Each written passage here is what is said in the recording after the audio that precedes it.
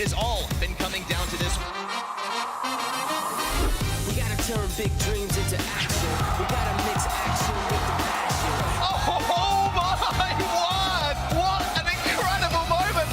We gotta turn big dreams into action. We gotta mix action with the passion. Time short, no time for relaxing. Be the first and last out, make it happen. We gotta turn big dreams into action. We gotta mix action with the passion. Time short, no time for relaxing. Without further ado, let's get brawling.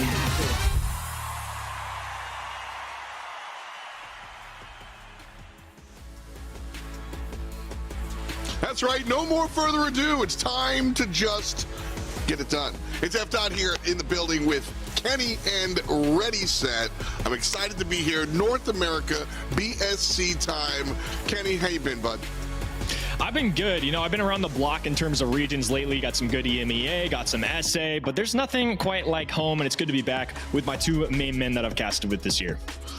That's very nice of you. Ready Set, are you nice too?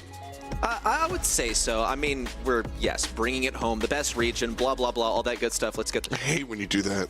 I hate when you do that bit. There are so many good regions of Brawl Stars, but you know what? It's all good. Today we are jumping into North America. We've cut North America in half. We have East and West, and we'll start off with the good stuff. But right now, just a reminder. So we are doing the power match format, so picks and bans. 8 teams on the bracket. And of course, we're just bringing you the good stuff. We're starting in the semifinals, so we skip those quarters. And this is the real deal. This is professional play, so it's best of 5s. North America East is where we're starting. Tribe Gaming and Chasmac are your front runners. These guys have been going back and forth, back and forth. That said, remaining 7, Peaky Penguins, Untamable Beasts, all of these teams, Kenny, have really been making some noise.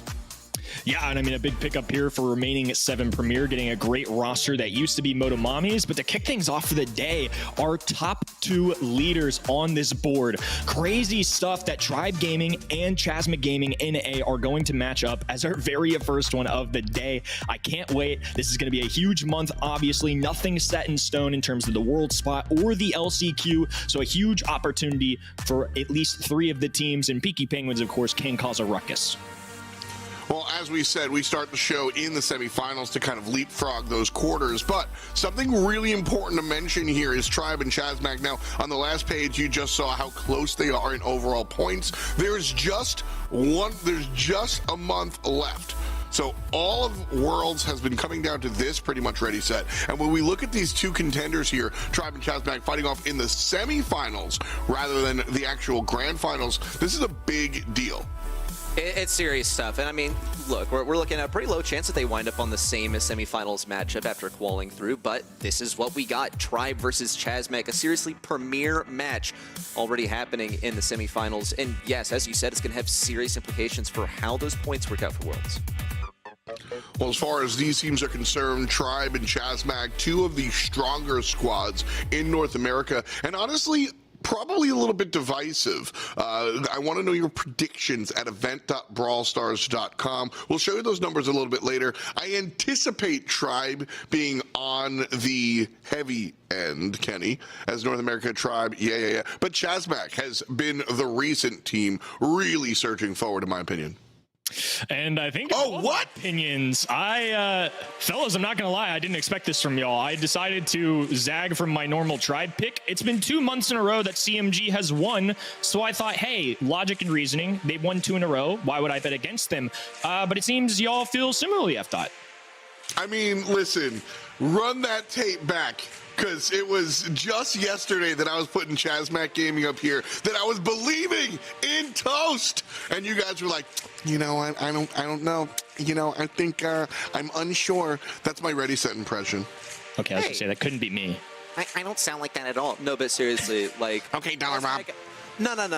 I think Chasmac are at this point where they are really, really at Tribe skill level. It's not like they were punching up before. They really are on the same level now. And after having won 2 monthly finals a row against them, I really do think that Chasmac does have this one. Yeah, I think this is a big matchup. And, you know, jokes aside, I think this is kind of fun how we've gotten here because, as I said, I was, and not even like banging my drum, I'm so cool. That part, though. But, like, I was one of the first guys to be like, you know what, I think this Chasmac gaming team kind of stepping up, kind of doing it. You guys were like, all right, you know, I need to see more. And then we saw a little bit more. And then Kenny was like, all right, listen, I go by science. You win 2 in a row, I'm here. And then all of a sudden, now we're here. This is how slow the needle moves. It's been months that we've seen Chasmac kind of do this. And so when it comes down to it, usually I look at this matchup as Tribe being the upper card. But as we jump into match 1, I think the tables have turned. And when we look at Chasmac versus Tribe, I think it's Tribe versus Chasmac. Jumping in here, these are the old standards, the North American heroes, Zulon, Tyrant Star, and Izlivi. Ready, set. When we talk about the red, white, and black, these guys are a staple of the scene. They've been here forever, and they have had their ups and downs. Right now, though, I think this story is more about Chasmac trending up than Tribe trending down, and so Tribe, I think, really needs to put on a show here. Totally agree. I mean, really at this level of play, no one's getting worse. Everyone's just getting better, and I think Chasmac Gaming have just kept the pedal to the metal a little bit harder than Tribe Gaming. So Tribe Gaming, they have a reputation, of course, to uphold, but also they are trying to get those Worlds points to go ahead and qualify directly to Worlds instead of having to fight their way through LCQ. A remarkably strong team. I just wonder, you know, how is this going to look in the semis? I mean, that's a good question to ask, because as we jump into their opponents, Tribe Gaming has their work cut out for them with Chasmac, Toast, RBM, and Fade. We see these guys, 4-man roster, really fun to watch play as of lately, Kenny. These guys have just owned the spotlight, and also this, worth noting, they've got a little bit of a team house going on here, not all 4 players present, but certainly a lot of communication going on down here. Yes, sir. Nose Fade with a fresh cut as well. Mad respect. Look good, feel good. Big believer in that philosophy. And part of my influence for why I end up selecting this team is, like you said, they've been hot recently. Very true on your side, and kudos to you. You did pick CMG over Tribe last month. I thought this month round there wouldn't be enough representation of CMG on the docket, but it seems that all 3 of us went in the same direction. I'm glad we did, though, because 84-16, that is not. Oh, CMG deserves way more love than that. So now I'm okay with our selection for sure. It is much closer to a 50-50 in my mind. So first of all, as soon as you said that, I was looking at my notes, and I thought public opinion had gone overwhelmingly in Chasmac's favor, but no. The world is still as it should be. 84% in the way of Tribe Gaming is what I expect out of North American fans. I guess it's time to see if they can put up or shut up. This is the moment. Bands coming out, the new guys band. Sam also taking off the table. Worth noting there for sure as we jump into safe zone here. But first pick being Bonnie, and then followed up by the Eve and the Colette.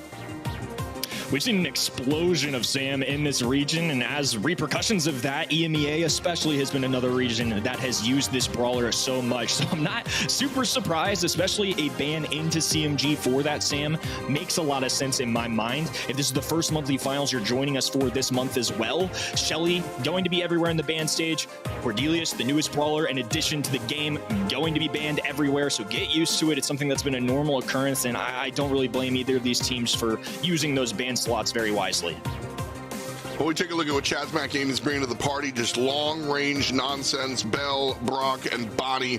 All 3 Bs are just going to be planning to attack from a distance. You know, I guess Bonnie can jump in and secure some kills there. That'll help on all-out aggression plays. But really what we've seen across the board has been this 2-1 style where 2 players get aggressive and 1 plays defense. I don't think Chasmac's signing up for that with this draft.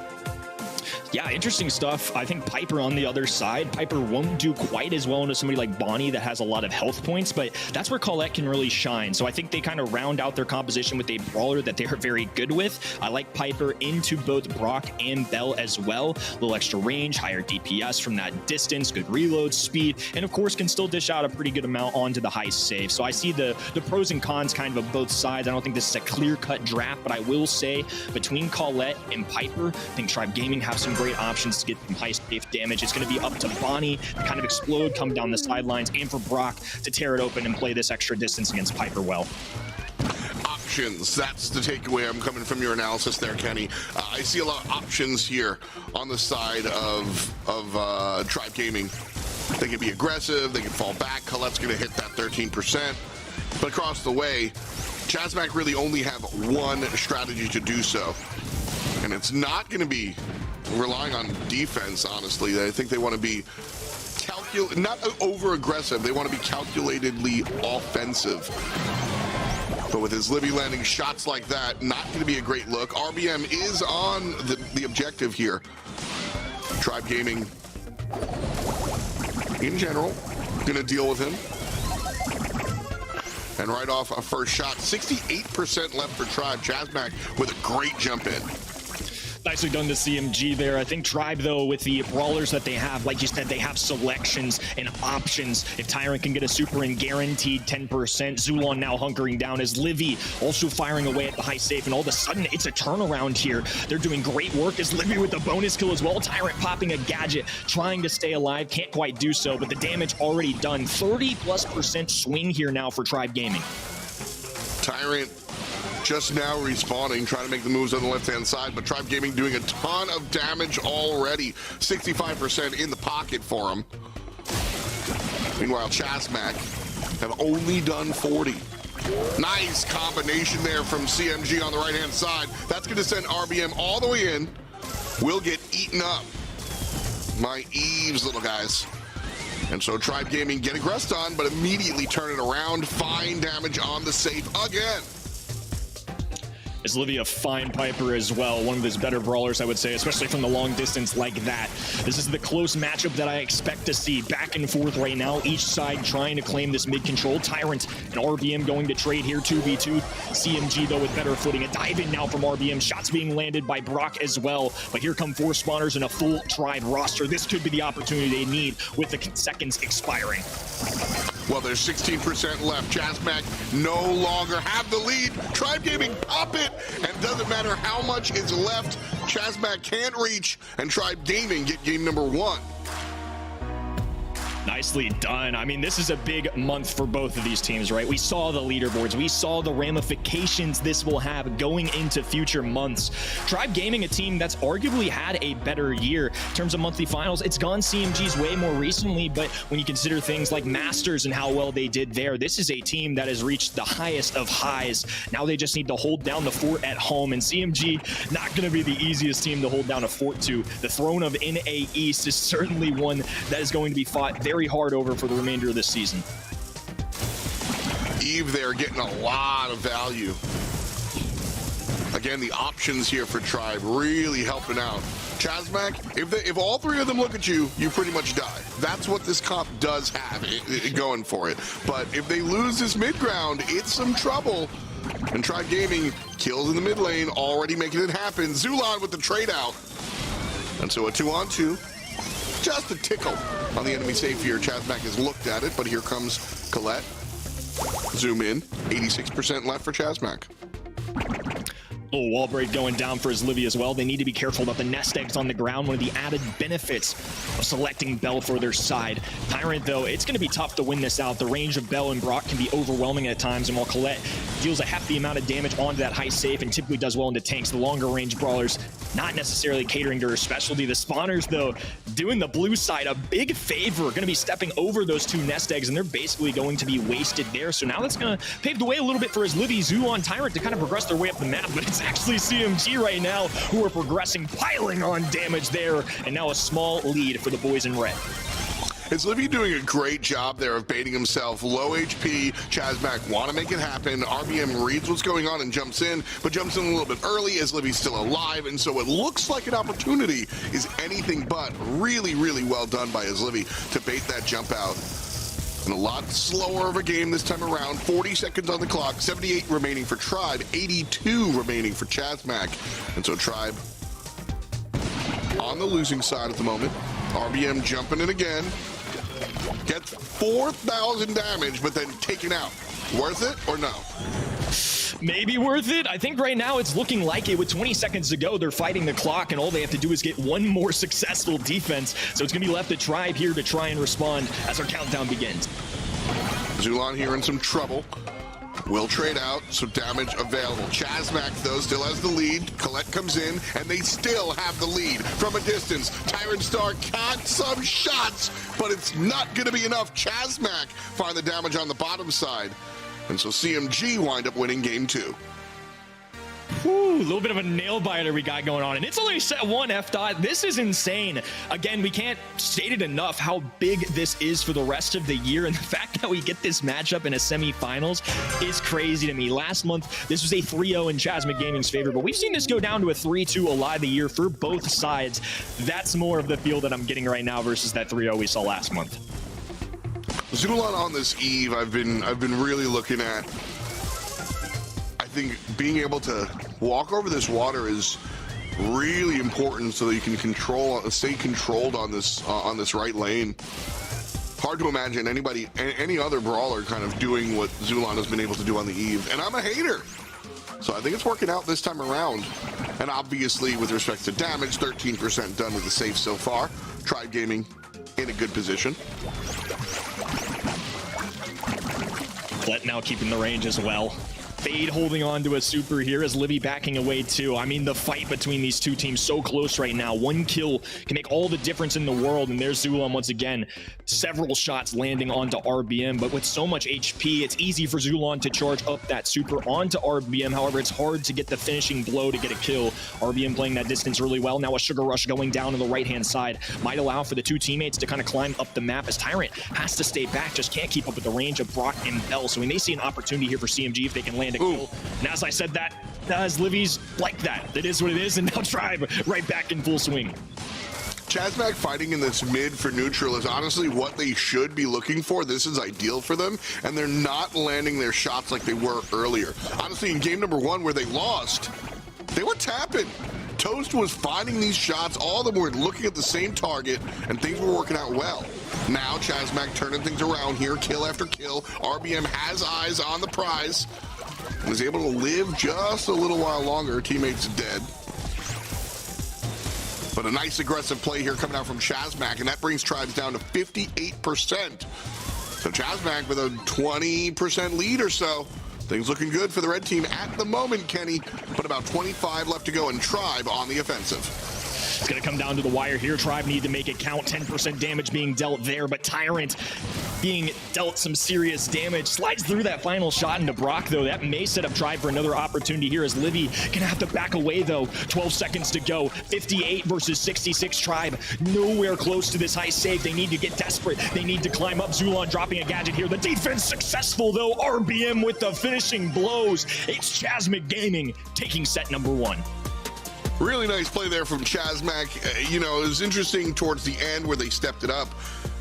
The beginning and the middle of that game wasn't really going in their direction. Like I said, they kind of had what they wanted and were still losing, and that really has more to do with his Livy just popping off on the Piper, able to find those shots. But the second he was unable to just kind of kill everyone, Chasmac stepped forward and they take it. I was impressed with both sides. I mean, that didn't really feel like an outclass for CMG. It just felt like a good old Brawl Stars battle. I think we saw big moments from both sides, and again, that's what I expect here. Last month, this was a 3-0 in Chasmac Gaming's favor. They've taken this matchup 2 times in a row. But Tribe Gaming have gotten the best of them several times this year as well, and historically too. I think Ready Set said it earlier, but this is a region that teams are getting better. This isn't Tribe getting worse. This is CMG rising to the occasion and showcasing to the world the depth that we've got over in NA East. I'm here for it. There's nothing better than seeing good competition between both sides. I think that's exactly what we got here in set number 1. Strong composition as well. You know, you have the 2 classic long-range brawlers, and then Bonnie kind of fitting in there and able to jump on in there for the extra, okay, we got it, time to jump in, it's our turn. And I liked that. High DPS coming out from the guys on the right-hand side as well. But like I said, I mean, interesting to see North America West specifically, I suppose, approach this, or East, excuse me, because, like I said, I think East Asia, Southeast Asia, India, and even I was watching South America as well, all seem to be about leaving one guy to play D and everybody else being aggressive, and that's just not the way North America's playing. Very interesting to see such a wildly different approach. Yeah, especially considering CMG seem to be a very aggressive team, ones that like their tanks. I felt like both of these sides played it a little more quote-unquote safe, right? A little more traditional for this map. Let's pick our long-range brawlers and do our thing, which is something I think in a very W-key world, a very W-key meta that we've seen recently, I'm not quite used to it. It's very refreshing kind of to get back to basics and go what they know. And it's going to be Crow as the first overall selection. Again, very traditional, very safe, and one of the better brawlers in the current meta. Crystal Arcade, take a look at those win rates. Sandy being banned out, Tara and Mr. P, some of the more spoken about brawlers as of late. And Squeak, we got to address the Squeak, I suppose. You know, I still like Sticky Residue. I think there is still a space for it, but I ain't going to say no to 20, maybe 40% extra damage. So, Squeak, expect him to be consistently banned. Cordelius, on the other hand, got some play throughout the regions this weekend. Cordelius seems very strong on paper and honestly seems very strong on ladder, but at a competitive level, that range really does come into play. I think so too, but when I saw the bans go through and no Cordelius, it was something that was definitely on my mind, considering the close, narrow lanes on the left and right-hand side of Crystal Arcade. Cordelius coming into this region, our previous 3 full broadcasts, he's been banned 68% of all matches, and including picks as well. When you add those together, his name's been called 83% of the time this weekend. I think it's just part of it, right? It's a new brawler. Teams aren't necessarily used to it. They're still messing with it. There's still some newness in that sense, but also I think it reflects how strong that Shadow Realm can be. So I think you got to pick your maps and your matchups right. Picking them here early, you do risk it a little bit, but I don't know if teams have necessarily found hardcore counters for him. So I think it can still work out for CMG here. Leaving him available when you have first pick is questionable. Crow, I think, could be a nice look to, I don't know about counter it, but deal with it. Crow, Nita, and that third pick being the Zulon Stew. Okay. High execution here coming out from the Tribe guys. Little balance of DPS coming out from all characters available. And then Spike on the other side. More control. So Chasmac's draft here is certainly more interesting for my money. But it's hard to say no to the Stulon. Who wins the draft here, Kenny?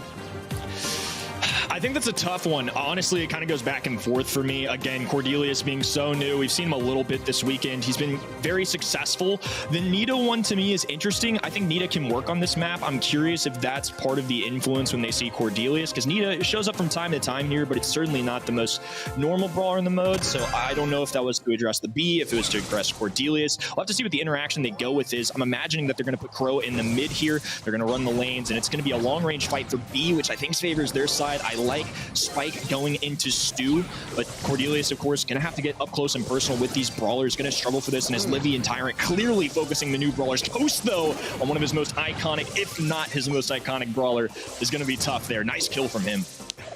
I honestly expect to see Tyrant on the mid Stu. You know, trying to choose between the Crow and the Stu. Not exactly an easy choice here, for sure. But as Livy just being aggressive, pressing up forward, Chasmac with 4 gems. As Zulon, I want to say winning on the right side because he's pushed up more, but Fade was just peeling back nicely and goads the right laner into trouble. So Chasmac winning on the right side, on the left as well, a quick turnaround.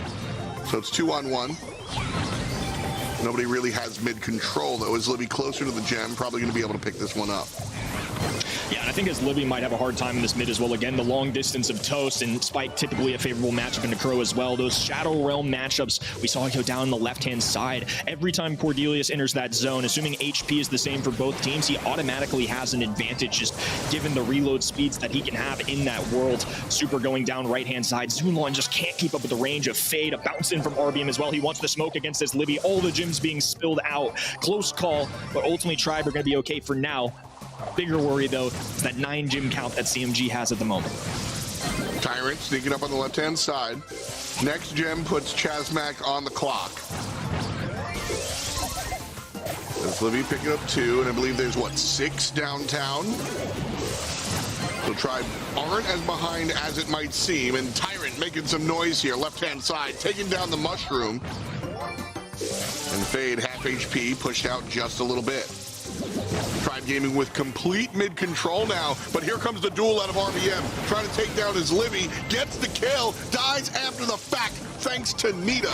Chasmac still on 9 gems. I think this is wise of Tribe to leave these gyms behind. They're going to leave it to Zulon to collect as many as possible. I'm imagining Crow's going to pick these up upon respawn. Has the jump as well, so even if they get put into a Shadow Realm or something crazy, he can try and avoid that with a nice dodge. Right now, Zulon living in that world. RBM closing the gap, gets the kill there, and now puts his Livy in a tough spot as well. Going to be backing away because the gym count now with CMG 10 to 13 can't reset it. They need these kills as Livy now exiting the world back into the reality of the rest of them. Super jump available. Going to be diving in now, going straight for Fade. It's going to be a takedown immediately, though. CMG corralling in the top right-hand side and will survive. 13 gems in their pocket and another game win for the red roster. Dude, RBM, what a play. RBM, what a play. And honestly, haters are going to take it away and say it was all Cordelius, but the attention to hit that specific target, he's in the right lane. He's doing his job. He just did his job really well, folks. Ooh, RBM bringing that victory home for CMG. NA.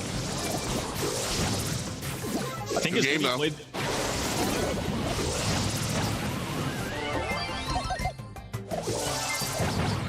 Go ahead, Kenny. What are you saying about his Livy?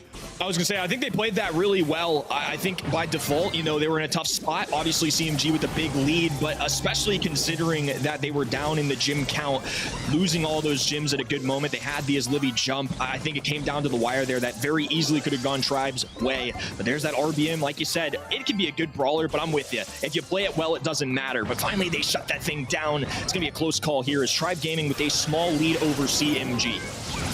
Ooh, Toast. Just barely getting out of trouble. Just kidding. Poison ticking you down. Tribe Gaming halfway there. Chasmac just now making it happen. RBM does have the Shadow Realm active, but is Livy dealing with him around the bend.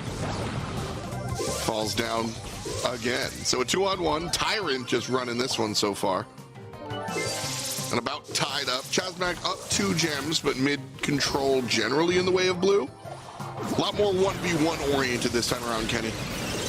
Yeah, and RBM currently taking on a 1v1 versus his Livy on the left-hand side. Fade taking on the lane against Zulon. Tyrant trying to climb his way up here. Not going to have the easiest time, though, as CMG are now getting involved. Tyrant with the skate away. Zulon, again, is not going to be able to have the easiest time with the range. It's actually going to be a trade out here, though, so the countdown going to be reset as Livy rushing in now. Going for the dive, going for gold. Big and gets play. the kill as well. Going to disrupt things here, and all of a sudden, it's Tribe Gaming. 7 gems, now 8 in their pockets. Fearless Crow behavior, knows he's the gem carrier, but still knows he's the one that has to chase down that pickup. Aggression paid off. Still could have used some more since Chasmac in the money. 10 seconds to count down. RBM targeted Zulon, so he's after the Z, but his Livy can't catch up. Fade waddling away. Toast a million miles. Chasmac win the game and the set. 2 above Tribe. And that one looked easy. Yeah, game number 2 did not look the same as game number 1. CMG are looking as fierce as ever. We all put our money on Chasmac Gaming, but what I did not expect was a start like this. I expect things to go 1-1, especially considering how close call that first set was. Really could have gone either team's way, but for now, it's going to be CMG 2-0. It's going to be left to Tribe to respond, and especially with the expectations that we put on these guys, they got a lot cut out for them here. For real. I did expect this one to, if you wanted my detailed, not analysis, my detailed prediction, I would have said 3-1 with a lot of these sets going 3. I did not expect Chasmac to be up 2-0. Now, of course, we seem to be counting chickens before they're hatched, of course. Still a ton of Brawl to be played. Hot Zone is next. Knockout and Brawl if Tribe wind up getting a win. And so I think Chasmac coming out a lot hotter than a lot of people might have anticipated. Because I said it earlier in game number 1, Tribe, they're not exactly dropping the ball here as Livy is making plays. Tyrant's doing the stuff. Like, I'm not even singling out Zulon. Everybody's playing well. Chasmac really just making these moves. Yeah, I mean, I think everybody from Tribe looking good too. When you look at the stats category, I mean, this isn't everything. Obviously, winning the game mode means the most. Picking up the gyms, holding on to them, that's all stuff that counts. But I mean, at face value, Tribe Gaming have certainly looked good. Wild to think too. I mean, again, can't count out Tribe. These guys have been fantastic this year in the history of Brawl Stars. They showed their stuff at Masters and LAN events. They've won multiple monthly finals this year, but there's a possibility for the second time in 2 years, last time and last month being the first, that Tribe Gaming gets swept in the BSC, and that's something that would be unbelievable to me.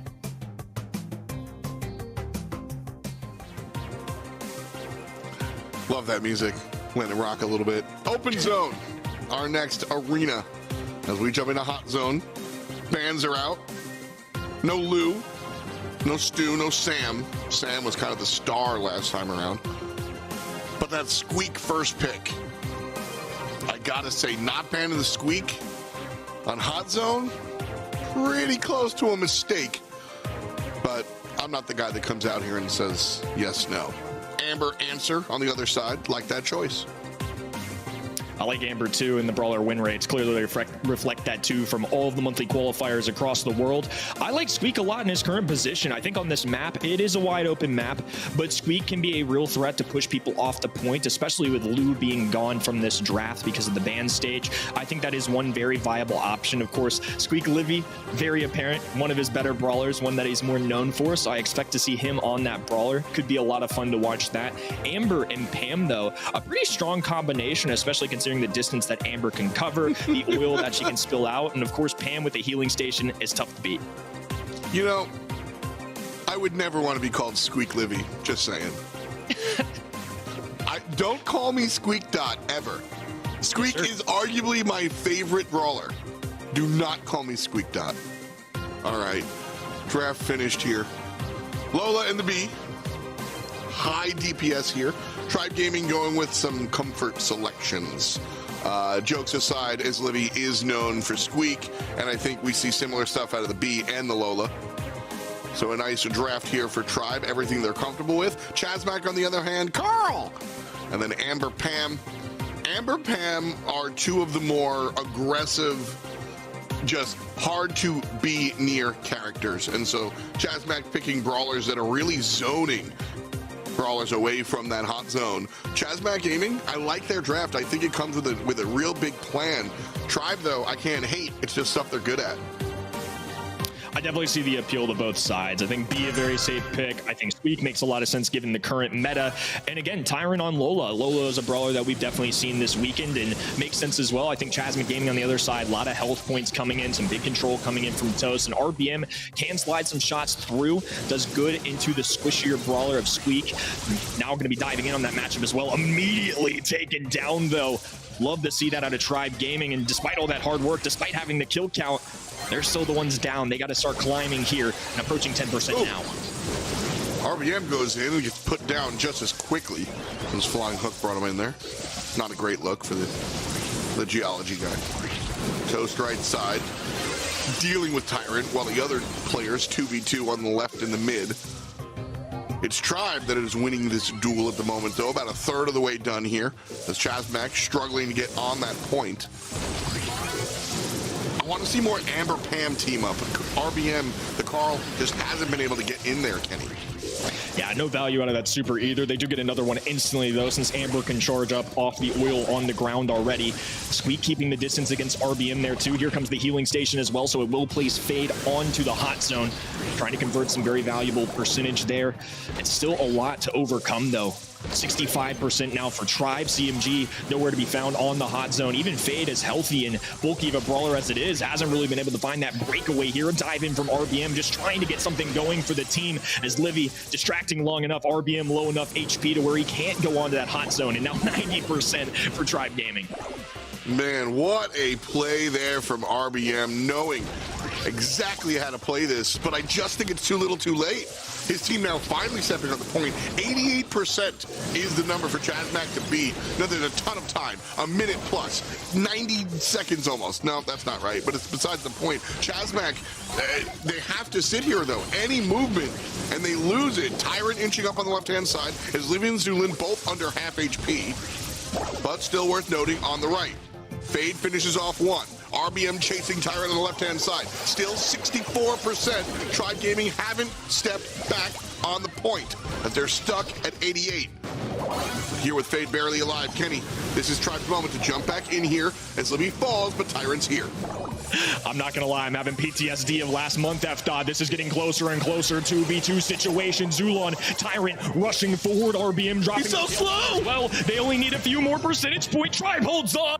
No comeback this time. Tribe Gaming getting one on the leaderboard, but man, it was close. Man, it was tough. They brought about 30% while keeping Tribe scoreless at that 88, but then Fade had no HP and a great play there by Tribe Gaming to step on forward. As Libby doing a lot of the work here on the Squeak, as you would expect. Squeak just so dominant in this game mode hot zone.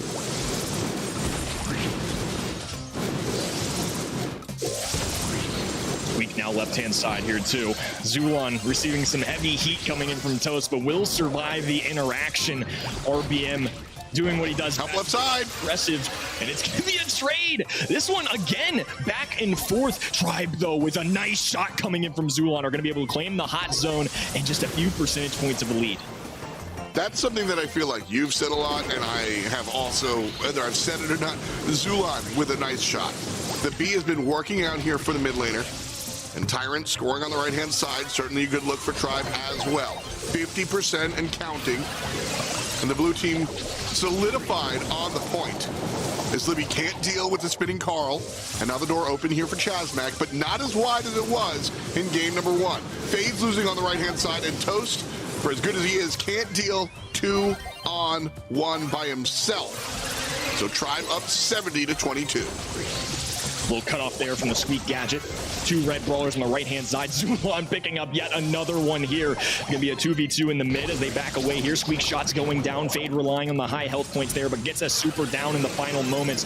RBM low HP. Takedown there. 88%. Zulon and his teammates just need to get these final few points. We saw Chasmac Gaming get close last time, but not quite overthrow them. Tribe, though, might have to make a comeback here once again and get back on this hot zone before things get out of hand. Oh my goodness, it's exactly the same 88% as it was in game number 1. Toast here, taken care of by Tyrant. Stepping on the point now, all 3 members of Tribe Gaming. It's 90 and it's pushing. Fade has to be the hero, and he gets one. He can't get the second, but Tribe does, and it's enough for the set. About time Tribe Gaming put up a set on the leaderboard. I feel like it wouldn't have done them justice to go down in another 3-0 fashion. This is too good of a team for that. Whether they win or lose, much stronger showing. Your prediction, though, still intact. The 3-1 in detail for CMG. I was thinking more the lines of a 3-2 for CMG with my prediction, so you never know.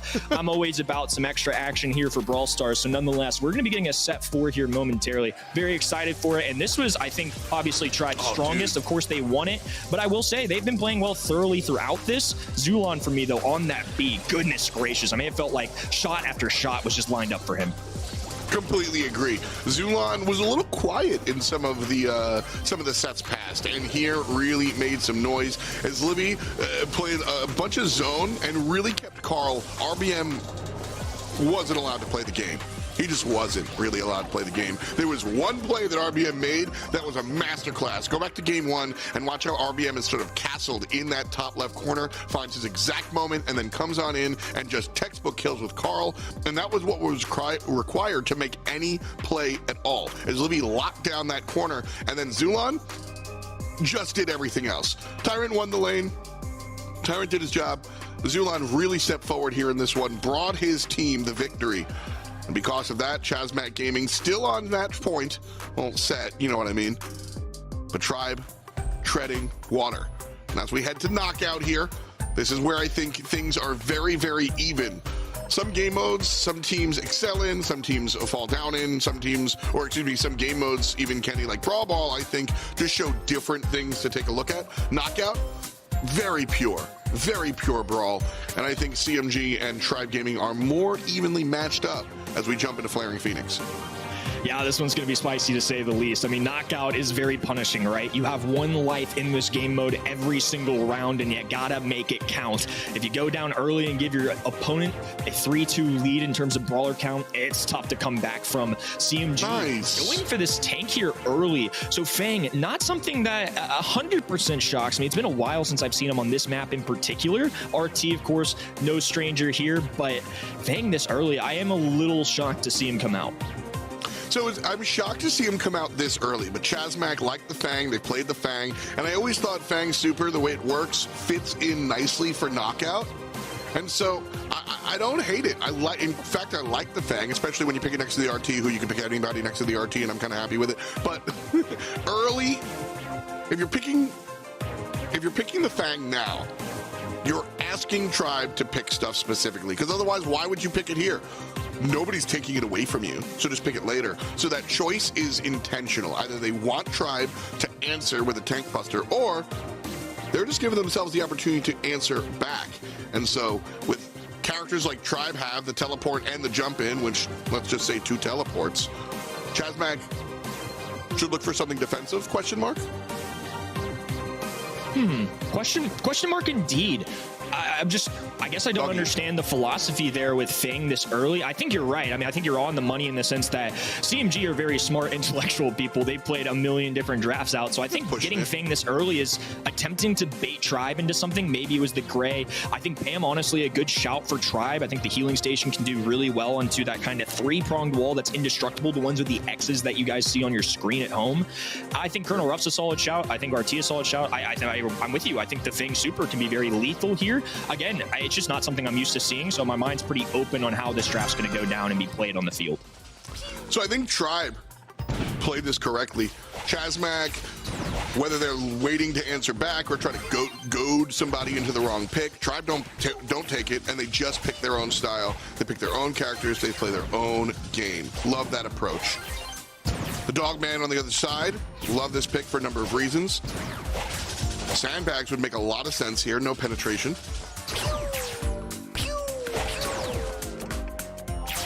I think Sandbags would be a good shout too. Both of these teams just kind of keeping their distance right now. They're staying grouped up together. Part of the influence for Colonel Ruffs is going to be beefing up your teammates as well. Zulon with the super in his pocket here too. That teleportation can be lethal, but he's definitely not going to want to jump in when all 3 brawlers are together here. Something they definitely have to look out for. So I think Gray's super not going to be as interesting here for them.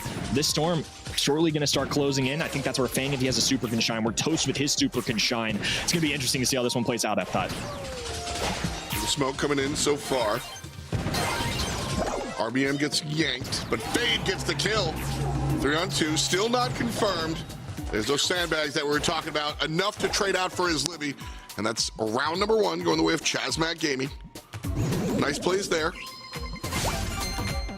Your take. Did draft win, or was it plays?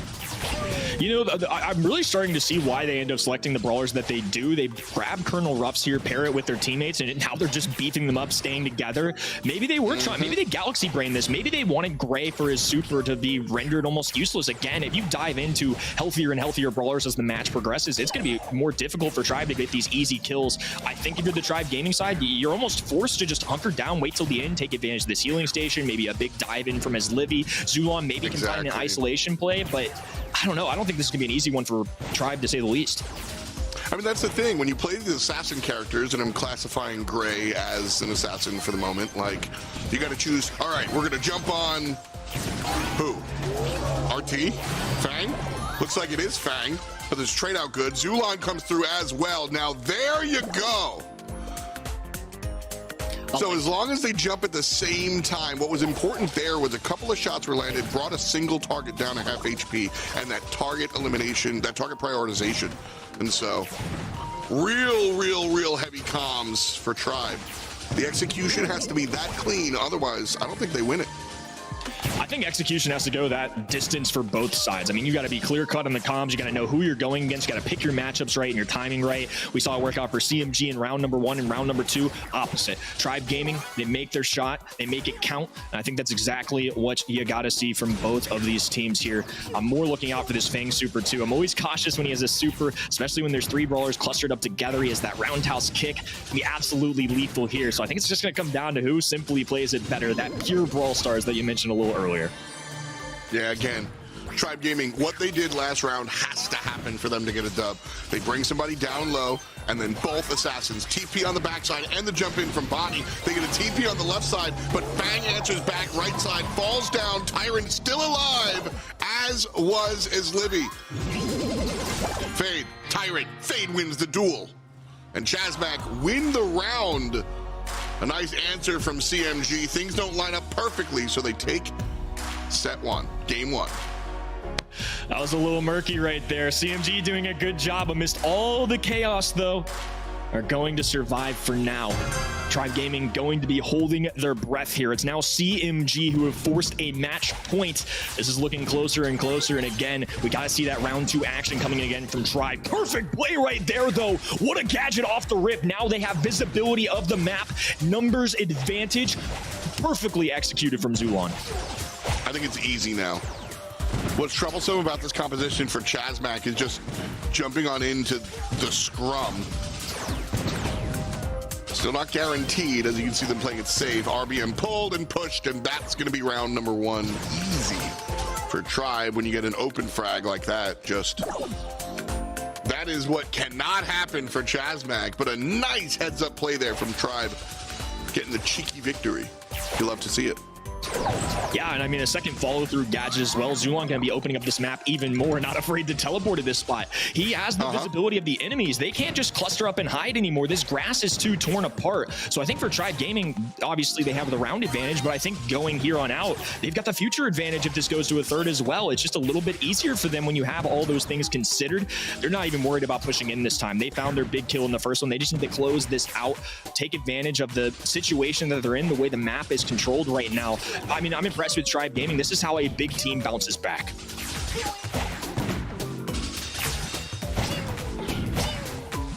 Both teams here looking for an opening. RBM taking some shots, and Tyrant's going to take the teleport here. Put a big beefy target right in the center. Poison coming in. Honestly, Chasmac in a rough position for the poison. RBM gets jumped on, but is Libby traded out thanks to the smoke. Fade trying to heal up, coming around the bottom side, but that's a 2v1. See you later. Chasmac lose round 1 and round 2, and so we go to a third game. All right, Tribe Gaming still looking alive. If you're Chasmac Gaming, you know what you have to address. You can't let Zulon catch you off guard with a gadget here early. Those great gadgets can just tear open the map, take down walls, take down grass, whatever it may be. A perfect heads-up play there from Tribe. I don't think it'll be as easy for him this time, but it was clear that that big kill just swayed the entire momentum of that round. They're going to be keeping a little more hesitant this time. Definitely watching out for Zulon. He's just going to rush to this left-hand side, try and get to this wall here, and maybe pop a gadget successfully there. They throw up the sandbags. It does tear open that grass, though, and now Tribe are a very aggressive stance. This is not what we're used to seeing. Not at all, but this is Tribe just realizing that they have to... mature is the wrong word. They have to evolve. There you go. They just can't stick to their old style of play. Whatever that might have been, they have to be a little bit more aggressive here. That puts Chasmac on the back foot. It's funny, Chasmac kind of want Tribe to be aggressive. They want Islivy and Zulon to jump in and make that misstep. But, like, not this aggressive, bro. They need some metered approach. So Chasmac dealing with what Tribe has on the other side. Smoke slowly coming in, and Fade in trouble on the left-hand side.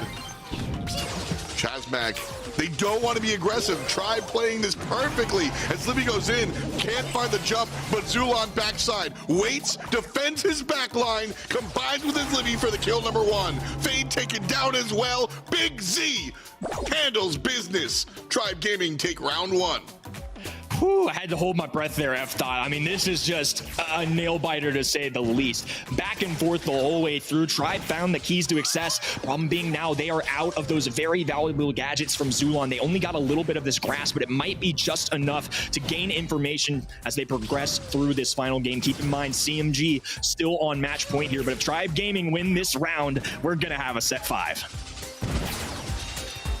Zulon has been just the player. He's making it work with the gadgets and the teleport, enabling his teammates, but then also making the intelligent plays. We've seen Zulon be aggressive and jump to the enemy backside, but also sat on his own back line in that last round. Love to see the dynamic play out of these players. Impressive stuff. RBM sniffing around on the right-hand side, Kenny. Impressive stuff from both sides. Teleport through, the stun going down though. Now a dive in from his Livy trying to follow through for his teammates. RBM, Fade, barely surviving. There's a pickup as well. Things going south for Tribe Gaming. All 3 members of the red roster looking fierce. And all of a sudden the storyline could change. CMG 1 round away from a 3rd monthly finals in a row, going to the grand finals. Miscalculation there from his Livy, jumping in on the right side and just missing the target. Unfortunately for him and his fans, falls down to the wayside. That's what I said way back in game 1, round 1, step 1, was that as Livy and Zulon, if they're going to TP to the backside, have to do it at the same time on the same target. As Livy was split up, and it spelled disaster. Now Chasmac on match round, honestly. Tribe Gaming trying to force a 5th set to bring us to Brawl Ball. 3 strong in the mid for Tribe Gaming. The pressure high. The expectations we put on these fellas is ridiculous, and CMG are starting to earn that similar kind of respect that we put on teams like Tribe Gaming in this region. RBM flank left-hand side. That healing station going to be an issue here. He did get the super that he very much wanted, and now with that storm closing in, it's going to come down to the wire here. 3 supers available for CMG. Another teleport through on the left-hand side. Dive in from his Livy. 2 low HP to handle the situation, though. 3v2 situation. A teleport through. A desperation play. It's not going to be enough, though. It's a lone tyrant. Toast stops the foot, though. Gets the job done. And Chasmac Gaming do it again. Fantastic play out of Chasmac Gaming. Honestly, Tribe had all the momentum in the world there. And Chasmac just snap it back like a rubber band and take home the monthly finals for North America East here, Kenny. Just well played there by Chasmac, and honestly, that veterancy, when we look at these top-end teams and we talk about the mental aspect and momentum and all this stuff, that's what you need to be a top team. Everything going in the way of Tribe Gaming, the historical favorites, 82% of the fan vote. Chasmac goes, nah, he just handles it. That's how you got to be a top team, and they are today. I can't help but smile. I mean, another grand finals appearance now for Chasmac Gaming. Of course, this being a big semifinal matchup for both of these teams, 10 points being the separator here, and Chasmac Gaming going to take advantage. This next matchup is going to be a big deal as well, especially for our leaderboard. You know, some of these regions out here, they've had an opportunity for LCQ spots or world spots to be secured in month number 5 of 6. NA East too spicy for that, though. CMG now going to be feeling very good about their odds as they get a 3rd win in a row against this fierce Tribe Gaming roster. Gonna be tough. Gonna be tough to look forward. Tribe Gaming. Oh man. Chasmac has solidified themselves as one of the go-to options here in this North American side. And like we said, you know, seeing my co-casters match me on my Chasmac prediction, oh, that's what we like to see. Not my co-casters, these guys popping off. But like, no. So really what I was saying is just, this is, I think you can no longer question it, right? I think the past couple of months, the summer has been fun to sort of ask. I think I asked 3-4 months ago, how real is Chasmac? How high can Toast reach, even though the guy's like 8 feet tall? How tall can he and his team be? That's what I was asking a couple of months ago. And then last month and the month before, I was asking, all right, well, you know, when does Chasmac kind of get it? Well, now they're getting it. And now I don't think you can question them anymore. RBM comes through with the MVP as voted by you at event.brawlstars.com. Great job here coming out from RBM, Toast, Fade. They all had their moments throughout this set. Nice fun stuff. Excited to see them in the monthly grand finals. They'll await the victor of the next semifinals here. But we got excited here because winning against Tribe this early on is a big, big deal. So when it comes down to big numbers, when it comes down to overall points for Worlds, Chasmac makes it to grand finals here. Tribe doesn't. But this is not just a win, Chasmac over Tribe. This, of course, limits the amount of points that Tribe could get and doesn't limit the amount of points that Chasmac gets here. So this is why this win is just a semifinals win, but it's larger than that in the grand scheme of things. And so you definitely want to keep your eyes on the prize, as Chasmac does here in the semifinals, moving on to the grand finals. That said, though, we do have another semifinals here on the eastern side of North America. We've got the matchup between two squads, Peaky Penguins and Remaining 7. We'll be right back with the BSC.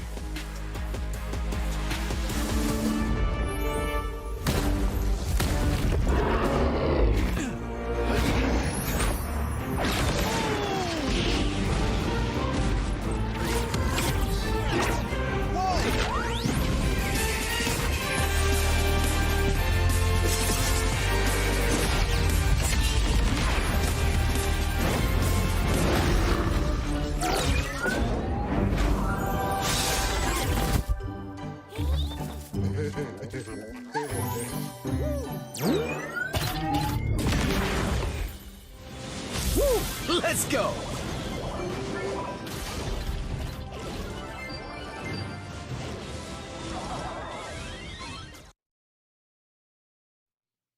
Hey, welcome back, friends. It's just like that. We're back. And it's Ready Set now. How's it going, Ready Set? First match of the day. That's crazy, but it is in line with our predictions. It is sad to see say goodbye to one of the top two teams already in one of the semifinals, so. Absolutely, yeah. And, you know, just I got a little ahead of myself and called them monthly finals winners because, my bad, Chasmac versus Tribe, used to seeing that in the grands. But just a semi-finals for us here. Chasmac will await the winner of this next matchup in that grand finals. And so let's jump in and see what it looks like. Peaky Penguins take down High Ping. The team, not actually taking down High Ping. Somebody's got to take down High Ping. Help me out in my Power League. But the Table of Beasts fall down to Remaining 7 as well. An interesting look there. Yeah, I mean, someone had to tame them at some point, but Remaining 7 gotta pay a lot of respect to these guys. That was a stellar match in the pre-broadcast monthly finals, and is a well-earned spot for Remaining 7 Premier to earn them their semifinals game versus Peaky Penguins, who we've seen some of these guys before in previous monthly finals. Now we'll get to see how they square off on the big stage. But once again, this is typically not the arrangement that we see as far as how these teams go. Don't usually see Chasmac and Tribe on the same side of the bracket, so one of these two teams is going to be going on to the grand finals. Well, we've got Peaky Penguins showing up here, Nat, Jay Hart, and Mitsua. Now, we've seen these players, as you said, we've seen them play before, sort of a bubble squad, if you will. If you're very familiar with the scene and you see a lot of the lower tier tournaments, no disrespect, you have seen these players in the past, and they have contended with some of the top tier squads. So what I'm saying here is there's competitive experience. However, is it enough to take care of Zeus and the boys? Is that question. Eddie, Reddy, what can you say about Peaky Penguins? I mean, I will say, first of all, like, RC is my boy, first of all. Second of all, I mean, this team, I've been watching them for a while. It's a good squad of players, and they've repeatedly made some pretty good performance in the monthly qualifiers. Up against Remaining 7, it's going to be a very difficult match. This is a routine offender when it comes to the broadcast monthly finals, when it comes to the semifinals. Luffy, Killer, Zeus, I mean, really need no introduction. They got Seabass on the bench as well. Might make an appearance today, you never know. But they started off this year with a bang, a nice monthly finals victory, and I'm hoping to see these guys come back in a way. I like it, the repeat offender. The usual suspects, eh? Just Luffy, Killer, and Zeus coming out here. Zeus has been just one of the more dynamic players to watch play. Luffy also, you know, kind of finally finding a spot is what I want to say about about Luffy here. I really, he's popped around a lot of different teams, played with a lot of different people, and just now is really where I've seen him kind of hit his stride and become the brawler that I think a lot of people knew he could. Yeah, and it's also no secret that like finding your home on a very consistent squad is the key to success, or at least, if anything, the key to consistency, which is what gets you to the World Finals. You can win a grand final once, but you got to do that repeatedly if you want to lock in that automatic qualification to Worlds, or at least get similar success if you want to make it to at least LCQ. So I'm happy for the guy too, but we got to see these guys kind of climb out of the rut that they've had over the last several months.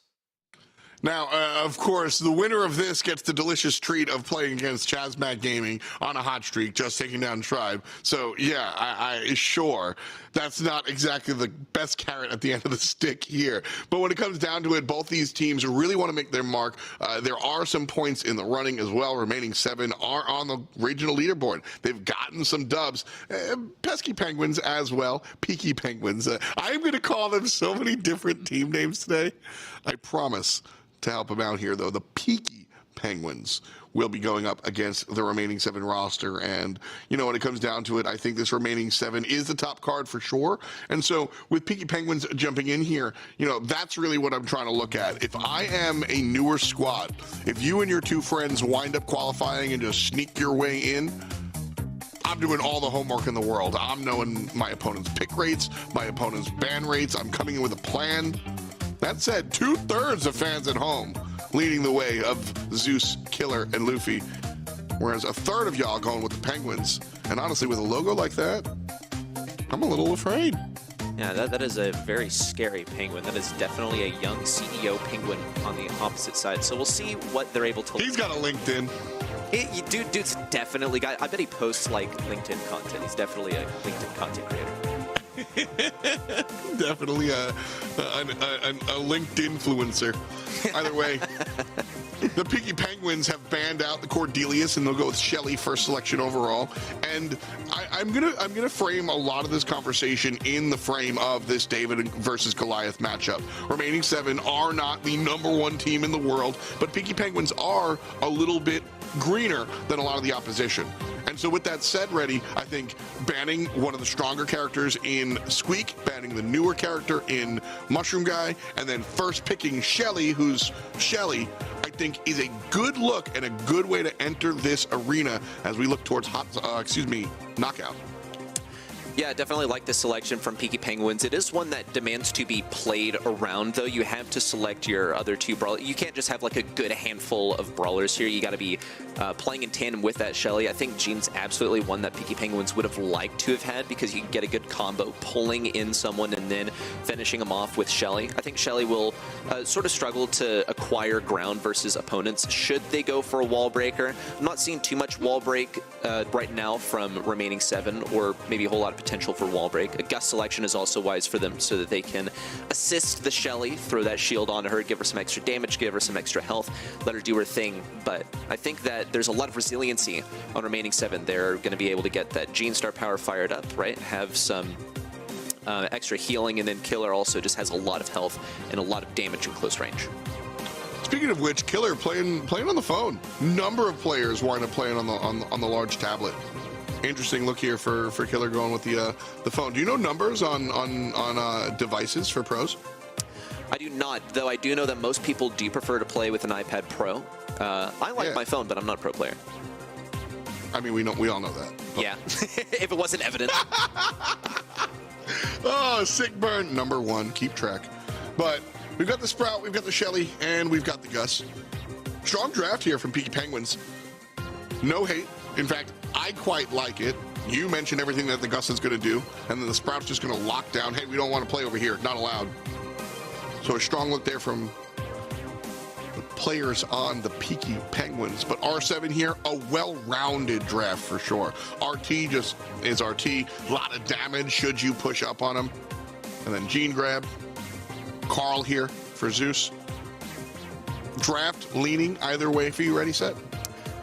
If I had to pick one, I might say remaining 7. I do like the Shelly on the side of Peaky Penguins. I want to draw some attention actually to the Sprout selection from them, because typically when you pick a thrower into Gene, then that's not really the greatest. But I think Peaky Penguins sort of realized that remaining 7 were going to be picking up that Sprout if they didn't go ahead and select it. So they decided, we'd rather have to play with the Sprout than against the Sprout. So now it'll become, how do we outplay the Gene using the Sprout? How do we afford ourselves some of that range and deny Gene the pull in the early game? It's going to be relatively difficult for them, but this is just remaining 7 having a good draft, sort of drafting Peaky Penguins into a corner, making them either take or play against the Sprout. Peaky Penguins coming out of the gate waving the tribe flag. I take everything as positive until otherwise, so I don't think that they're rejoicing in the loss of Tribe Gaming in the semifinals that just happened. A little fresh though. Might rub some salt in the wound. Spread out here. Not a strong look. J-Hart taking a bunch of damage and enabling the Gene. Giving the Gene that super. So Killer, look, as soon as Killer has that super available, how much everything changes. Peaky Penguins pushed into the corner, and nobody really able to answer with damage. Zeus wins the 1v1, and J-Hart has an HP advantage. But Luffy turns it around, the 2v1 goes the way of R7. Well done and well played for remaining 7. They managed to sort of isolate the Shelly there towards the end, keep her away from the teammates, and address her last. She's going to be one of the more difficult opponents to take on at first. See J-Hart, maybe wanting to go for the lane switch, try and go to the bottom side, some shields and the pinning going around. The team comms in full swing. Remaining 7, though, gradually moving forward. They have all of their supers. They're pretty much kitted out for this final play. As long as they can keep J-Hart away and keep him from getting a super, then they're in a good spot for the final bits of the game. Nat brought down to half HP. Supers on everyone for R7. J-Hart still doesn't have theirs, which is an issue. Because R7 could jump in at any time, and that's really when you want Shelly to have the double pump. But there's the shield on the shotgun player. Grab is good on the top side. J-Hart answers back in mid. Luffy going after Gus, gets the kill. J-Hart alive till the end. Killer, last one standing. This one goes the way of R7. Well done for R7. I think that was played exactly how they planned on it going, exactly how they wanted it to pan out, because I think mostly the Gene versus a Sprout, they managed to keep that Sprout open for themselves and pick the Gene in the same go. This is a draft dynamic that we see across a lot of different matches. Pick the Gene, but leave the thrower open for yourself and let the draft work itself out from there. I think smart drafting for remaining 7. Peaky Penguins are just a little bit out of their depth here with the Brawler they've selected, but that's the beauty of the draft. You get to change things over from one game to the next. Already an early pickup for the Peaky Penguins and a response from remaining 7. Nice cookie popper there from Mitsuha, but no takedown quite yet. There it is. Okay. With the Sprout star power in, it's a 1v2. I was just going to comment on the lackadaisical death there on the side of Peaky Penguins, but R7 has 2 of them. Little lazy round from both teams, if you ask me. Ready, set? Yeah, not a whole lot of high-octane action. But Peaky Penguins, if anyone, have definitely come out on top here. Killer does Looks have like a both of them kind of like oopsed. Nat should have been closer here to capitalize off this. Maybe so. Hopefully Nat's still able to win this in the late game. Here it comes. No super for Killer, no pull available. Nat's going to try and get the super off. Might even have to recover the wall. Killer might have to make a play. Here it comes. Went for the damage, got the pull, but no. Oh! Seagar. Wonderful finish there for Nat. That was way too close for comfort. Yeah, I went from alt-tabbing to just, wait a second, can she do this? Thankfully for Peaky Penguins, though, wins the round. Too close for comfort, definitely the phrase I would have gone with as well, though. Note for both teams, though, not to get okey-doked like that. A couple of deaths just kind of happening last round. Can't happen again for either player. J-Hart has the super and the shield. Too far away, though. That was just, I'm not even going to call that a read from Killer, because Peaky Penguins told R7 what they were doing.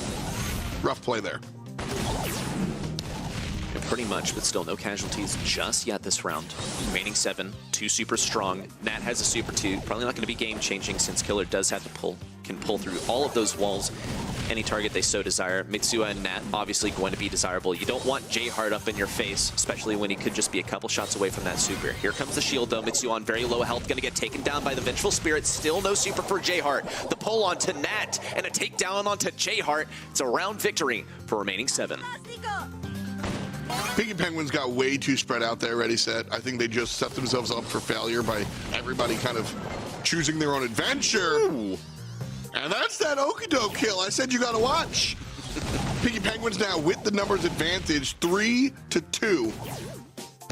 Luffy down pretty low here, ready. This one should be all Penguins.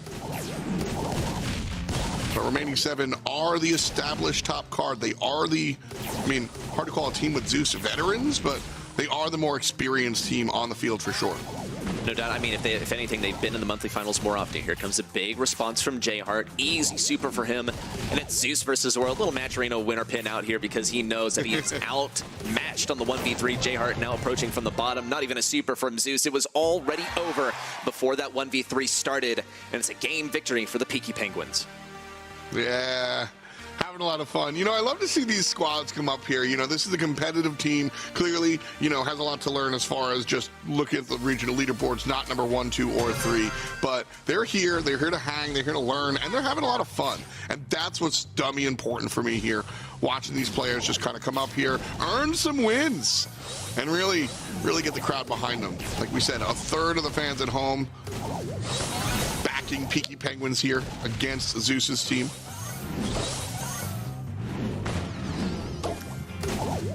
I think a pretty good number. What was that? Pretty good number. Pretty good amount of support here for the Peaky Penguins, considering some pretty green, some pretty fresh faces in the North American top 4. Great response here from J-Hard on the left side, and Luffy falls. But still, remaining 7 can get some good controls here, some good chops in. Killer especially needs to get this super and prepare for the next round.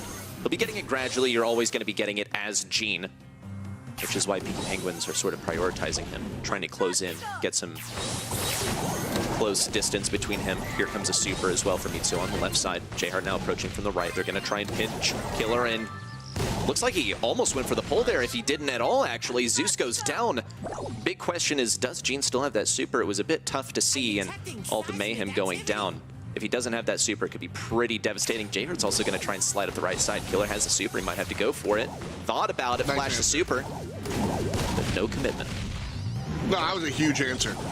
Peaky Penguins have won a couple of times now off of J-Hard sneaking up forward and then just snapping somebody and having the 3-on-2. Remaining 7 were ready for it this time. They don't kill J-Hard, but they force them out of the conversation.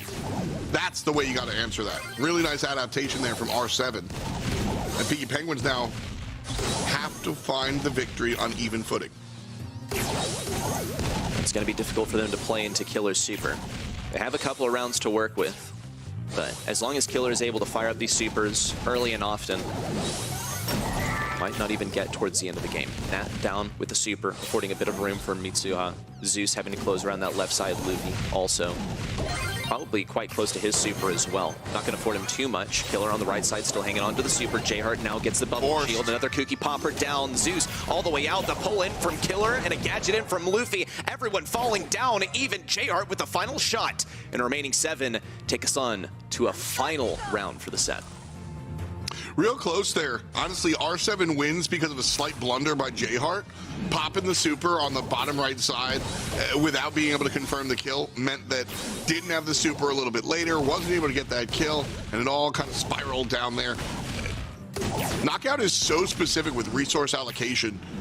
One wrong use of ammo or one wrong super can spell the end. And Luffy coming in here gets knocked out of the super, but it's ultimately Gus that falls down. Nice kill on the side of remaining 7. 3-2, R7 with numbers. Going to be very tough to recover this ground. Zeus has a whole lot of range to work with. Nat doesn't have too many walls to work with. Might have to throw one up on the left side. Luffy doesn't have any gadgets. Nat has blocked herself off. No gadgets also. Can't get that wall back and can't break it down if it becomes disadvantageous for J-Hart also seeking cover. Just needs a little bit more damage. There it comes with Killer getting the final bit of damage. It's just Nat versus the world. The final shot coming in. And that's set 1 going to remaining 7. Nice look there coming down from R7. Peaky Penguins did put up some a couple of different fights there. Got to look at Jay Hart for being one of the players that really enabled the team to find some of the victories that they did. Wasn't easy. Brought it to 3, so a nice look there. Remaining 7 still remaining the top card for now. We're jumping into Kaboom Canyon after this one ready. And so dissecting this one, again, if you are coaching Peaky Penguins, what's your takeaway from this, and how do you tell them to move on to the next one? Man, I mean, this is tough. I think this is one that mostly took place in the draft. You know, some will disagree on me, or some will disagree on this with me, but really think it came down to that Gene versus a Sprout. It seems so devastating. Gene was still able to get some good pulls in versus Mitsuya as well. It was so troublesome for them to deal with. There was about nothing that Nat could do versus the Gene. Even though Nat did get some good kills here and there, the Overgrowth came in clutch at a couple of opportune moments, but remaining 7, smart drafting on their part. It is the key to victory in, well, 100% of matches. Well, it certainly worked out here. Got to agree. I think the Sprout was just eaten by that Gene time and time again. That said, Jay Hart, you know, it's interesting. Jay Hart did a lot of the hard work fighting some of those early kills, 7 in total, but low on the DPS there. Just getting the damage when it mattered, I suppose. Yeah, and also if you want to talk about the opposing side, remaining 7, walking away here, Killer especially, 8 kills on his side and a whole lot of DPS, but this guy's on the Gene. Killer, he does about 2 things really darn well. He plays a Gene and he plays the Ashe. Those are Killer's specialties. You let Killer have the Ashe or you let Killer have the Gene, then you can say GG already. Okay, it's not that cut and dry, but still is a very dangerous couple of brawlers to allow him to have, and I think Peaky Penguins have learned their lesson the hard way already. Well said. Hopefully for them and their fans, able to snap back here as we head out to Kaboom Canyon in Heist. Now, Reddy, I talked about this when we jumped into Heist way earlier in the program, I think semifinal number 1. I guess that was literally the last match that we played, but whatever, dude. Where around the world, we've seen an adaptation to this 2-1 where, like, a lot of base races all across international regions. 2 offensive players, 1 guy hangs back and plays defense. Not what we saw here today in North America.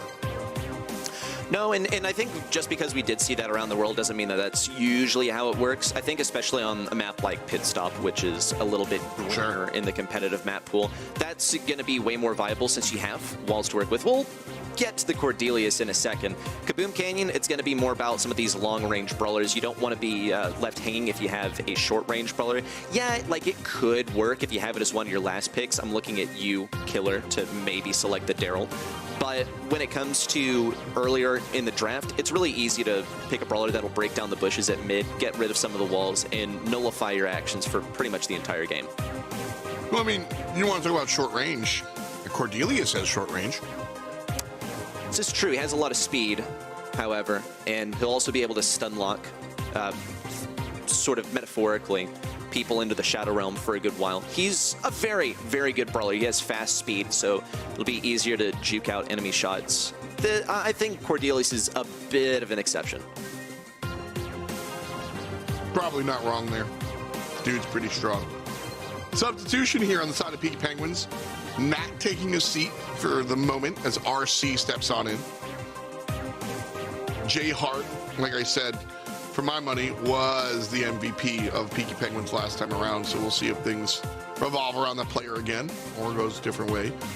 Cordelius, Shelly, and Sam on Kaboom Canyon for Heist. What grade does this draft get? Ready, set? I'll definitely give it an A here for remaining 7. I think that Peaky Penguins were anticipating a longer range map to go with the Eve early on. And yeah, Eve's going to get some value from floating over the water.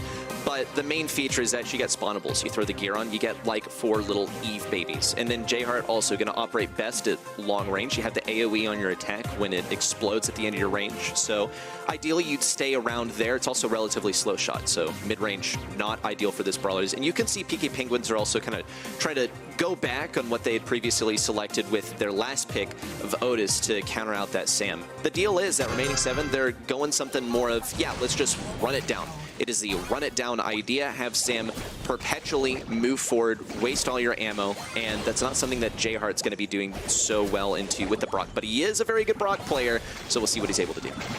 Oh, disgusting. Killer out here, get it done, just walked past 2 different players.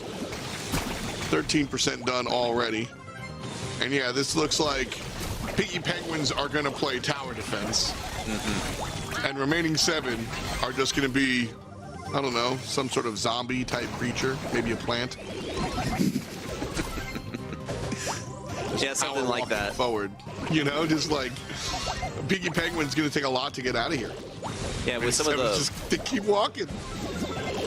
That's all it is. It's the run it down. I mean, this is what people call it too, and it's precisely what they're doing. Just constantly moving forward. Luffy staying alive, sending people to the Shadow Realm too. Does get taken down a little bit early there, but a lot of damage has already been done. Peaky Penguins are slowly starting to move up. Killer on the right side also, just trying to get that endless motion forward. RC, though, finally rotating onto that lane is going to be very, very ideal. You got to keep those counters on the appropriate lanes, and Killer's trying to stay out of range of RC. Does manage to take J-Heart with him, but RC remains alive, and they'll be able to push up the right side. Peaky Penguins have to win the mid fight before they can start thinking about the safe. But with remaining 7, sort of staggered, constantly moving out of spawn with a whole lot of health and a whole lot of speed, it's going to be difficult for them to get some of those shots in on the safe. Nice combo play on Sam, though. Luffy also falling down. Peaky Penguins have their first offensive opportunity here. RC falling back to play defense against Zeus. And not necessarily winning the fight. The Peaky Penguins able to hit the safe up top. Just about 13%. That said, R7, 40 already done. Zeus on the back right, I mean, he went from 80 health to full healed because Peaky Penguins either weren't able to reach back there or just decided it wasn't even worth the effort to try and get Shelly out of that back right corner. Now they have a lot of damage to make up. We'll get some good damage in with the Brock, but still they're being pushed back by Killer's constant aggression, now combined with the effects of Zeus as they look for the final bit of damage on the safe. 3,000 left, and it's gone in the blink of an eye. Remaining 7 take game 1. Nicely played there from R7, just clocking in and clocking out pretty much that entire early and mid game, just oppressive gameplay. Just walking forward, beep, beep, hitting the buttons. Remaining 7 really spent, or excuse me, Peaky Penguins spent a lot of time just trying to find their way outside of that underneath the thumb. Brock getting a kill to start off is a great look for Peaky Penguins. It's certainly a different feeling than last game, but it's still R7, the first ones on the safe.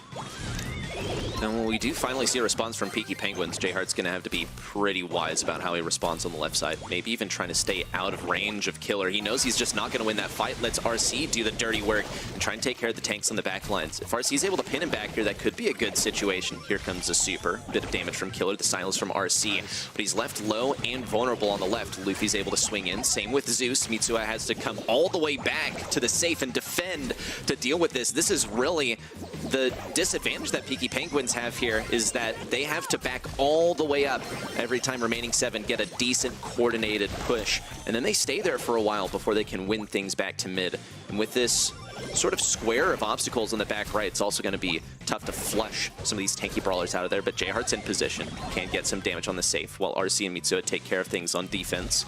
Still not able to supersede the amount the remaining 7 have dealt so far. Little over a minute to go. Remaining 7 with a lead, but a slight one this time around. Very different from game number 1. Although Caster's Curse, as soon as I say that, Killer lights up the safe. 20% remaining here. And Luffy and Zeus making it 0. Remaining 7 win the set like that and move on. Well done for remaining 7. I mean, once again, I think this one was won in the draft. When it comes down to the comp from the Peaky Penguins, they thought that they were coming into a long-range game, but you can't bring a sharpshooter to a tank fight.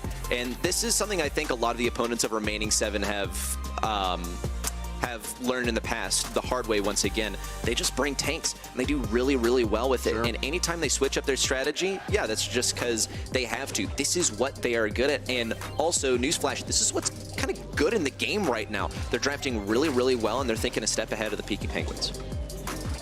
Certainly showed out here in our second set, third set on the horizon. And remaining 7, like I said, this one looked easy. Knockout was a little bit of back and forth. I think R7 was definitely the better team on the field, but Peaky Penguins were able to answer back. Watching this team, you know, Peaky Penguins had their moments. Jay Hart was kind of leading, Nat was kind of falling in, and when they were able to kind of leapfrog the composition disadvantage they gave themselves, we actually saw some good plays. Here, this seemed much more dominant, besides the crazy amounts of DPS on the side of Peaky Penguins. 400? Bro, sorry, you didn't win. Yeah, I mean, you can look at this at a glance and say, oh my gosh, no help over here. But first of all, that's what happens when you play Otis into tanks. And second of all, this is one of those situations where remaining 7, they just kind of like won with the brains over brawn. They pick the good stuff, and I guess honestly, ironically, the paradox of that is that they picked the brawnier brawlers and managed to win with that. So just run it down. This is what they're good at. Peaky Penguins, they're sort of playing catch up at the moment, but they only have one more set left to really prove that, lest they let that go to the opposing side and say goodbye in 3 rounds. Gem grab, Hard Rock Mine. A new day here. Maybe we find a victory for the Peaky Penguins. You think we see any Jackie? Nah. No. Sorry, just gonna shut you down right there. Yeah, no shot. No shot, we see the No, that's fine. I'm a little surprised you didn't see the Ash ban versus remaining 7. That's fair. So actually, that's real. I was memeing, because, you know, you saw Jackie's stuff, but like no Jackie. Okay, sure. But that's real. We'll hit the real analysis for sure.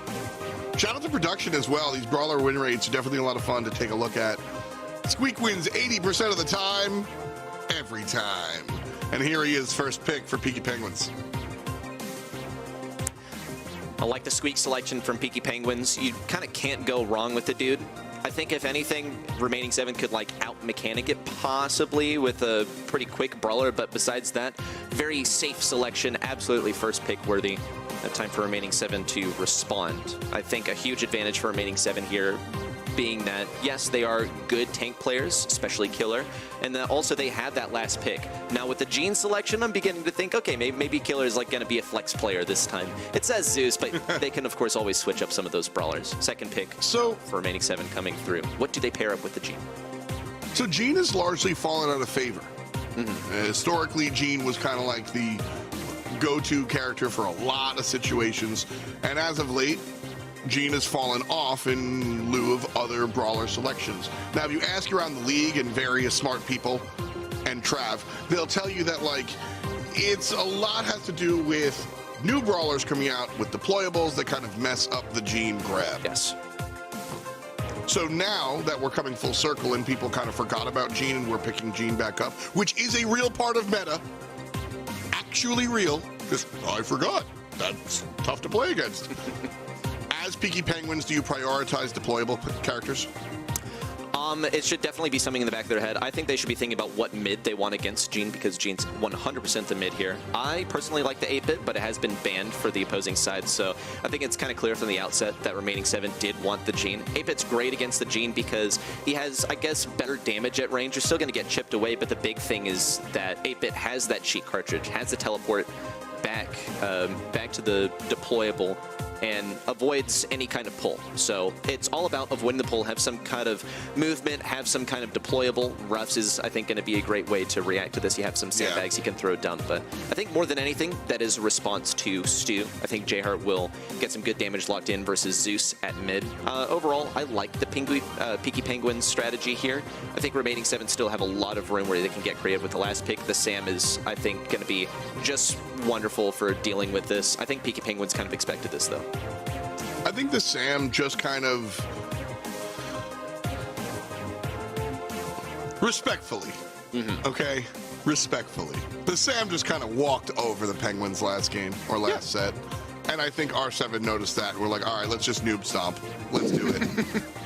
Put on the knuckle dusters and let's go. I think that's really kind of what this Sam selection is. You know, it fits into the composition. Sure, we can do a lot of analysis around that, but I think ultimately Sam's just here to step on people. That's all he's here for. I mean, if he comes up the right lane, which I'm sure is the plan, no, actually around the left side, maybe trying to catch some of the lane switches off guard. We'll be able to punch right through RC. Here it comes. No Seagar there with the gadget, but still able to walk right through. This is what I'm talking about. The infinite healing, the Hard Rock Mine spawn trap could already be in full force. A little takedown for RC, though, as things start to move back up. Got to see maybe some wall break around some of these lanes to help deal with the lanes rushing in. Luffy's also being particularly elusive. Nice pull there from Zeus and a takedown from Killer. Luffy also just running over everyone, leaving some tire marks as a souvenir to take home. Remaining 7 are going wild. Yeah, you got the Stu and the Sam. Both of these are real swag picks.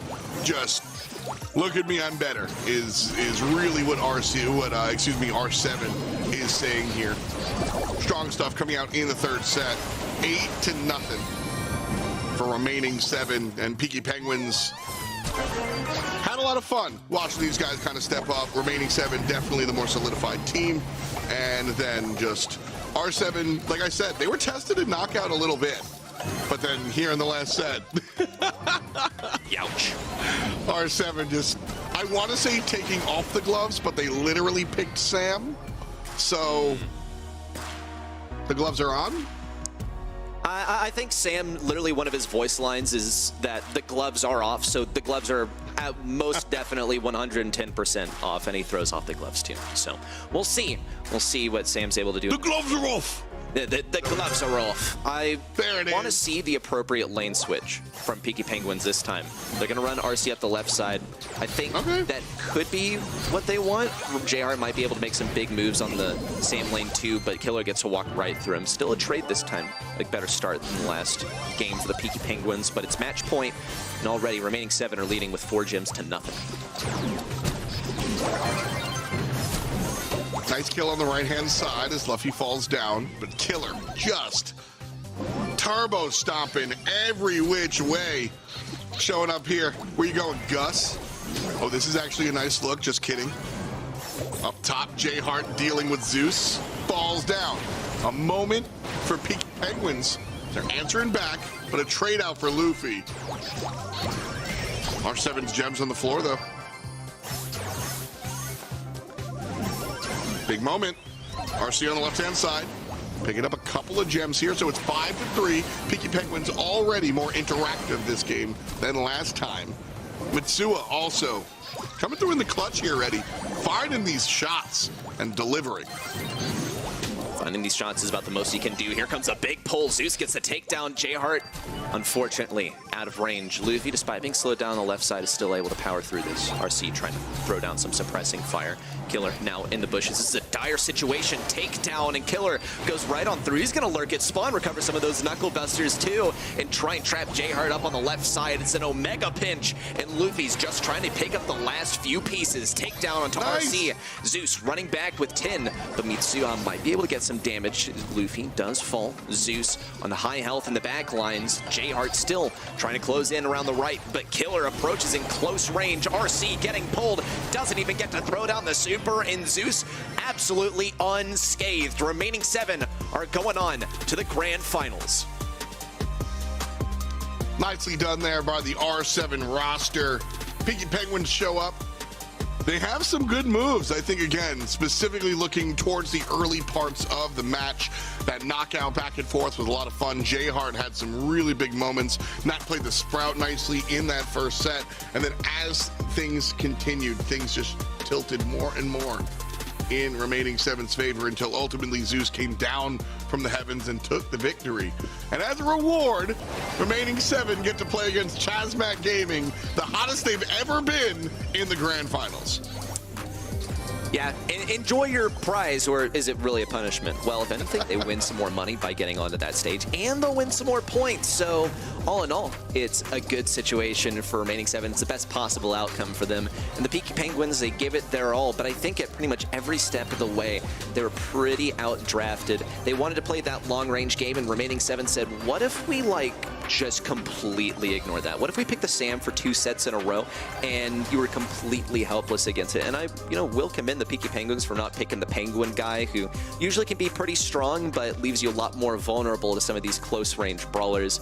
They, I think, restrained themselves a little bit and thought there's no shot. There's no shot they go for the Sam or the Ashe again, but they did, and it was a win condition. Yes, a win con for sure. The Sam just sammed. I don't know what else to say, dude. Just over and over and over again. Remaining 7 came through, finding the kills, finding the damage. Strong stuff coming out from these brawlers. Luffy, Killer, and Zeus. No slouches. And I think the next chapter of North American competition. Listen, I am not putting R7 on that top tier shelf, but I think they are one of the up-and-coming squads. And Killer, his performance here today, earning the MVP as voted by you on event.brawlstars.com. And I mean, look at that posture. Look at that guy. What a killer. Dude, that is the gamer mode engaged. Not shrimp pose, but sometimes you got to get comfy to get in your best. Okay, the stretch, because really, Remaining 7, this was just like the appetizer. The main course, or maybe even dessert, they finish them off like that, is coming up pretty soon. What are you waffling about? They'll square it down. I'm excited. I just hear you talk about all sorts of just food and first course. I'm hungry. Oh, thank God, Kenny, save us. How do you feel after this one? I'm impressed with R7, to say the least. I mean, a big pickup for them, getting hooked up with an organization, very deservingly so, I think, but impressive stuff. As somebody that's casted the monthly qualifiers for a long time, really awesome to see Peaky Penguins finally get to show their stuff to the world. I'm sure it didn't go the way that they wanted, but obviously super impressed nonetheless, and looking forward to see if they can do it again next month. We have seen this matchup in the grand finals a couple times this year, though. CMG now #1 overall, and the series between these two teams 1-1, but the beginning of the year, CMG looking very different than what we've got going today and more recently. And for that reason, I'm sure we're still all going to be riding with CMG. Most likely. Let's take a look at the bracket and see how these teams have gotten here. Chasmac taking down Tribe, one of the more exciting matchups we've seen in North America all the way home. And that was just semis. Definitely a lot of fun to watch that one. And then the Peaky Penguins showing up. The Peaky Penguins 3-1 high ping. So you know that these players definitely strong in their own right. P.S. Just want to mention, Nat, not Tribe Gaming's Nat. That'd be a little bit awkward for the home base. So a different Nat player for sure. But a fun one to watch. Peaky Penguins unfortunately fall down 0-3 to Remaining 7. And now our grand finals is as we expected, we being the commentators, of course. Semifinals went in the expected directions, and now grand finals await us. All three of us have Chasmac, so I guess the more interesting question, boys, I'll start with Redwood. Ready, set. How big of an give me the, oh man, how do I phrase this to advantage meter? You think this is an 80-20 matchup here?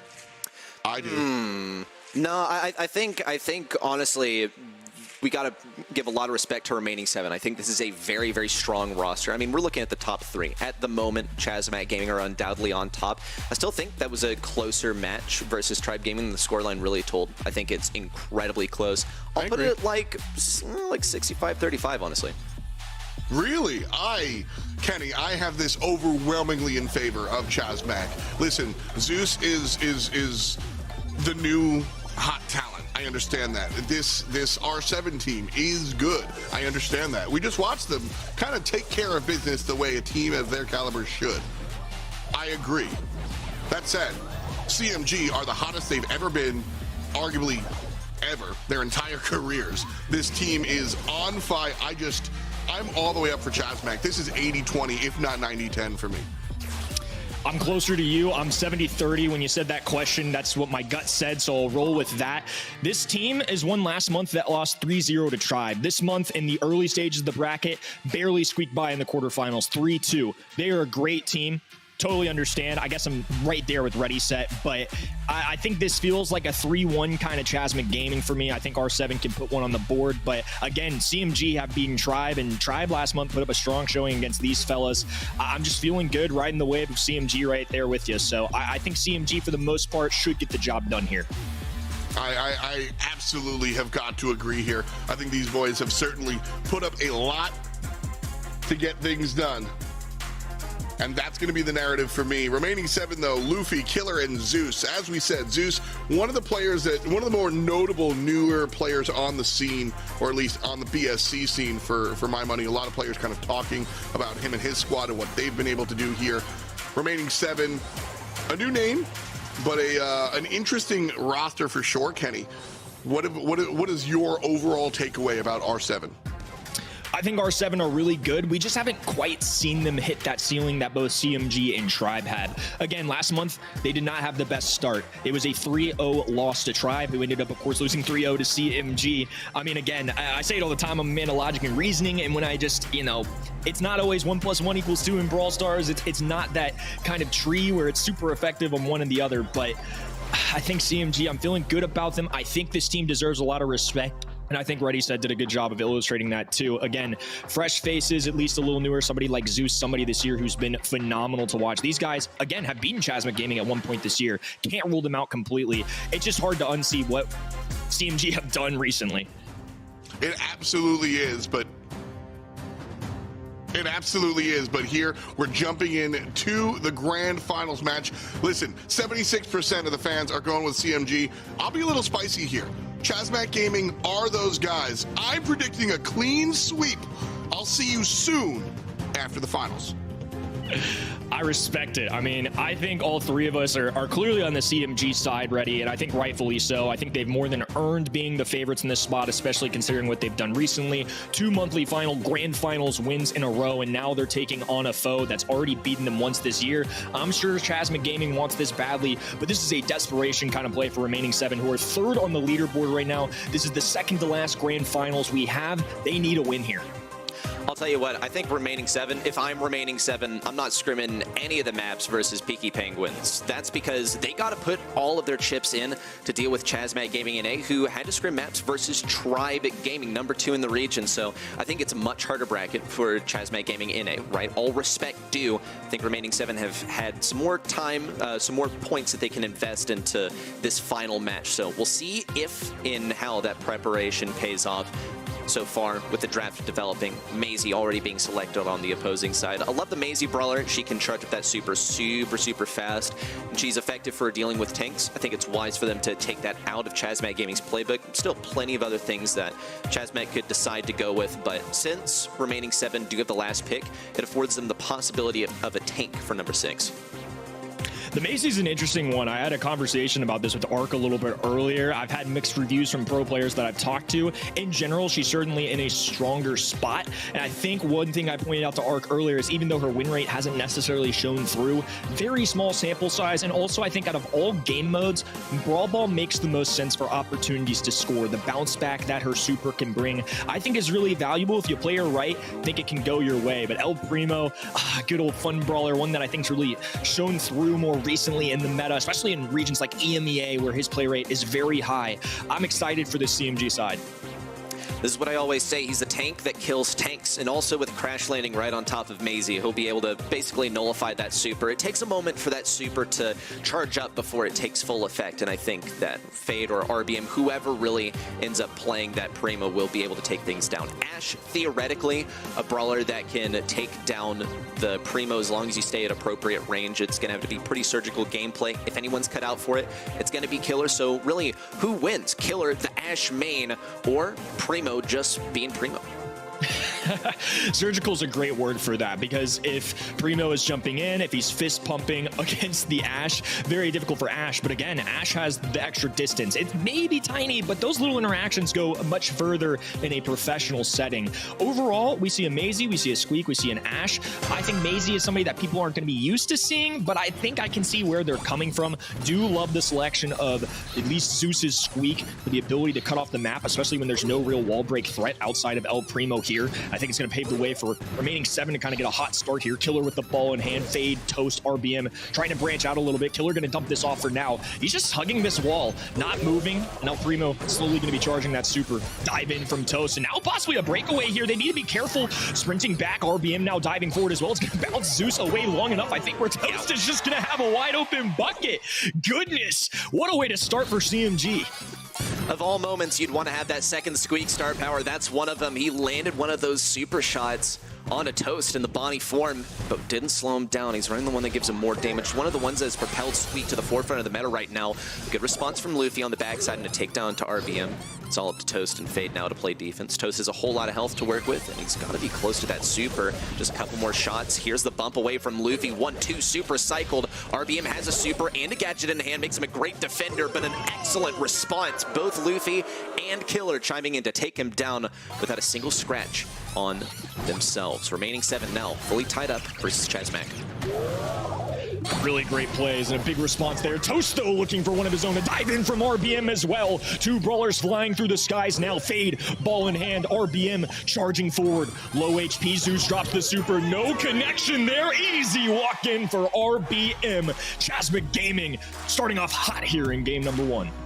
Wonderfully done. I've got to hand a lot of that to the El Primo. Just a wonderful job on the Primo, getting some of the flying elbow drops down, getting some of the walls broken open too. Seems like it was a bit too tough for the Ashe to deal with now, but they did manage to get 1 goal off, and we saw some good teamwork leading to that goal from remaining 7, so they can probably do it again. Luffy also managed to get some super cycled out, but Killer's in very close quarters with RBM. RBM likely close to the super when he respawns.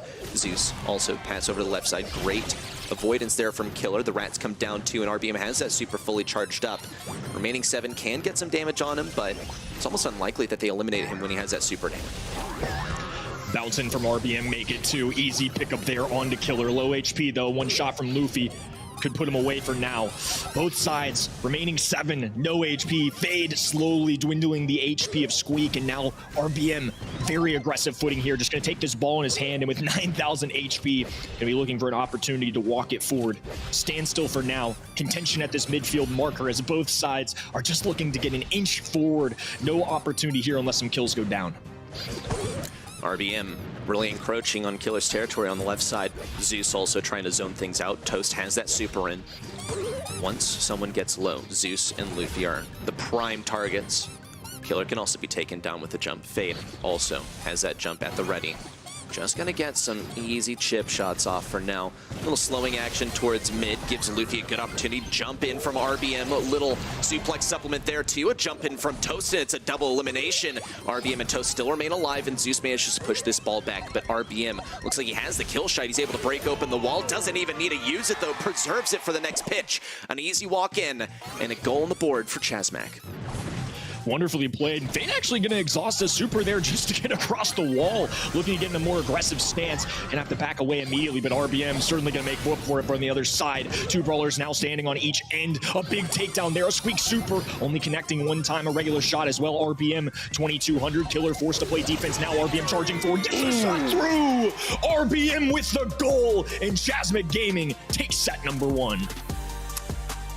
Well, the elbow drop of Justice comes down. RBM, what a menace on that El Primo. Just can't seem to be beaten. I'm realizing why it's so popular in EU. We've seen our fair share in NA, but it's about time that we see a little bit more, maybe a little bit more in the ban phase, because he's proving to be quite fearsome. 2-0 for Chasmac, despite the best efforts of remaining 7. They even got a goal off. I mean, I thought they looked pretty good there, but Chasmac, they just looked that much better. Yeah, I mean, it's hard to top the mechanics of Chasmac Gaming right now. I think I respect Remaining 7 trying something a little different. It is a brawler that, at least in the scrimmages that I've seen, they have been one that have been more keen to test the Maisie out, especially in game modes like this. I see it. I don't think it worked out necessarily the way they would have wanted to, and I think the El Primo interaction with Ashe certainly didn't go Remaining 7's way that time. Again, you put it best, had to be surgical. Otherwise, the tank of tank counters is going to win at the end of the day, and I think RBM's as good as it gets in the tank category. So, I mean, CMG, well-rounded, everybody doing their part. It's exactly what we've seen from them the last 3 months, and no exception here in set number 1 of our grand finals.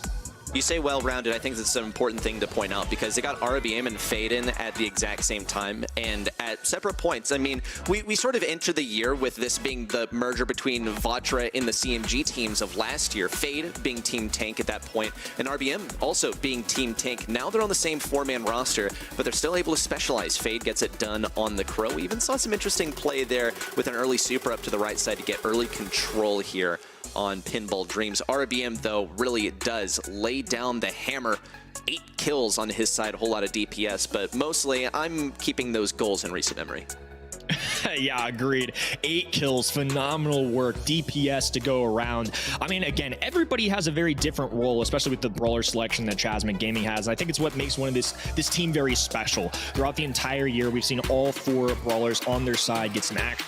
One Carlos from the sidelines right now, but has been a huge part of this team. It's one of my favorite things to see. Love seeing these 4-man rosters kind of swap in and out, specialties going through. They keep in mind what brawlers everybody's best at, and I think that ultimately has allowed them to just excel. Over on Dueling Beetles, seems like they're going to be going with the same 3 that they've run all day. Somebody I'm keeping my eye out for, though, Cordelius. He's been a man to talk about this weekend, especially when you take people into the Shadow Realm. Very scary proposition there. This is a map that's not necessarily long range in the mid, so it could be a little bit better for him, but of course, he's just going to get hit with the ban. Yeah, and even, well, of course, Chasmac Gaming, very wise of them to ban this against the team with the first pick. Remaining 7 not going to get the last pick for once. They'll go with B as their primary selection. That's going to nullify a lot of some of the strong brawlers that Chasmac can go with as their last pick. Bell, I think, an appropriate response from Chasmac. They're going to be able to work around the B. It's just going to be tough. She sort of controls a lot of the meta here in NA. Obviously, Poco not going to be as strong of a consideration now since he gets sort of hard countered by B. But as long as Chasmac decide they're going to play the range game, but also do a good job of countering out those tanks, I think they're setting themselves up for success. Curious to see what approach they take here. Crow's somebody that normally in this map I get very enthusiastic about seeing, but the only brawler I see on the other side right now is B, and I think B can actually deal with Crow pretty well. You know, the amount of damage that B can deal being a sharpshooter, typically Crow doesn't have as easy of a time to that, but they could very well have other brawlers that Crow goes into. So I think that's a brawler that does well for Hot Zone. It's one I'm going to be patient on, see if they can find some matchups, but something like a Spike here could do well into Crow. I'm curious to see if we end up seeing a Barley here from either side. It's somebody that I've seen surge more and more on this map, especially if there's no wall break option. I think Barley can be a very scary choice here. Stu makes me a little nervous to go that route if you're Chasmac Gaming, but again, it's somebody that can kind of hide behind those indestructible walls, lob up shots in the D, and single shot brawlers just can't do well in the Barley. So kind of keeping my eyes out for that route. Yeah, he will be able to break down some of those walls, so it won't be as large of a consideration for Chasmac. I spoke about the Poco earlier, and I think Chasmac sensed that Remaining 7 could have gone for that, so they go with the Crow selection. Fade also is a phenomenal Crow, so why not? But also prevent that Poco from going to the side of Remaining 7. Final selection now coming in from Remaining 7. Jesse is what they're going to decide to go with. This can be a pretty tricky brawler to play against if you decide to go with like spawnables or something like that. Particularly Pam can be a troublesome one. And also she'll be able to throw that turret over walls, get some serious damage done. It can also make it really difficult for you to fire around the walls. Barley's going to have no issue dealing with that turret though. Here's the pick from Chasmac into Killer Stew. We talked about this. What are you thinking, Kenny? I like the Barley selection. I think it makes a lot of sense. You got to watch out for the stun that Jesse's turret can have, but if he's hiding behind the wall, you can't really shoot him. Of course, there are indestructible walls to take in consideration. If Stu elects to go for that wall break, makes things a little more difficult. I kind of see the vision for both sides, though. This is an instance where I don't think there's a clear-cut winner of the draft. I think it's going to be a lot about how you play it. Jesse came to mind when I threw you that toss. I just think that Jesse is somebody right now that we've seen a bunch in EMEA, clearly a brawler that has kind of of escalated in play rate, and remaining 7, if history serves correct, are a team that don't mind delving into these brawlers that are a little less popular. But I think Jessie's at a moment right now where it's not out of the question to take her, especially with these indestructible walls and what her turret can do. Yeah, I just wonder whether remaining 7 were really expecting the Barley here. They are keeping Killer away from Fade, so that's definitely a good shout for now. Trying to play the lane versus Toast, but Killer's outranged. Some good shots in from Toast, but they're not going to make contact with Killer. And the point control belongs to Chasmac Gaming for now. Fade's already popped off his first Herbal Tonic, and Zeus taking one out of the East Asia playbook. At least we saw that earlier this weekend. With the Rattled Hive coming in, not going to get any damage there, but it does afford them some area control. A good takedown now with a response from Fade. Last call in, Toast possibly falling to Luffy. A little trade here, but Toast remains alive. RBM also with the takedown, and Chasmac Gaming have lockdown control amid. That Rattled Hive just deleted the other side. Crazy stuff here, now going for a wall break here as well. Just trying to open up this map. That's something that B won't mind at all. Luffy at least has a little more opportunity to navigate here, slide in his supers, go in and out. Jessie, more of a mid-range brawler, so kind of neutral in that sense, but nonetheless, Barley just sitting back, relaxing, throwing up shots, trying to gain some area control for his teammate. RBM throwing the daggers down, Toast keeping the distance, a little surprise turret coming in there now, and they delete it instantly, so no real value gained there for remaining 7. All in all, it's still CMG with complete control ready. Certainly is. Remaining 7 could kind of come back, though. The big slow doesn't really do too much with RBM jumping in. Killer taking down the left and a last call down. Luffy dangerously low on health. They'll have some time to heal this up, but they really only have time for one more push as we're crossing that margin of no return. 90% in counting for Chasmac Gaming NA. Remaining 7 try to come in for the final push. Killer falls. Luffy gets one takedown, but that's all he'll get. Chasmac Gaming win the game with only 16% going over to the other side. That's a tough one if you're remaining 7. I mean, such a strong showing from CMG. They've won 2 grand finals in a row for this region. That's something that's very difficult to do.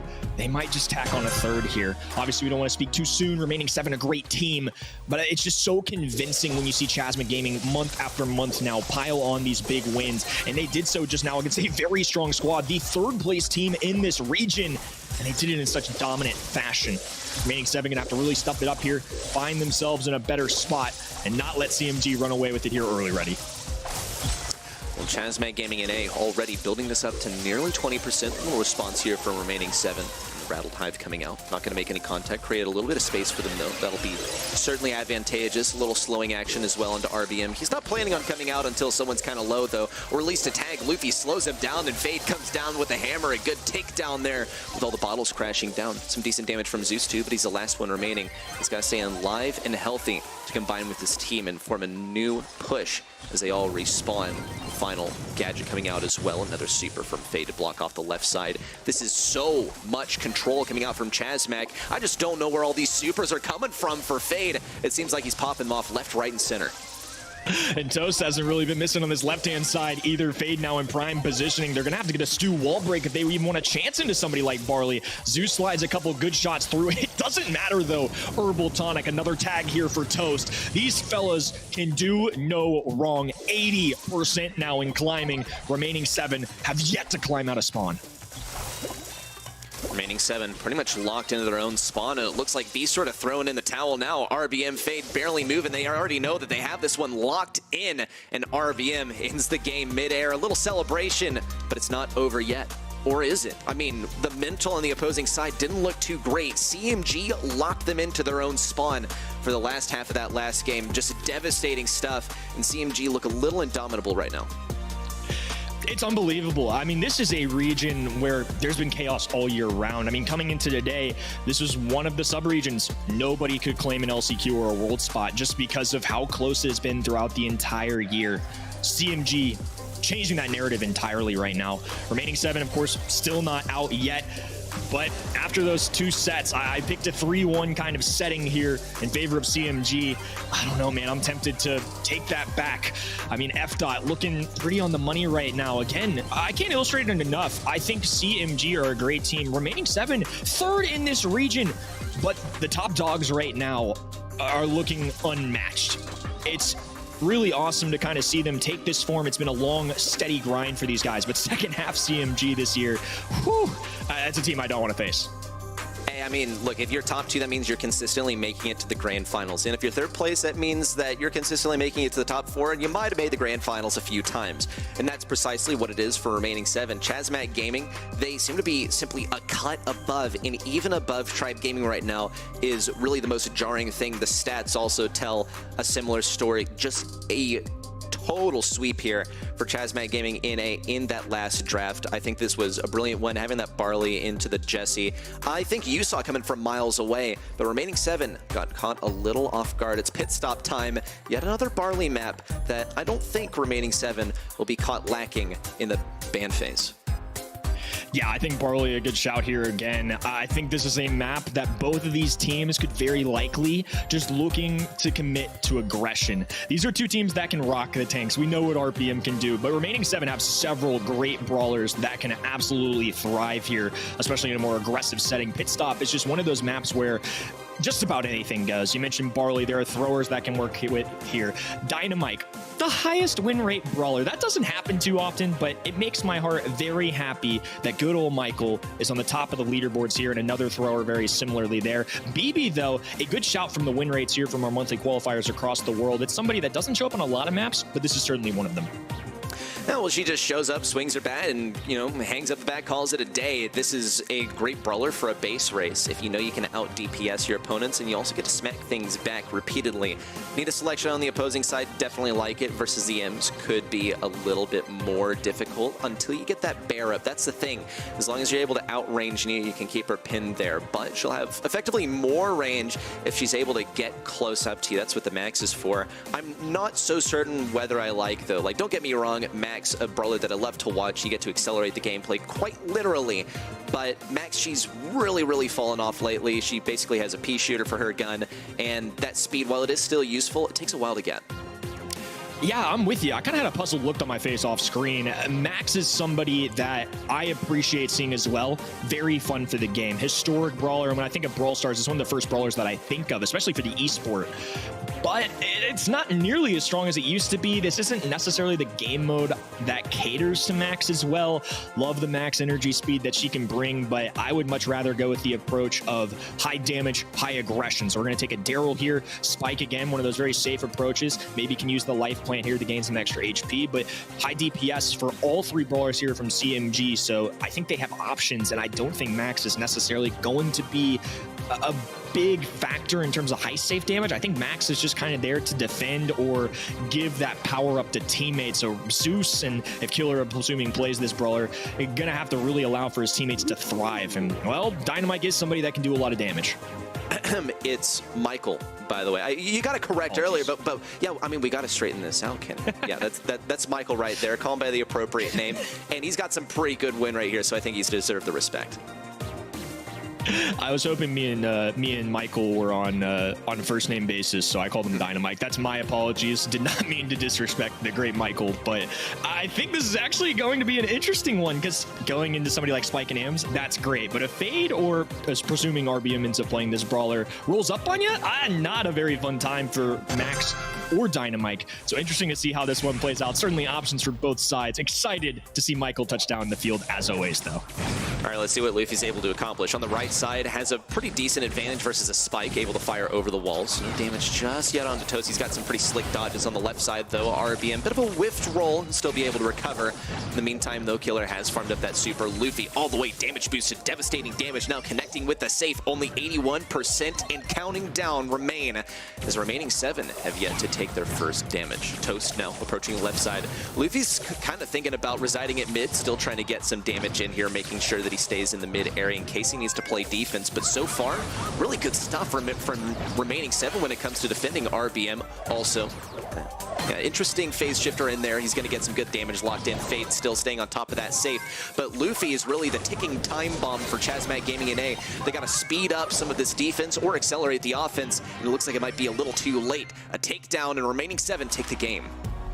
I can't help but smile and laugh a little bit. I mean, I don't think Dynamite moved there for a solid 30 seconds. Just slowly recharging his attack and just one little stick of Dynamite at a time, and it was enough. I mean, an interesting thought experiment. They had a slight lead, but CMG just committed. We said all three brawlers are going across, and I think credit to remaining 7 there for playing a successful enough defense, especially against all three of these guys from CMG who can dish out an insane amount of high safe damage. I think kudos to them. Stuck to their guns, called their shot, got them a good win here, in large part due to the big shots coming in from Dynamite. It's so interesting to see the base race emerge so much recently, because it seems like it just sort of started kicking up a lot this month, or maybe a little bit last month. Maybe the impatience meta is what it's all about right now. Luffy's going to get taken down. No more 6 of Dynamite on the safe for you. And RBM now has to play tag Killer, trying to catch up. Will be able to get some damage on him, but RBM still locks in a lot along the way. 73% remain on remaining 7 safe. The Killer has the super. Should be a little bit troublesome for Fade. He would rather put it on top of that safe to minimize the damage that it takes as it makes its way to the target. Luffy on the right side also looking for big damage versus Fade. Bit of a misprediction as to where Fade was going to move. And on the left side, this is the one person to defend versus both RBM and Toast. They're going to get to sit right on top of this safe. This is huge for CMG. Look how much damage Toast is able to do as he shreds through the safe. I can hear Bruce the Bear for a moment there on the other side, I'm pretty sure too. So Killer putting in some serious work. Dynamite is just ever present here, still remaining on the other side. RBM with a little breakaway here. Killer though just committing to damage. 28% though. It's a small lead for CMG. Once again, split cameras here as both sides are dishing out the damage. RBM only needs a few more shots. A shutdown from Zeus though. It's going to take a lot here, but it could be the possibility. Still alive. And now Toast gonna be creeping up, trying to get those last few percentage points here for CMG. And he's being real sneaky, but Luffy started to pin him in that corner. Fade now coming around from the left side to pinch him in. Lots and lots of damage on that safe, but the final connection comes with the last roll in from RBM. It's a game going to CMG, and we approach match point. CMG 1 away from sweeping the 3rd team in this region. They've been crazy to watch. The plays from them have been unbelievable. And in game number 1, remaining 7, awesome strategy, good engagement with the high safe. I mean, again, Dynamite just sat pretty, trusted the teammates to play defense, and it worked out. Not as much in game number 2. CMG now 1 away from continuing their dominant in a East performance. So far, so good on the defense from remaining 7. I want to see Zeus get a super to make some real stuff happen. Speed and Killer, maybe get a super off of RBM. He's got to be close to his own super now. Luffy, once again, left to have free reign over the opposing safe. Now the offense in. Fade, RBM, Toast, all making contact with the safe. The destruction of Zeus, and now Killer. The threat respawning on the right side with the takedown onto RBM. But still, remaining 7 boasts the advantage. Luffy largely left alone on the right side. Now trying to play some footsies, a little ring around the rosy game with Fade here. RBM's gonna maybe get the easy kill. Luffy now taken down. Killer on the right side with a super in hand, looks to defend against RBM. Might even be able to get another super here. A good takedown from Fade as Chasmac Gaming NA continue to push themselves up the map. That was a major pickup for RBM. He played into Dynamite very well. That's a matchup that he should, in theory, win just about every time at that range. But Nita, not as easily, especially with the second brawler with the shield available too. RBM sliding through as well. Committed to offense, though. Zeus forced to defend. Luffy lobbing up a shot down low. Can't quite do enough. The teammate will be there. Now an opportunity. Remaining 7, still lurking. Killer low HP, regenerating. Luffy engaged on offense, throwing down shots. Super being flashed, waiting to use it though. RBM trying to close the gap. Stun goes down as well. Fade connects. Is going to cost him his life though. Close call. 21% now. Remaining 7 have a possibility of continuing this. Looks unlikely that they'll let Luffy through again. RBM with a super on the right side approaches Killer. Killer tries to throw down the dog, but it's not in enough time. It's an easy takedown for RBM onto the bear. With Luffy on the left side, receiving the speed, he won't be able to do much with it. Zeus also receiving a lot of suppressing fire. Comes rolling from RBM on the right side. Takedown to Killer. RBM, next target, locked. He tries to get on that safe, and even the super, rather the gadget comes in, but he wasn't able to make contact with any targets. This has got to be it though. The game-winning assault from Luffy. Lots of damage coming in. Remaining 7 need to lock it in. Just one more shot from Luffy could do the job if he's able to pop it off, and there it is. Remaining 7 take the set. No more match point for you. We're going to set 4. All right, let's see what remaining 7 are made of. It was about time that a set went their way.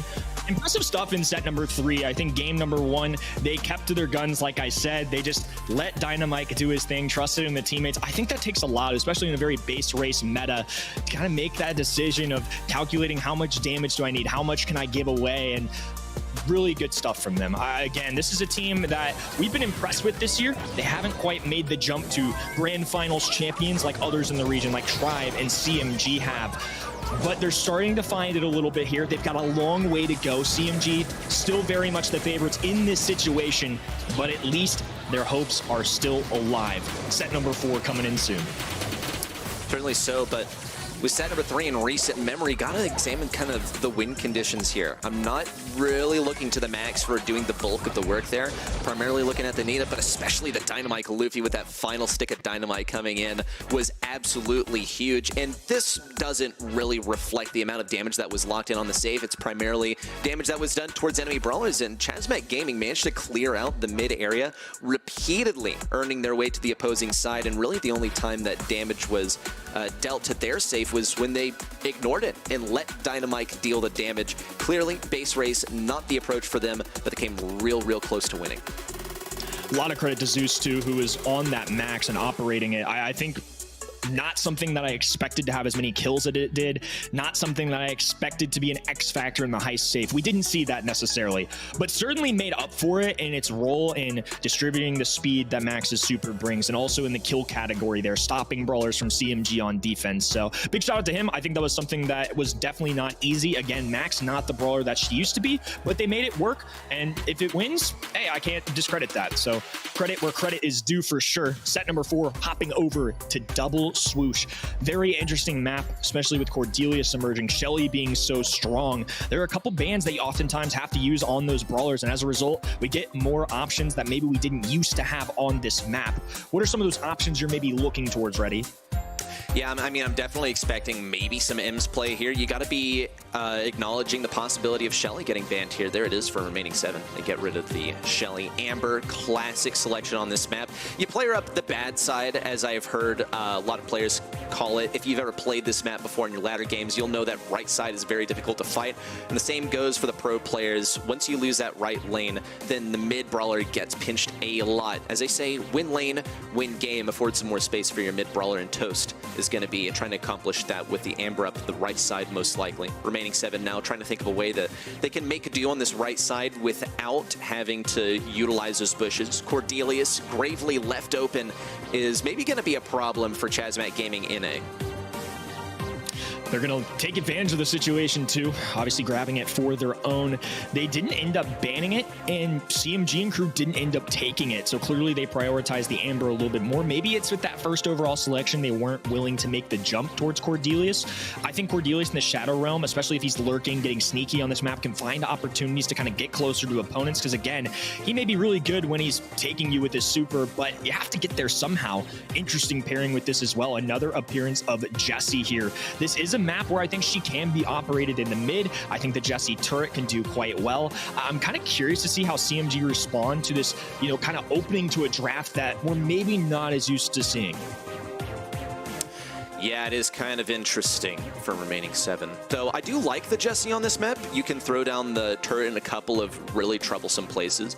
You can put it down at mid, for instance, but really around that indestructible on the right side of the map, it can pretty much guarantee that your opponents almost never come out of the bushes. So it could be a bit troublesome for Chasmac Gaming NA. They're going to have to think about ways that they clip the walls. Buster is an inventive way of dealing with this. I think they'll probably be running that up the left side and trying to snipe some enemy brawlers. Not at long range, but sort of gank them when they least expect it with the use of the gadget, suck them in and get some good value there. Sandy also. Now this is a little interesting.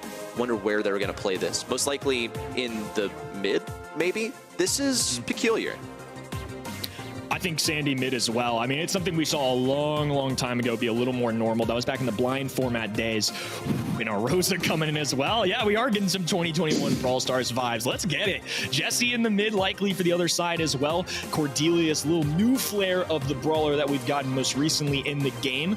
Rosa's somebody I wouldn't have even thought of, but I think this is actually going to be a pretty solid choice. Sandy, of course, can put the enemies to sleep. You have to be a little careful, but once those resources are kind of used up, I think Rosa might be in the clear here, especially when you cycle in her super. Going against Buster, I'm not too worried about her if she can close that gap. Amber, somebody that can dish out a high amount of damage very quickly, but once she runs out of those shots, and Rosa, of course, being a very healthy, tanky brawler, I actually see where this can kind of work out for remaining 7. It's not the draft I'm expecting, but I am more than welcome to it. Well, let's hope it pays off for them, because right now they really are backed into a corner by Chasmac. Just 2 losses and they're out. Killer coming in for a lot of damage, but no kills locked in just yet. Luffy also looking for massive value, almost got the takedown to RBM. He's got that super at the ready, and it looks like he might have tried to pop it off versus Toast, but to no avail. Remaining 7 still at sort of a deficit when it comes to control, it looks like. At least numbers, but they're still able to run this down quite a bit. Luffy on the right side has that super preserved. Killer now in with the super. Almost a kill versus Fade. Here it comes, finishing things off. Getting the passive healing from being in the bush. The Sandstorm down as well from Sandy, but it doesn't earn them any control. All 6 of the 7 gems so far inside of remaining 7. Killer is a real problem on this left-hand side. They put him to sleep, but he's got the super, so the shield remains. Another pickup for him as well. Popping off left-hand side. Surely Toast can get it done. Killer, no, prevails. He does it again. 8 gems now and counting for remaining 7. And even though they have the Sandy coverage from that Sandstorm, I don't think it's going to matter too much. On the right-hand side, Luffy's a threat. On the left, Killer just keeps cycling supers. Remaining 7, looking fierce here. CMG are going to have to find a resurgence if they don't want this set to get carried away from them. Countdown active only for a moment for remaining 7. Here comes a super in from RBM. Fade trying to encroach on the right side. Toast also trying to approach. Got to be close to that super. Killer now in with the super. Here's a super from Toast. And the Rude Sands revealing the positions of the enemies. RBM taken down, but it's left open for Zeus to grab. Another takedown as well onto the blue gym carrier. And remaining 7 get to protect the gym carrier all the way in the back. Fade has a super to be able to push in just a little bit, reflecting some of the punches back to Killer, but it only lasts for so long as he gets in close quarters. A takedown, 3 seconds left. Luffy trying to defend down to the Shadow Realm for RBM, and remaining 7 take the game. No match point just yet. I've got chills ready. I mean, this is insane. What a turnaround we've seen from remaining 7. Again, we've seen them beat Chasmac Gaming early on in the year. Very first month, I believe. But CMG are a different team. Remaining 7 looking like a different team as well. 2 teams that have clearly grown throughout our BSC season. Chasmac Gaming have been the talk of the town, deservingly so. A lot of credit due to them, but remaining 7 putting some respect on their name, putting some respect on this new organization they represent. Killer going down early makes me nervous for them. A little Shadow Realm dive in for Luffy. Gets the kill here. Now return into action, but Toast can line up these easy shots. Luffy forced away with 10 HP. Doesn't have the range to match. And Fade gonna close that gap. 2-2 overall in the gym count. Close one here as remaining 7 looks to drag us to a 5th. Red Sands down. Killer taking chip damage. Toast remains alive. Fade tries to approach from the left. Has that rewind, but it's not enough to get Zeus trapped in the gadget. Luffy now from the right, still trying to force things over to the left side. A destruction of all of these bushes at mid. It's going to be kind of devastating for remaining 7. They still have a lot of speed to work with within these bushes. And on the right side, Fade is gradually trying to push things back. RBM really getting a lot of area control here, but it seems to be running out of ammo. Got to get that next super fired up pretty soon so we can fire the bushes on the right side. Maybe down to the Shadow Realm for someone. Fade now recovers, and Killer still in these bushes on the left side. Pops super, tries to go for Toast, is able to get the kill, but won't make it out alive. It doesn't look like. Still a double kill is seriously a statement, but it doesn't get them the advantage over Chasmac Gaming just yet. If anything, a tie once Zeus picks up this next gem. Killer did more than his job, though. Going in, taking out 2 brawlers. Now a triple stun going down as well. Shield up for him, too. He's rushing to the other side. Fade can't move a muscle. Toast has to put Killer to sleep. Still throwing down punches. Toast forced up against his spawn side wall. And in the meantime, second time in a row now in a very quick interaction, Zeus can pick up all of these gems that are laying on the ground. Advantage remaining 7 now, and Killer just like that back in action. Nice gadget there from Fade. It's going to be the last one that he gets, though. He's used all of the other ones already, but he can still sneak up around the right side and catch Luffy off guard. Big damage in. Luffy just barely manages to survive, but he has a super in hand. Could be a big deal. Remaining 7 are all the way forced out of mid. Next gem coming in for Toast. He'll start the countdown with Fade and RBM on the front lines. He's very, very safe, but a super could seriously lock in this win. Killer rushing forward, not going to be able to get too much room. Zeus still looking for damage. Could be a super inside, takedown onto Fade. Luffy needs to pick up this gem, but it's already in the hands of Chasmac Gaming, and no win for remaining 7. Toast safe with all 11 gems, and we're going to match point once again. Another opportunity for Chasmac Gaming. The stakes are still high. We've seen maybe RBM and Juan Carlos crack a smile, but they've been pretty dialed in. These guys know how the business works. They're playing against another professional team, a top 3 team so far this year in NA. They have not celebrated early. They know they've still got to get the job done against a very solid roster on the other end. They've been putting up a much better fight since early on in this matchup as well. And again, very interesting start here. This time it's going to be Killer right-hand side. Toast low HP, forced to run away. The bounce shot connecting those, so that will force them out of the mid. Zeus creeping forward. Killer finally going down. Luffy with the ability to take him to the Shadow Realm, and exactly what he is going to do here. So he's going to allow for Zeus to 1v1 against Amber. So many kills going down for both sides. They're actually electing to just leave these gyms here in the meantime. Killer dying here. Fade marching up the map, picks up one of his own. Toast now rushing into the gyms as well. That's a stun going down. So much action unfolding here to kick off game number 3. Ultimately, though, it's going to lead into CMG's favor. Killer on the left side is a known enemy with a known location. Still gonna try and press in versus Toast. Nice use of the stun. Still remains alive. Zeus also, thing scouted out on the left, does have some vision. It's not gonna be enough for Killer to stay alive though. Luffy on the right also trying to suppress RBM. Will get some decent damage in here. In fact, locks in the kill. But Chasmac Gaming and A still lead by a decent margin. Here comes the turret, and these are the indestructibles I was talking about pre-game. It's going to be difficult for Chasmac to safely come out of these bushes without taking constant chip damage. Now into the Shadow Realm. Toast and Fade, both ripe for the picking, but still, only Luffy is able to get the takedown. An easy one for Toast to pick up 2. Fade's able to snipe 1 gem, and maybe another one around the left side. Still, these gems are going to be trading sides that they spawn on. Remaining 7. Seriously at a deficit, however. Another turret coming down. RBM tries to get the pinch. Everyone also caught in this gadget from Killer. He tries to push up, but Toast is just out of range. A takedown, and remaining 7 only managed to get 1 gem out of that encounter. The pairing of the Jesse bounce shot with the Rosa stun showcased there.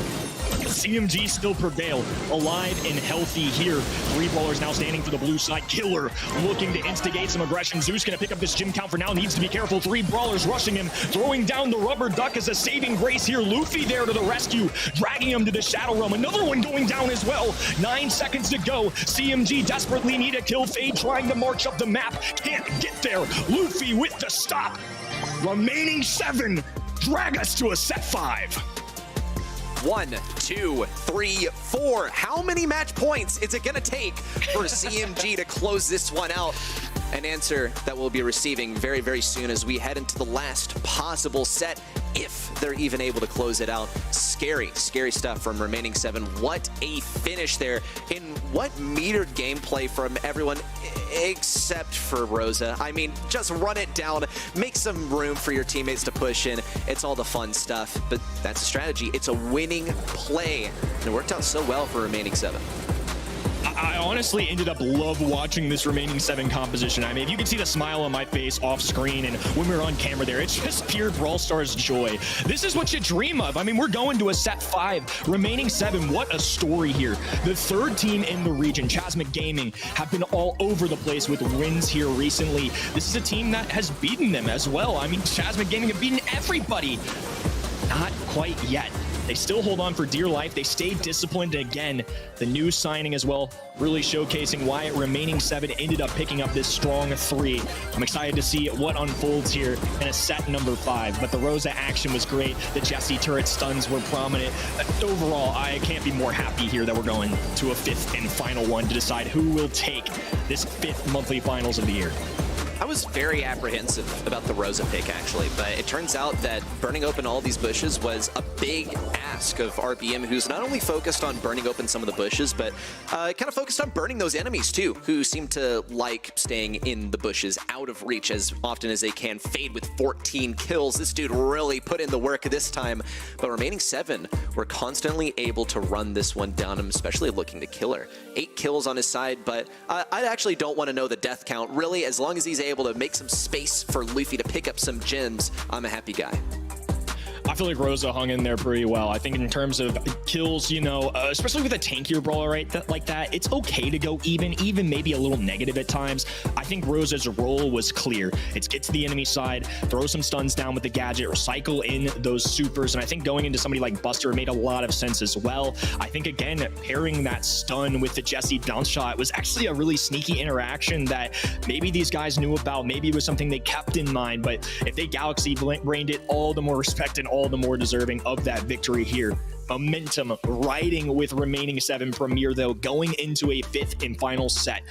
I'm as surprised as I'm sure a lot of the people at home are. I mean, this was a team that was not looking great into CMG. CMG looked on top of the world in our first 2 sets. Could do no wrong until remaining 7 could only do right. It's been a close call, 2-1s the whole way since remaining 7 have tied things up. And I'm kind of feeling like that's what we're going to see here in a set number 5, ready. Look, I'll point it out again. Chasmac Gaming, they had the toughest bracket that they could possibly have, unless they had to play against themselves. That would make it a little bit more difficult. But they had to play against Tribe in the very first match of the day just to make it here. And while they did get a pretty convincing win over them, 3-1 by the way, they still have to fight through remaining 7, which is remarkably a closer match. Remaining 7 have had a bit more time, I think, to scrim some of these maps. And I think that's a lot of what it comes down to, aside from the fact that they're pretty good at this game. So 5th and final set to decide it all. We'll be heading into the final map, Bell's Rock. Knockout, a punishing 5th map. Real opportunity for some teams to have some very pleasant memories or some very unpleasant memories here on this map. Again, you get 1 life every single round. You make it count. If you go down early, the enemy team automatic advantage. If you feed supers too early, automatic advantage for the other team. A very calculated game mode, especially for 2 teams that we view as more aggressive. I'm curious to see if their draft caters to that, or if both sides just end up playing it safe, go with those throwers, maybe the little long range, medium range kinds of brawlers here. I think the bans are very interesting to see go through as well. Clearly remaining 7 want no part of the throwers and Squeak, who can be very pesky on this map. On the other side, though, no Sam, a duplicate ban in the Squeak, and Brock, a very standard brawler that could show up here. Gray, the overall first selection, and as our win rates come out too, B comes to mind, Shelly comes to mind. I mean, Fang with a very high win rate. I will say, though, if I had to take an educated guess, his sample size probably not as high as those other 2. I think Fang can work, but more circumstantial in my mind. No doubt. I mean, really, when you see some of these brawlers as a last pick, like if you see Fang as a last pick, it's probably going to be in a situation where they know it's the win condition, right? Because Fang, when he's not really viable, he's seriously not viable. Not an incredibly difficult brawler to counter when it comes to drafting, especially when it comes to the pro leagues like this. But the selection now from remaining 7, RT, no real complaints here. Just a pretty safe selection that'll be resilient in close range. Pretty good at putting up versus Gray if he decides to TP in. Gene, also one of those that can deal with Gray as long as he has that lamp blow at the ready. And I think another thing that this affords for them is the last pick of a thrower. I think that Grum is very, very viable here, and Chasmac Gaming are going to have to now draft around that possibility. Bonnie now touching down as well. Bonnie's somebody we haven't seen as much, it feels like, today as we normally do. Certainly has been excelling in the play rates here recently. Oh, and if Shelly's left open, Shelly's gonna touch down as well. Oh, this is shaping up to be very spicy. I mean, Shelly as a 5th selection here for Chasmac Gaming, certainly a bargain given how good this brawler is in the current meta. She has the long range gadget as well, so she can keep the distance with somebody like RT in short spurts. Jean, of course, has the pool as an option. Would have been awesome to pair that Jean pool with the shotgun brawler. Not gonna happen this time. Lola, the final selection for remaining 7. I have mixed feelings about both these drafts. To me, it doesn't feel like one side necessarily ran away with it, but love seeing Shelly. I mean, if you're going to put your faith in one brawler in a 5th and final set, makes a lot of sense for me to do it with that brawler in the current state of the game. Yeah, I'm looking at Lola, especially because I think she'll be able to lane effectively versus virtually every single one of these brawlers. The only one that might be able to do some stuff to her in close range is Bonnie, because she unloads a ton of DPS in a short period of time. And Lola, while she does get good DPS, her speed of unloading that damage is notably less than Bonnie when she's out of that cannon. So we'll see how that interaction goes. But for now, I'm actually looking at remaining 7 to having a pretty good draft here. I know that RB will get some crazy things done here with the Shelly, though. So we'll see what he's able to accomplish. Just has to dodge out these shots. He has that very fast speed to work with, so it'll be a huge advantage for him. Also got to note Fade has those canes to work with, has that gadget at the ready if he needs to. Who's popping a gadget there as well. Really trying to make CMG feel the hurt here early. Has a super charged up with those indestructible walls. Can be a serious threat as the match starts to close out, as the round gets closer and closer to the incoming fog. Killer, Luffy, both trying to charge ones up of their own. Of course, Killer, if he gets a magic hand, can make a pull, but onto a shotgun brawler, not the most fun. Onto Toast, who has a lot of HP, not the most fun. Fade, if he has a teleport, can get away. That might be their best bet, but he's even got a shield gear on. No easy pickings here for either side. So far, not a whole lot of action on either side. No kills just yet. Could see the first one coming in quite soon, though. Killer taking a lot of damage. Here's the pull. It's a great one, too. RBM looks for a final kill. No, gonna hang on to that super. Luffy staying dangerously close to the poison. Zeus comes in around the right for a pinch. And remaining 7 take the very first round. Getting closer and closer to making a dream a reality. Chasmac Gaming started off 2-0 here. Remaining 7 in very close fashion. 2 straight sets claw their way back into it, but right now certainly facing some adversity. A dive in from Toast, a shotgun blast from RBM, a complete sweep of the left-hand side, and they leave Zeus all by his lonesome. His name may say CMG on screen, but he is certainly not on this enemy team's side. Gonna just do a little jogging for now, but ultimately it's going to be Fade, Toast, and RBM who will prevail in this spot with just another shot. Yeah, sometimes you got to throw CMG in your name. You got to keep your friends closer and your enemies closer. And maybe try and get in your enemy's head, see what they're thinking. But it didn't seem to pose any advantage in that last round as it goes to Chasmac Gaming NA. And it all comes down to round 3 to determine the outcome of this game. Either way, someone's going to a match point, and it just might be remaining 7. Already takedown of RBM, a great pull. Now the commitment from Toast in onto Zeus, but the takedown's good for Luffy. And Fade is the last remaining member of this roster. Got to protect the president here, and that means protect the base of Zeus, as he really wants to get back into his longer range form. Fade also has that teleport through, but all the health is regen. He doesn't have a whole lot of DPS to work with, and it's going to be tough. It might even be a lost battle, but he's still going to give it his all. Have to give it your all in this spot. No extra round here until the next game, so Fade gonna be giving it his best. He's a single shot brawler going into very healthy Zeus, into Luffy, who can bring in an extra spawner, and the teleport's going down. A little TP of their own for RT. Insane plays, and I can't believe we're saying it, ready, but match point for remaining 7 Premier. Look, you should have listened to me at the beginning. I gave them my 35%. It's a good team. And CMG are fantastic too, but they had a hard bracket today. We'll see if they're able to cap it off with a bang. Remaining 7, just 1 game away from sweet victory and maybe getting to exhale for the first time in this entire match. Killer falling low HP here very early. The Sniper Shelly being unleashed here too. Immediate pickup, making a second for CMG.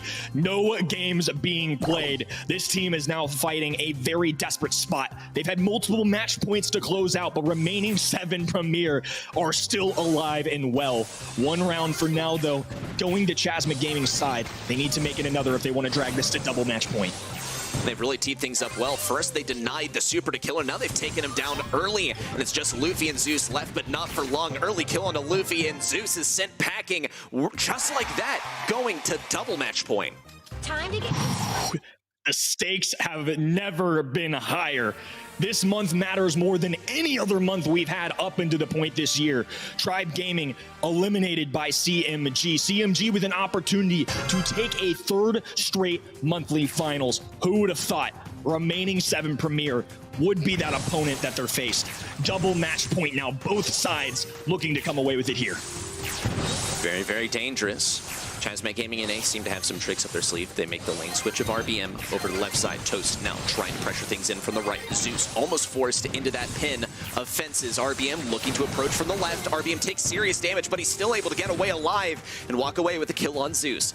2v3 ensues with Luffy and Killer as the main characters. They need their supers for the next round as they're pretty outmatched here.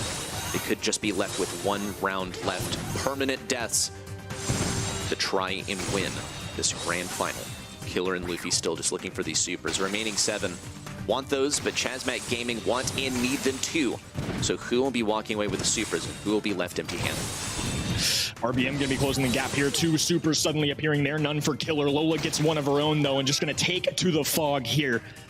1 more round away, and CMG, all of the hard work that remaining 7 Premier put in here could be for nothing.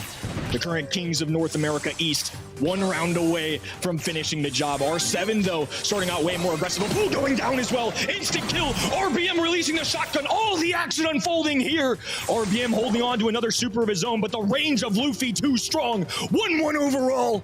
1 round to decide it all. Killer now desperately left without that super that was the win condition in the previous round. He needs it now. And RBM's holding on to that super. Fade also has the teleport. It's a dangerous game for both teams. Once Killer gets a super, if he manages to get it, it could be the game decided there.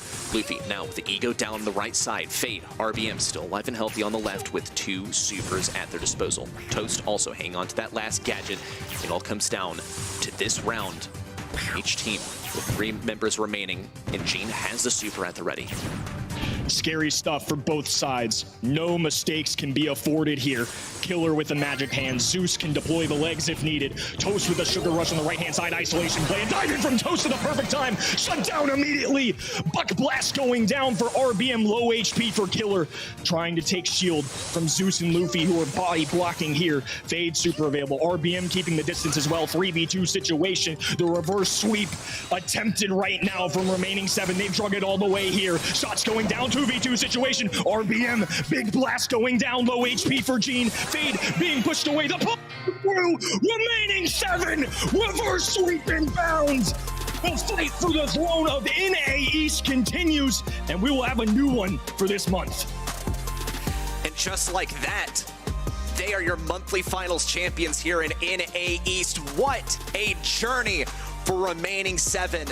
And like we said, finally get to exhale after such a tough match. Yeah, go and take a lap around the house. And tragedy begins to set in.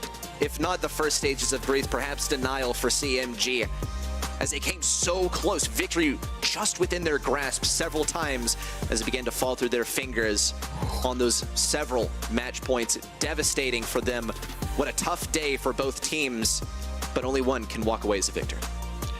As a caster on the other side of things, I'm sure you feel similarly. I'm sure F-Dot on the sidelines feel similarly. I am so happy for remaining 7 and so crushed at the same time for CMG. I mean, to lose in such a big fight, tough, but also to see remaining 7 pick up their first grand finals. They were in 3rd place. And if you're a fan of Chaos, if you were a fan of the biggest storylines going into the final month here, this is what you wanted to see happen. We now have 3 very clear teams who are right there in it. 3 different winners in NA East. Absolute chaos, absolute insanity, and amazing plays for both of these teams. I mean, NA East looking like one to watch next month.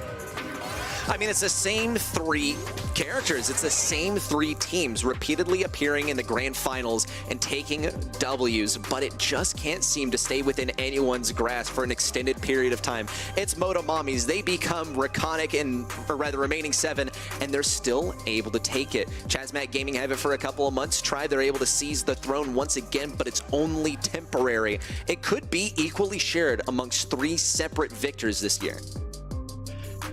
I mean, there's only 2 spots in this region ready. CMG, remaining 7, Tribe. Nobody is secure next month. The bracket, the wins, going to mean everything here. But big celebrations in order for remaining 7 Premier. A very deserved victory, and Killer with a very deserved MVP vote. Impressive stuff all around for all of these teams. But remaining 7, I mean, not something I expected, to say the least, especially in this fashion. 3-2 going on their side. I can't say it enough. I'm impressed. The competition of Brawl Stars has been so good this year, especially for this region. Look, I mean, it's really everything coming together now as we've gone through a crazy bracket for the day. I mean, we started things off with Tribe versus Chasmac Gaming, with Chasmac Gaming coming out on top, a 3-1 victory. Not quite the sweep that we saw in the previous month, but still a great display of dominance. Then remaining 7 versus Peaky Penguins. And if you want to talk about a display of dominance, let's talk about only one game going the way of Peaky Penguins. Now in the grand finals, remaining 7 at the double match point, and mind you, a reverse sweep as well. Just scraped by to take that hard-earned victory. And I mean, we've done the math, and it's insanely close right now. Chasmac Gaming, remaining 7, Tribe Gaming, all at the top of this leaderboard. Between 3rd place, 21 points. separating Chasmac Gaming NA from remaining 7. Tribe Gaming right there in the mix as well. Their 2 grand finals win this year. Keep them in this boat. This next month means everything. One of these teams can't claim an LCQ or a World Finals spot. And I mean, 30 points is what you get for showing up to a quarterfinals. The difference between remaining 7 and Chasmac Gaming is less than that, Ready. This is really the crazy thing, too, is that 2 of these top 3 teams are going to have to face off in the semifinals. So someone's journey is going to be cut short of Worlds or LCQ just in those semifinals, which is the craziest thing about how close these top 3 teams are with only 2 spots that could potentially lead you to Worlds. Well, remaining 7 Premier picked a good time to pick up this roster and get themselves their first grand finals win. Crazy to say it, but that's only our first half of the broadcast. We've got another sub-region coming up, folks. Don't go anywhere. Get prepped for some NA West action here in just a few moments.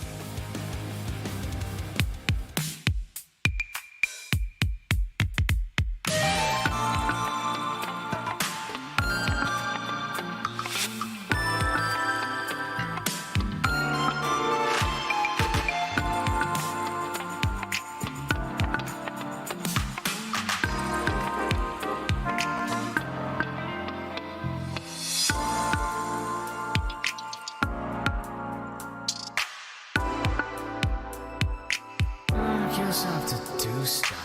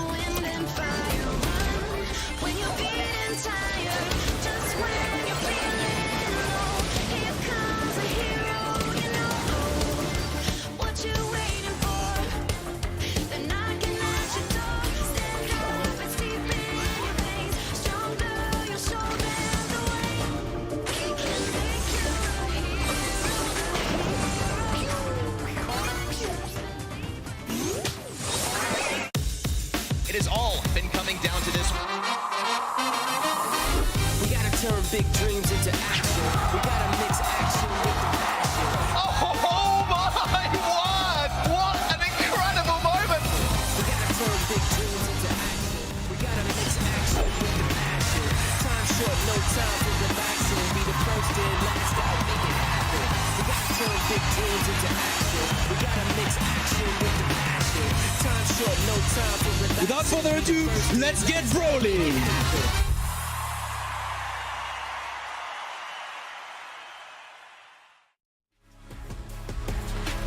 Welcome back to the BSC. It is North America time again. We have two NA sub-regions, and I gotta be honest, I've been having a ton of fun just spamming the chat. You see the new Dino Dance emote? Dude, I'm all about it. Kenny, how you feeling about it? I'm feeling good. I mean, not only about the Dino Dance emote, but also just the Brawl Stars that we've had today. I mean, NA Nope, East just was so good. No, sorry, just the Dino Dance. Also good, though. All's good. All's good.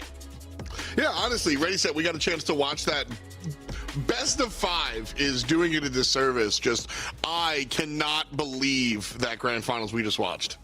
That was pretty nutty right there, but I'm glad that we got to see just what this entire region and NA East has to offer and how close things really are in that region. No one's on top for too long, and it all comes down to the final month. It continues to get more and more exciting throughout the year. And NA West, pretty much the same bag of monkeys here. We've got Luminosity and Stamina right on top here, 386 and 363. So very, very close. It's pretty much just between those two. Reconic and Wash teams, certainly very competitive. We see them a bunch, but the level that Lumi and STMN are on has just been really, really tough to match, Kenny. And, you know, that's pretty much the tale of the tape. The rivalry between Luminosity Gaming and STMN has been something to watch this year, and also a lot of credit too to Wash Team, who's been very consistent throughout the year in general. Not necessarily their strongest month this month. Reconic Esports right there with them, going to be shown here today. I think NA West, we talked about it earlier, NA East super close. NA West feels very similar too. We've had two teams like Luminosity and STMN who've broken away a little bit from the pack, but I still think Reconic's a good enough team. Wash Team, some of these other teams are going to be great opposition for these guys. Well, we'll get a chance to see pretty much all three of these teams kind of play up today for sure. In fact, let's take a look at the bracket and see where North America West is at holistically. Because as we said, Reconic comes through taking down No Hands, and they are going to be head-to-head against LyokFox. And then Luminosity Gaming versus Stamina. Very similar vibes to what we had going on in North America East. We got a chance to see CMG versus Tribe in that semifinals, and it was a big deal. Beating your opponent in semis before they even make it to grand finals limits the amount of points they're able to get overall. And essentially, we have boiled it down to this region as largely Lumi versus Stamina, Ready Set. But at the end of the day, seeing this semifinal matchup, that just further solidifies the idea. Pretty much. I think with this setup, it's been determined that Stamina basically need to win this month and the next month in order to get that qualification of Worlds, which is just so crazy to think about how that early lead from Luminosity at the start of the year has taken them so far. And with STMN actually going down to the lower bracket in the monthly qualifiers, that puts them also a decent amount behind Luminosity Gaming, and by decent amount I mean literally 1 point that could make or break their Worlds run. I mean, that's very true. You know, these points varies particularly, they matter. Every single time you make it out of quarterfinals or semifinals, that is a big deal. You've got to be able to find yourselves towards the top, especially with our sub-region situation. You've got to be number one or you're number none. That's really what you're looking for in order to make yourself known on the top level. So definitely an interesting look as far as all these players are concerned. And as far as our predictions are concerned, maybe a little less interesting. I think at the end of the day, Reconic coming up against LyokFox, that one might be, no disrespect, a little bit easy of a lock-in for the fans at home. Stamina versus Luminosity, though, much closer than our predictions might kind of let on, Kenny. I think at the end of the day, Luminosity are the next team, but I just have to be proven that they can take down Stamina before I put my eggs in that basket. Yeah, I think STMN deserve a lot of credit. I mean, to start off the year, Luminosity, a different team name at the time called Dogwalkers, were winning that matchup. I mean, it was 2-0 to kick off the year, but STMN have kicked it into high gear. Great showing at LAN events such as Masters, and when we've casted the boys in San Diego. They've won back-to-back monthly finals now, too. Could make it a third here today. This is similar to CMG, right? These guys have won 2 in a row. I'm a man of logic and reasoning. This rivalry's been close. Even Luminosity have had some good moments this second half, but STMN are the team to beat for me. Well, that's what we're getting into a little bit later. For now, we're starting off on the top side of the semifinals. It's Reconic Esports North America going head-to-head against LyokFox.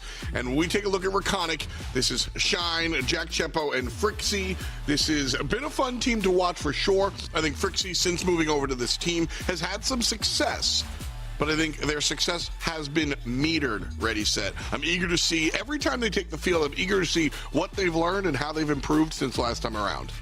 Same deal here. And we got Shine on the cam too. I mean, this is the team captain right here, but he's got some 2 really cracked players at his side, especially Chepo, who's been seriously owning in this region for a fairly long time. It's a star-studded roster, Reconic Esports NA. They can routinely make it to those top spots.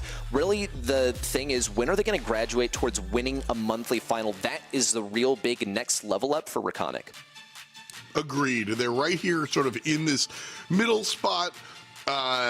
You know, trending, let's say that secondary tier, that third tier pushing into the next one. And it's really fun kind of watching them, like I said, every single time come and improve. On the other hand, though, we've got LyokFox, Avtre, Ohita, and Gary coming on through. Newer guys in my mind, Kenny, but I know as far as the larger Brawl esports world is concerned, these players have taken the field before and have made some noise.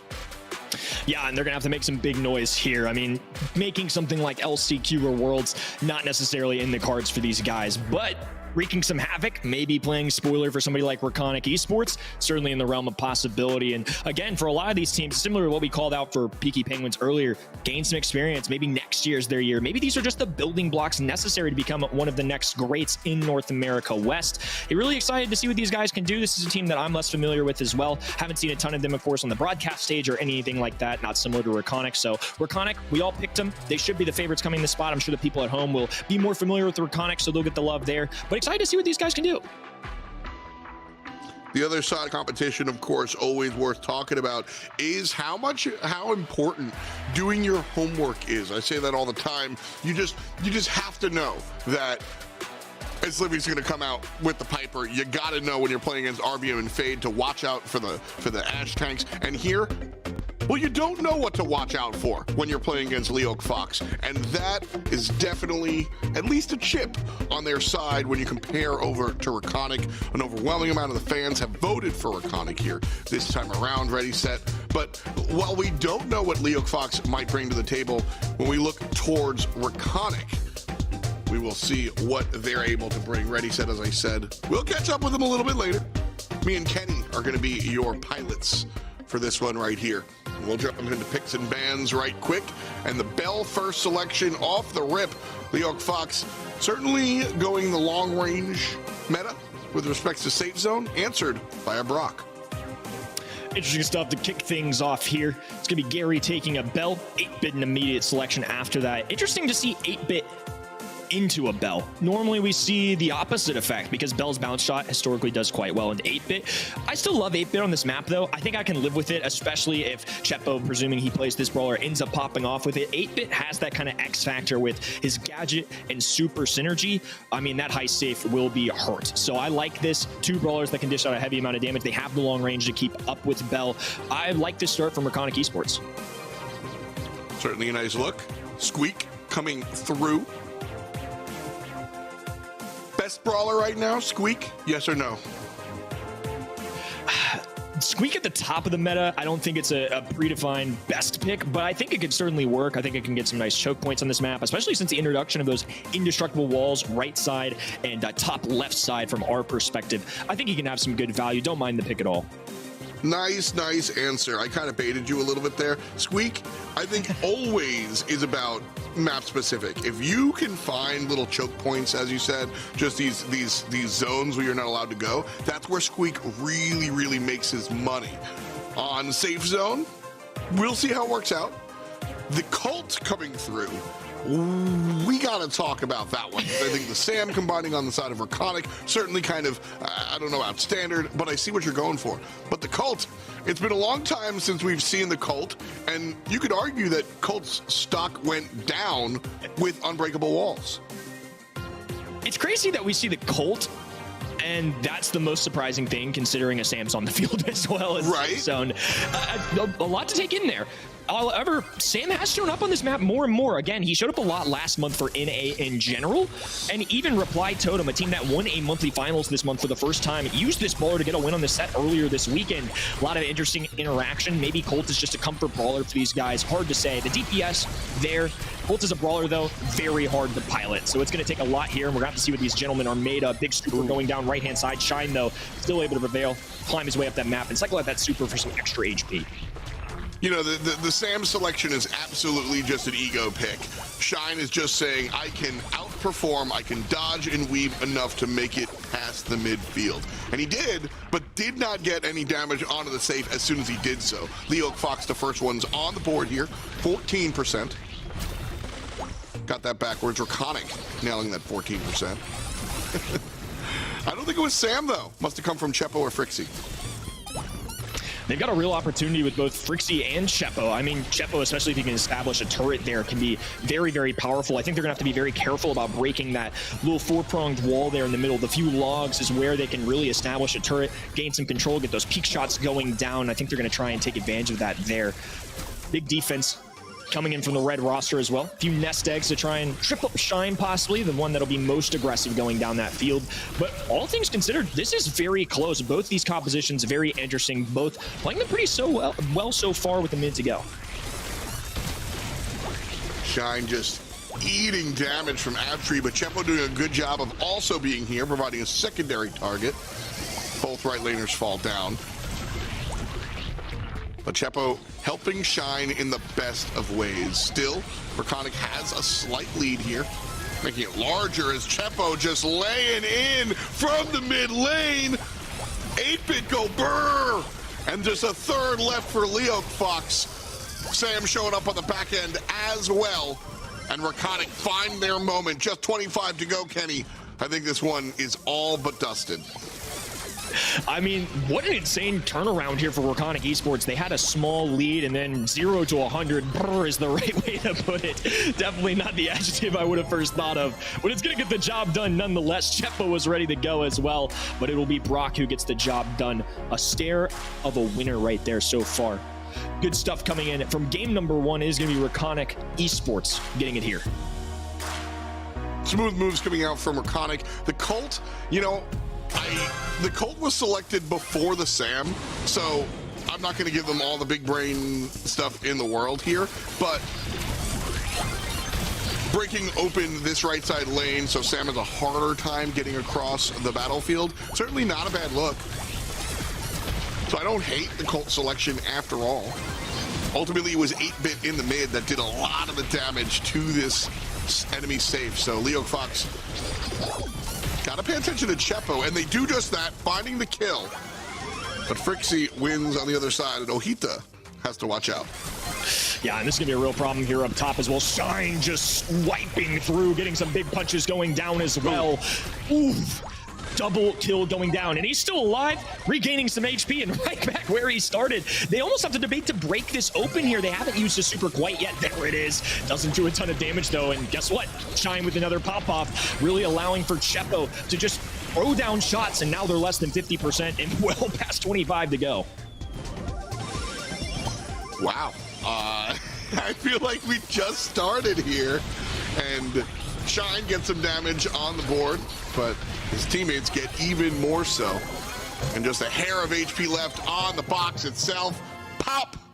Reconic Esports take the game and the set. They don't seem like it took them much effort. Heist in the pocket. Shine just going to work.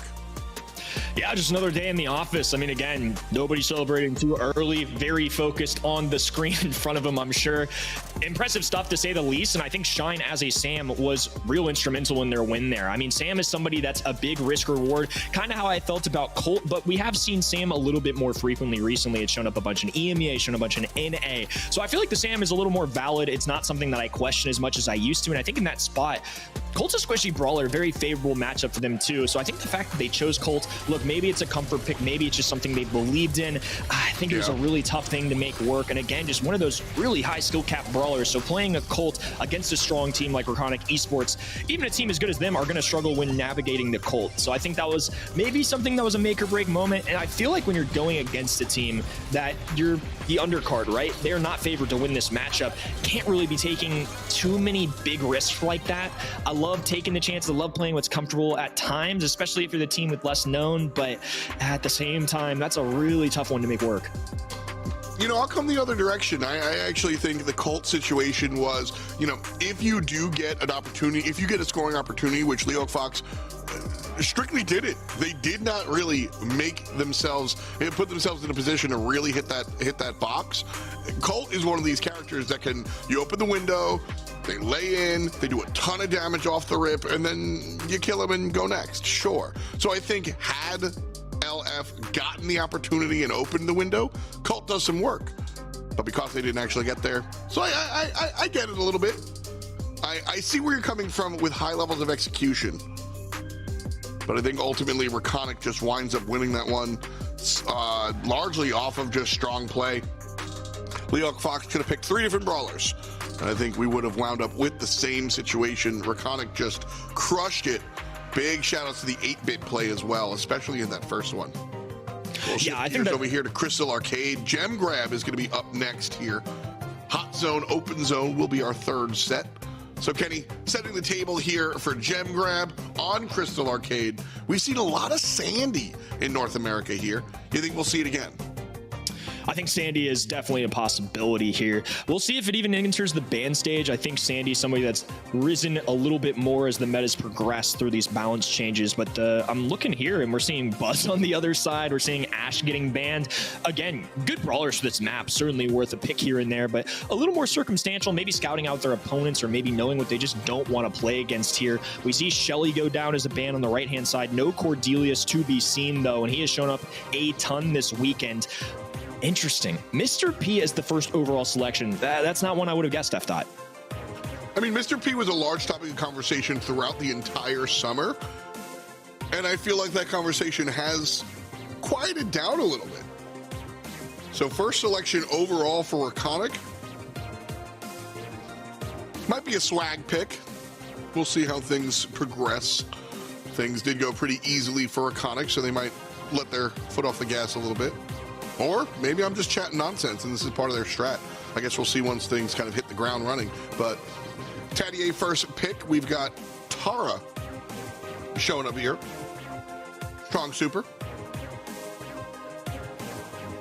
Agreed. I think a good choice here, one that can pierce through the spawners as well. And of course, Tadier coming in for Gary. We saw Gary a little bit ago. In-game looked a little of a different name, of course, but that is the substitution we're going to get to see here. So all 4 of these guys get a touchdown on the playing field. Mr. P, with all due respect, does have one of the higher play rate wins. I'm just a little surprised that we see it as that first overall selection. That's one of those things I expect to see later down the line. So Tara paired with Cordelius. I think this is actually a great couple brawlers here for our red roster. I think this is about as good of a 2-3 turn as you can get. Yeah, I agree there. Also worth noting, you know, something, this is a big duh, but something that people kind of forget when looking at stats. Stats always tell us the story of what happened in the past, and we use that data to kind of formulate opinions on what's going to happen in the future. But that's kind of what I was saying about Mr. P. Mr. P's high on the win rate. Mr. P was high. We were talking about him, but things have changed. A couple of Brawl talks, and Mr. P not kind of the guy that he was just a month ago or so. And so Crystal Arcade, LyokFox looking for their third selection. Mr. P, Spike, and Gus here coming out for Reconic Esports, Crystal Arcade. I like this draft. I think Mr. P, even with the conversation about him with respect to how strong he is, I think Mr. P works in this draft. Certainly mid-control, up for grabs. I think Reconic have a better draft trying to control that mid, but LyokFox with the bell long range, I guess it really just comes down to the Cordelius. Yeah, interesting to see how this one goes down. Bell, another one of those brawlers that's not necessarily normal on this map. I think this might be just a circumstantial one that they're going for. We have the life plant and we have the Mr. P Porter. So Bell's going to have several opportunities to get some bounce shots. In terms of long range against Gus, can also keep up in that category. I feel like it almost is a must that Gus and Bell play as respective mids for their teams. And I think it's going to come down to big lane matchups as well. And Mr. P can cycle in good sporters. If we can get some spike victories as well, going to be a big difference maker here. So I think this one is simply going to come down to some mechanics. LyokFox, folks, waving that stamina pin. Ojeda here versus Frixie Spike and losing. So the plant matter goes the way of the cactus, not the mushrooms. And then Tadier versus Chepo on the left side. Tara going head-to-head versus the Penguin. Mr. P doing well here. Is that the way that matchup's supposed to go?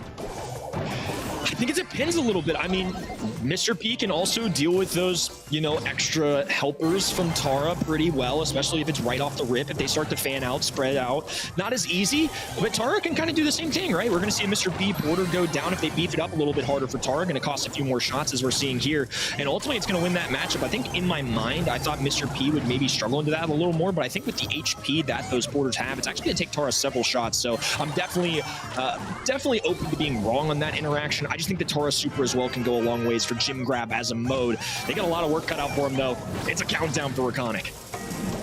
A dozen as LyokFox looks to push forward. Chepo does fall down, but 9 gems on Shine, 1 on Frixie.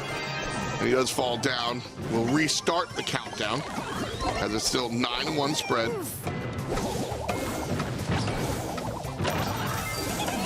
Just a hair to go. Tadier on the right-hand side, Ojeda on the left. All they have to do is get Shine or Chepo. They can't choose. Shine at the last second falls down, but LyokFox pushed everything in the middle of the table. And they lose everything. One more time, Reconic counting down from 13, but Frixie has all 10 on him this time, and in a much better position. Reconic take game 1. Well played. I mean, like you said, it cost them everything to make that push. All chips down on the table, and unfortunately the all-in did not pay off that time. That's what they had to do, though. They were with such a big deficit there. No other choice to be had. Got to go full offensive, hope for the best, and again, with such strong positioning, with the brawler count going their way, consistently throughout that game, it was just Reconic Esports time to shine. So one more away, and they will be taking 2 straight sets.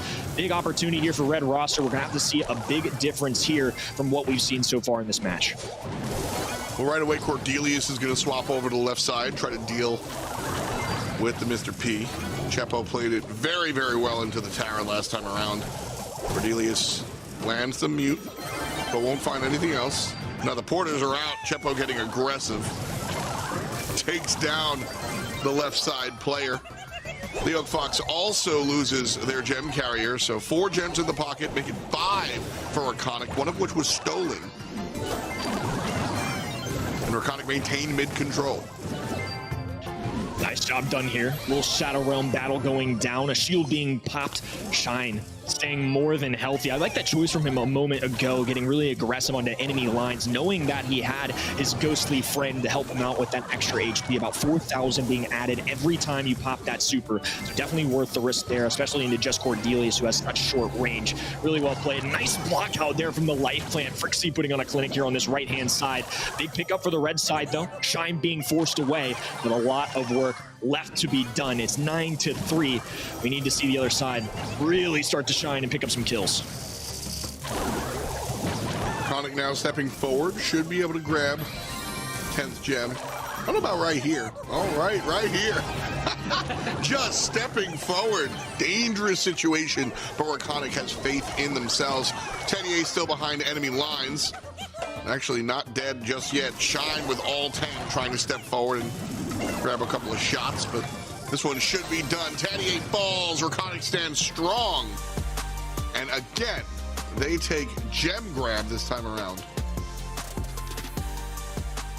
Nicely played. Reconic kind of just doing what they're meant to do, right? I think, you know, credit they are winning, but this is kind of what we expect out of them, right? I think for the other side, little newer on the block, but they are doing what they're supposed to do. 2-0, 2-0. Impressive stuff for Reconic. I think they're going to have to just close it out here. Getting a 3-0 victory would be a nice way to cap off this and get to a grand finals where they will have a really challenging opponent if they make it there. Never want to give up early on a team. You never know. I mean, literally a little earlier ago in NA East, we saw CMG just putting the hurt on remaining 7, and they clawed their way back into a reverse sweep.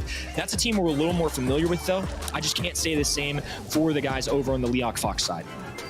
Absolutely. You know, when you're a team like LyokFox, what your job is very different than when you're a team here like Reconic.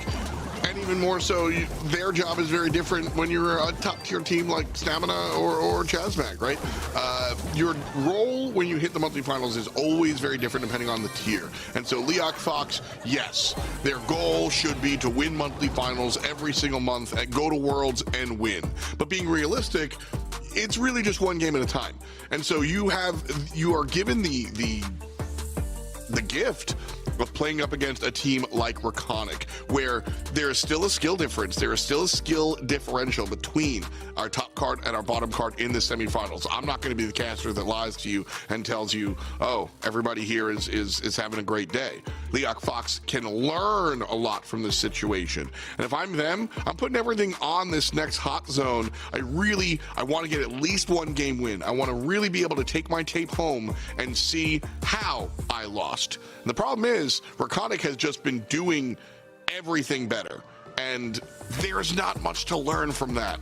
So if I'm LyokFox, what I'm doing here in this next hot zone, I'm figuring out our best situation, my best strategy, throwing it at the wall and seeing how my opposition has poked holes in it, Kenny. I think that's LyokFox's #1 goal here, to learn from this situation, learn from this endeavor, and then level up next time around.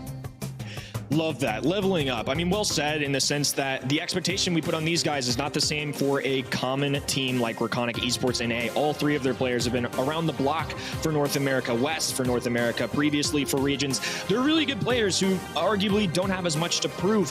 But even just seeing yourself take one game, one set, that's a much bigger deal for somebody like LyokFox. So going to give it their all here, I'm sure. And it's going to be left to open zone to see if they can take us to a 4th set. First overall selection going to be Amber, a very common brawler for this map. Bans coming out as well. Nothing really exciting to really write home about. Somebody's got to ban the Lu, and it's going to be LyokFox over here. I do love that North America still thinks of the ice cream man. He's so cute. But our Poco selection. All right. Poco, as Gary is stepping back in for Avtray.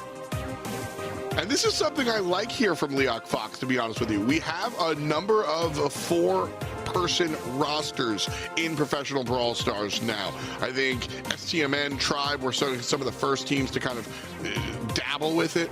And now we see a couple of squads kind of go for it. Chasmac has the same thing, etc. But usually we just see like one swap, maybe 2 over the course of a match. LyokFox has been back and forth, swapping players in and out, which, I mean, sure, half full, half empty. We could argue what's better or worse, but LyokFox, things haven't been working. And so they're switching things around. I like that approach. Poco B are the choices for them. I think a strong pairing here, too, on the 2-3 turn. 2 brawlers for a long time that have shown up on this map. Sure, it is a long-range looking map, but Poco has a ton of health points, can heal teammates, can be really pesky to get a takedown on, especially when he's cycling in those supers or those gadgets. So I think this is a viable hot zone option. Again, B, somebody with the long range, heavy hitting as well, can deal with Amber if she plays it right. Again, mechanics are a big factor as well. I like the ego playing to a single shot brawler like B. Max is an interesting one. This is kind of a back and forth that a lot of people will have in Brawl Stars. Does the max speed deal well enough? Can you dodge well enough as a pro player into somebody like B Super, which slows you down? I think it comes down to a lot of mechanics in that spot. Max, somebody that's not as strong recently. I trust in the Reconic Esports mechanics, though, to get the job done. Pam, though, a pretty good way, I think, to cap off their draft here, especially going into somebody like Amber. I got to agree. I think, excuse me, I think the Max, I reiterate everything that you said here. I don't think it really fits into this draft. I don't think it really does much here. Conversation about the sharpshooter for sure, but this is just Reconic leaning on their ability to press buttons, right? Just leaning on their mechanics. On the other hand, Pam isn't going to get outmaxed, right? Neither is Poco. You're really just looking at the B there. So LyokFox, I think they have a good situation for if they get on the point. The problem is that if is pretty big. Chepo just walks all the way up the right side and winds up dying. And so Reconic are the first ones on the point. This is a moment for Lyok, but they're just not stepping forward. Looks like a confidence issue, man. Yeah, tough situation, right? I mean, Chepo walked forward, died, but they didn't take advantage. They didn't press up onto that hot zone quickly enough, and as a result, capture points not really going their way. It's 45% to 3%. Now they're being held back here. Pam's somebody that deals out good damage, but it's going to take her several shots to get a takedown on a brawler. They fan out, have to really be careful about how you use it. Poco, another one that's not going to be lethal in terms of the damage category, now going to be slowly dwindling away from the flames engulfing him. 75% now for Reconic Esports, or putting these mechanics to perfection. You know, this, I really want to point this out as Reconic is just doing their job here, taking care of business, LyokFox. This is the reality, is that having a pro player's name above your brawler does add real stats. LyokFox had an opportunity to step forward, and they, I guess the polite way is to say it, they showed Reconic too much respect. They were too afraid to go in there. They got the opening, and they simply did not go forward. It can be tough when you're in the shadow of players like this. I really think that's what it came down to. If LyokFox steps on the point, do they win the set? That's pushing it. But I absolutely think that at the end of the day, Reconic definitely just has a little bit of star power here, no pun intended. And LyokFox didn't really identify their moment to shine. I think that's well said. I think in general, those are just kind of those learning curves that we want to see these guys take, that leveling up kind of approach. And now they're being much more aggressive, at least on this right-hand side. Pam not afraid to do the dirty work here. They're going to lose a brawler on the left-hand lane. Max speed being distributed now to Frixie with a good flank there as well, dropping the ego shield. Gets himself some good placement. Will phase shift away from this is the play. But this is the opportunity. Time for them to start capturing some points. Let's see what they're made of. And look, there it is. LyokFox, they step together forward. Here we are. Now LyokFox on the point. You love to see it. Frixie gets taken down. Shine shoved out. Chepo trying to make a play on the right-hand side. Now remember what I said. If LyokFox gets to the point, they should stand here pretty well. Pam can build up a super and drop a healing totem. Dogman has a couple of, or excuse me, Poco has a couple of options. Hat tripping me out here. But just like that, Reconic able to answer. Chepo with the flank really sends LyokFox just in a tizzy. They don't know what to do when they can't see the max. And ultimately, that's what winds up winning the spot for Reconic. Now some extra speed going down as well. 20+ percentage point lead. We're gonna have to see LyokFox step it up here in the final moments. Even getting a game here would be a big deal for some players like this, making their appearance on a broadcast stage. They take down the ego, low HP, relying on the healing station here. All the Reconic brawlers grouped up, now super going down, casting Poco ablaze. Pam having to rely on this healing station again just to stay alive here. Only a few percentage points remaining. Frixie, Chepo, all they have to do is touch down for a few moments. 50% passed for LyokFox, but 100% hit for Reconic. They take it all, and they're headed to the grand finals. A nice look there for Reconic coming out of the top side. And Shine certainly feeling like that. Just another day at the office for Reconic. 2-0, 2-0, 2-0, as they should do it.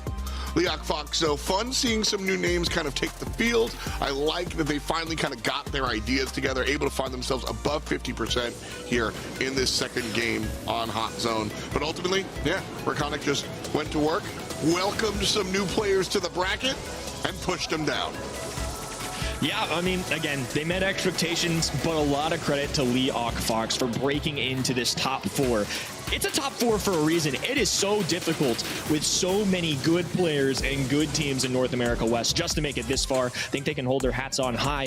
They made it to broadcast day. They got it successfully done in the top 8 stage in the monthly qualifiers. This is a team that, you know, in the future, this is a building block. If we see them again, maybe next month, next year, whatever it is, we'll remember this and say, hey, that was at least showing up once, gaining some experience, and maybe we see a stronger showing from them. I hope they learn from this, stay at it, because we always love seeing these newer teams in Brawl Stars. Yeah, for sure. I mean, that's what that's kind of what I was getting at when I talked about that last one. They actually were able to get, I think, 59% versus Reconic on that last hot zone, and we saw a play work. We saw what their idea was. You know, push forward as a unit, take advantage of the max, and they did that. So some good tape for LyokFox to kind of take home. Tadier, Ojeda, Gary, and the squad coming through. Welcome to the bracket. Monthly finals is a little cutthroat. Shine, Chepo, Frixie. Chepo is your MVP. The flank max working out. Reconic winning 3 in a row. Nice look so far. But I say so far because Reconic now find themselves in that grand finals, awaiting the winner for the bottom side of the bracket. And at the end of the day, the bottom side of the bracket might be, at least in this caster's opinion, the more difficult side of it. Okay, it's low-hanging fruit. Stamina Luminosity is definitely a marquee matchup, Kenny. Absolutely. And I'm not even going to ask your opinion on it because you're casting it next, and you're going to tell us how it goes. Stamina, LG, semifinal number 2, coming at you after the jump.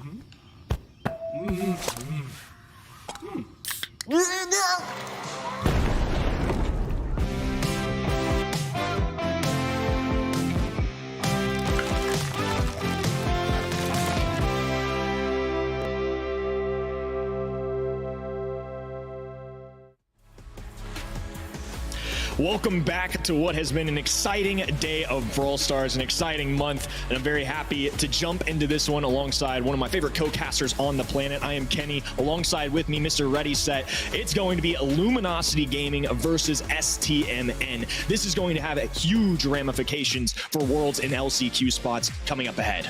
It's so wild to me that we have the privilege of seeing this in the semifinals, but also I think this could be a death sentence for one of the teams. So it's not so much a privilege as it is a punishment. I think that really what led up to this was Stamina during the qualifiers. They forgot to check in for one of their matches and got a little bit lucky with the quarterfinals matches, not having to go up against Luminosity or another strong team in the region, but now they still have to face them in the semifinals. So this is a really rough matchup for both teams. This could make or break the Worlds run. And we did a bit of the math earlier. I think Stamina has to win this month and they got to win next month if they want to go directly to Worlds, lest they want to go to the LCQ.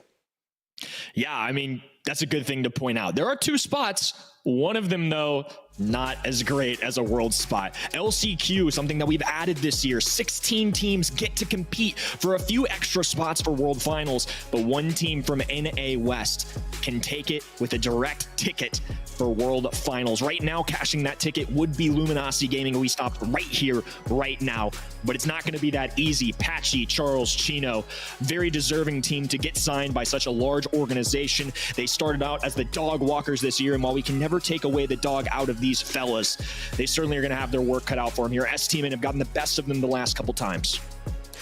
really a terrifying roster to ever be pitted up against. Luminosity Gaming, they were tearing it up earlier on in the year, and they're still doing really well. But Stamina, it seemed like they got their footing back and were able to take these guys down in the last couple of months. So my prediction was wrong last month. Stamina, they still got it in them, and they got that consistency back. Bobby, Sands, Czar with OG on the sidelines, of course, helping out. This is a scary, scary roster as well, and they're coming off of a couple of month wins in a row. Keep in mind, also, they took a very high placing at Snapdragon Mobile Masters, so they're coming off of a lot of consistent success. Yeah, consistent's a good way to put it, especially the second half of this year. Luminosity Gaming started out strong, 2-0 against this STMN roster. But STMN have been around for a long time, and it feels like they're a team that has improved with every passing year. Same can be said for Charles and the fellas. I mean, definitely want to point that out, but the highs have been a little bit higher, of course, for STMN. ESL Masters, very successful. We casted them in San Diego at that live event, very successful. I feel like STMN are the team to beat in this region, despite the 2-2. It's hard to forget what they've done at Masters and what they've done at these in-person events, and of course even online for BSC as well. Again, they have 2 Grand Finals wins of their own, so this one is going to be huge for deciding how each of these teams are approaching mentally this last month here. To think about all the preparation that's going directly into this very first matchup. There was no anything leading up to this except for the qualifiers, which are a couple of weeks behind us at this point. A lot of the predictions now going to the side of Stamina, which I can't blame you for, especially since they 3-0'd Luminosity, I believe, in the last month, if it wasn't a 3-1. But I do know without a doubt that it was a fairly quick win for Stamina, and that says a lot considering the dominance that Luminosity had in those last several months leading up to this point. Yeah, yes, sir. 3-1 last month. Pretty convincing stuff for STMN, especially as good of a Luminosity roster as they have. Not the easiest thing to do, getting a win against them tough enough, getting a 3-1 victory, making it a little more convincing. Something that's going to be tough too. STMN at the desk. We all 3 selected them. We're riding alongside Chat in this spot. I definitely don't blame people for picking Luminosity Gaming, though. It's a very strong roster, one that I certainly wouldn't want to play against, especially in a semifinals appearance. But one thing, again, that I did not expect, this is the second time now recently I've called it out this broadcast. A Mr. P first overall selection. Again, Mr. P solid. Not surprised to see him. But as a first overall pick ready, it's a little surprising to me. Same here. I mean, this is one that is, of course, surprising, a little bit jarring, but the more you start to think about it, the more it makes sense. We're looking at Gold Arm Gulch. If you're able to enforce sort of a slow game, one that doesn't go too quickly, then Mr. P's lack of DPS doesn't seem to matter as much, and the spam of those turrets, all those porters constantly flying out, will maybe overpower things. Though STMN does have the advantage of having that last pick, so they might be able to pick something that breaks this. Daryl, now the selection from Luminosity, could be difficult for Stamina to counter. He's a pretty strong brawler, and we've actually seen Luminosity kind of pioneer the use of this brawler, or at least winning with this brawler on Gold Arm Gulch, so we'll see. They've still got it. They got to find something good to accent it as well. No Gus for them to work with. Stamina, I think, with their Gus can get a pretty beefy tank as well to contest the Daryl when he rolls in.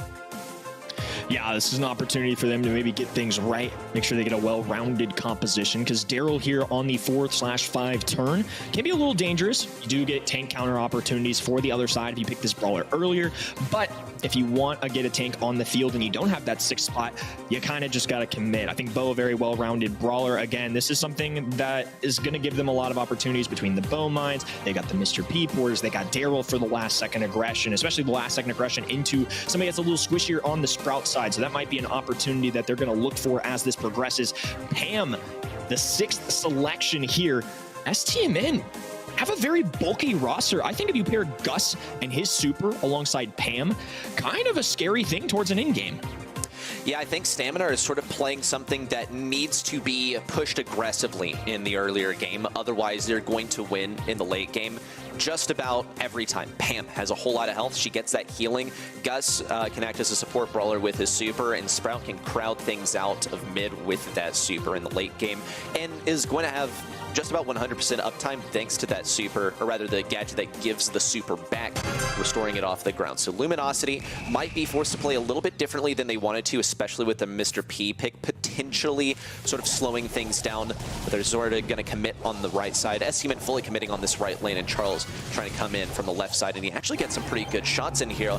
He'll be able to get that super relatively early on in this game. Got a little nervous there for Czar, but some good footwork there is going to keep him alive. Patchy forced to roll away now as well. Bobby Sands pursuing this, cut off there as well. So Charles going to be on the second half of this map, while Patchy left all alone up top. But with more HP, Sprout not necessarily going to be able to get those quick kills. They're going to focus Chino and Charles instead. The Bowmines bailing them out here for a moment. And now Chino and Charles, a little more breathing room, a super going down on the field too. But as this progresses, I think they've got the health points to kind of deal with these porters pretty well. Sands, though, needs to be careful. A couple shots being landed there. STMN now clustering together as the storm starts to close in. Nicely done by Luminosity as they managed to prevent Sands from getting the porter down too early. It is going to fall now, and Charles does have another one to go. Czar just barely alive. Sands also trying to crowd things out. 1-2 kills, and Chino's just looking for the super without feeding too much to the enemy team. He's not able to recoup that towards the end of the round, and it goes the way of Stamina. Not a super in sight for Stamina. Luminosity now rolling up once again, and maybe quite literally as Patchy has his super ready. Charles also has that super ready to throw down. Wants to keep it away from Sand so it's not super vulnerable, but still affords them a bit of pressure with a constant barrage of porters. They have to be really careful about where they place these porters too. I mean, Sprout can lob shots over a wall, so certainly something to keep in mind. Similar approach to what we saw in round number 1. Sands cutting off the middle of this match. Patchy gonna be left all alone up top, and it's Charles and Chino down low. This time though, a little assistance from the porters from beyond. Sands, bottom of the map now as each side looks to get some strong footing. The closer and closer this gets, that storm closing in, the more control of the mid that they're going to want. And right now, that's favoring STMN. Sands still gradually closing in. Got to restore a little bit of health, and he's also got to keep his distance from Patchy. He can roll a pretty sizable distance. Sands has the super, though. Bobby going to pop it on himself. Czar now coming around the left side with a scrap sucker. Big damage on the Charles, but no takedown just yet. The poison sneaks up on Charles from behind and claims his life. Chino also falls in the poison, and Patchy fights for his life, but to no avail. It's game number 1 going to STMN. We started to really see why that STMN draft goes so well for them. We see Gus, who can throw down a shield, extra almost 4,000 HP. We saw a moment there as well where Pam started to get really aggressive, had a ghost on the ground to pick up for some extra health points, has a healing station available, already inherently as a brawler, has so much HP. So I think this composition can be quite well, not to mention too, Pam as a final selection does really well into Daryl. Back in the good old days, especially early on 2022, the Scrap Sucker immediately eliminates shots from that shotgun brawler, so especially at a distance, Czar, a great answer into Daryl. Loving this composition from STMN more and more as we see it played out. And it looks like he's trying to get in that aggressive position once again to sap away enemy shots. He's going to require the pinching abilities of his teammates. Big roll from Patchy. Bobby forced to pop the super. Gets basically no value off of it. He will be able to get a bit of damage on Patchy, who's largely pinched out. The final shot coming in claims his life. And it's now a 2v2 once again. Sands also is losing some of these walls to the mines placed down by Chino. The porter also still up, going to pose a bit of trouble for Bobby, as he's going to be forced to routinely eliminate these, power up that turret as well. Just wasting the shots, sapping away the ammo of Bobby and Sands, as Charles and Chino now seek to pinch them. Big damage in though. Bobby still just on his last legs. Charles is going to go for it, but he falls to the effects of the super, and now it's the 1v1 between Sands and Chino, going in Chino's favor. Round 1 goes to Luminosity. Well played, the Luminosity Gaming, putting one up on the leaderboard here, so a round going in their favor. I think it's going to be very circumstantial. I think if Patchy can get some nice isolation plays going against somebody like Sands, maybe against Bobby without a super, but if Bobby gets a super again, he's going to almost double the amount of HP he has at the snap of a finger. Czar, somebody that they don't want to necessarily roll in on, so I think for both sides, it's going to come down to a lot of good shots, making sure that they're not in a bad positioning going towards those in-games. I think those bow mines can really help Luminosity maybe step forward, put some pressure on STMN to close things out. So supers all around, oh so important, especially when you have one life per round. Stamina is certainly playing this safe. Bobby's holding on to that super. Maybe waiting for Patchy to roll in before he decides to use it. Patchy already knows what that reaction is going to be when he rolls in too. So he needs all the assistance he can from his teammates. Now rotating towards bottom, likely going to try and get a roll on Sands if he can, hoping that Sands gets into the suboptimal positioning. Now rotation over from Czar, and the roll from Patchy. First target, the turret. Now Czar getting pinched between Charles and Patchy, but Charles is the first to fall, and Patchy just hides for his life around this cactus. Overgrowth comes in at the perfect time, and Chino and Bobby got to fight this last one out. The Brawl is on, the shield is up. Could be an easy takedown for Bobby, but Chino responds with arrows to the face, and the response is here. A game victory for Luminosity. Couple big moments for Chino here. The bow shots prevailing. Well played there. The mines making things a little more hectic as well. I mean, even though Gus had a shield, he's not really known for the amount of damage he does. And being in a close situation where Bo can throw down several arrows with rapid succession, I think Chino might have even been a favorite in that spot. I don't think it's easy for either side. Getting them there was the issue. So STMN, I feel like, is a team that they can't put themselves in these one-on-one in-game scenarios. Maybe if it's Pam with a healing station or something, but Gus, Sprout, not gonna have the easiest time in one-on-one situations. Sans though low HP. Daryl getting picked up here though, despite that. Well played, and now STMN right back with the lead. Objective of survival now completely out the window for Luminosity, it looks like, as they're just trying to get these supers while not feeding too much to stamina along the way, especially not Czar. His super is going to be the most difficult to get. Sans practically gets it for free, only has to hit 4 of those shots to get a super, so long as he's running the supercharge gear. Charles and Chino still assuming positions, looking for those damage.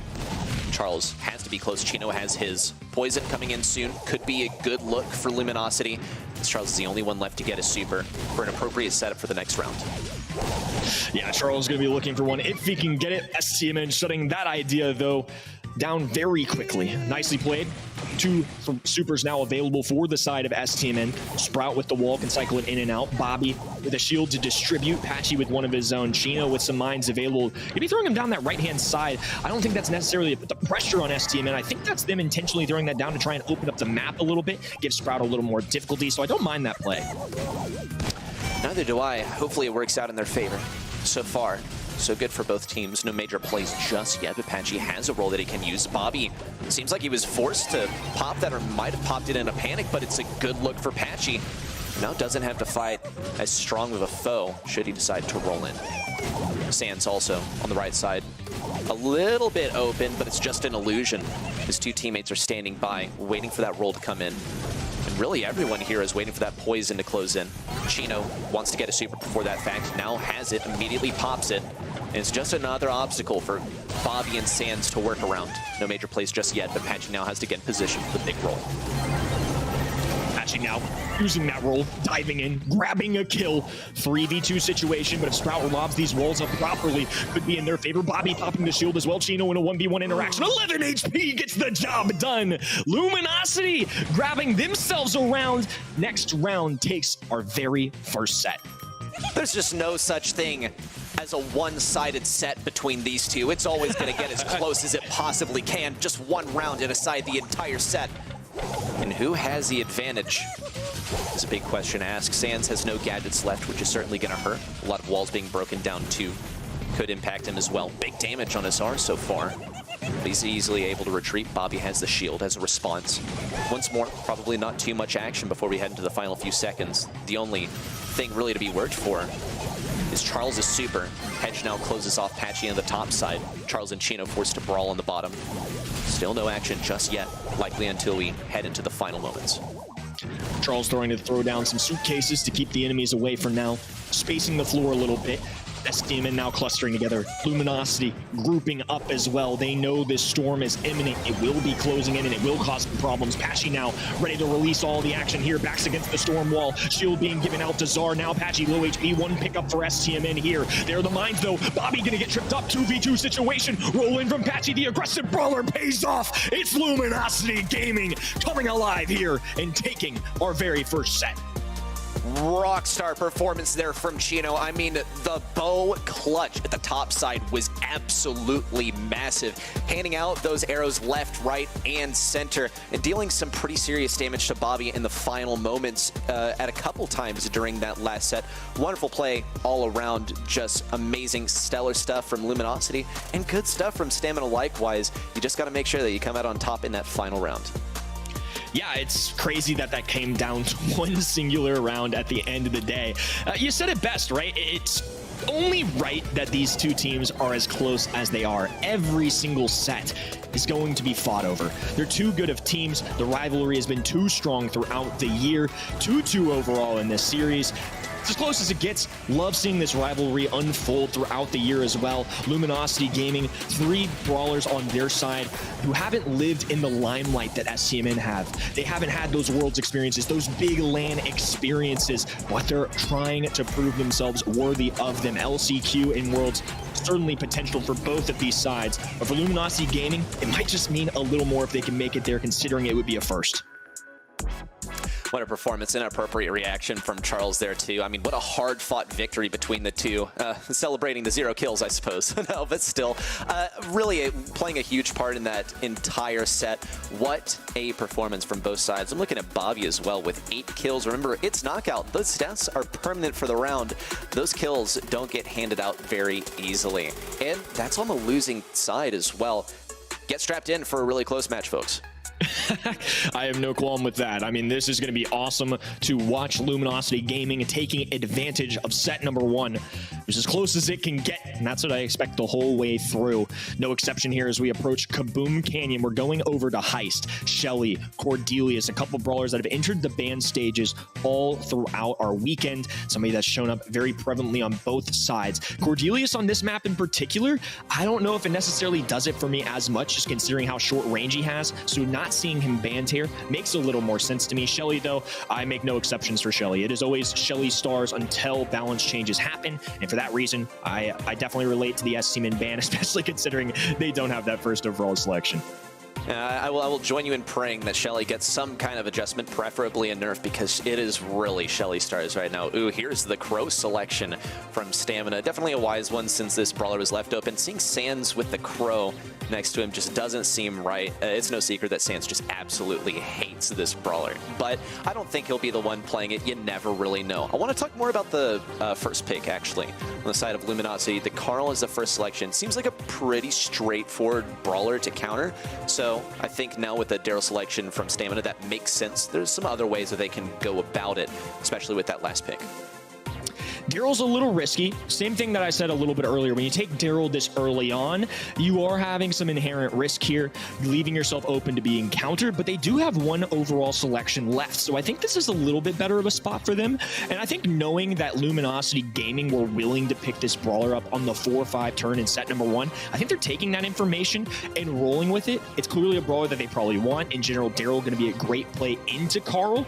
This is a little longer ranged of a map, and Tara, I think clearly a brawler here that's not going to get played too frequently. I think more selected for what we see on the other side with the Daryl. The pets, of course, can pile up some damage fairly quickly, especially on early on ladder. This is a brawler that I feel like I see all the darn time on Heist.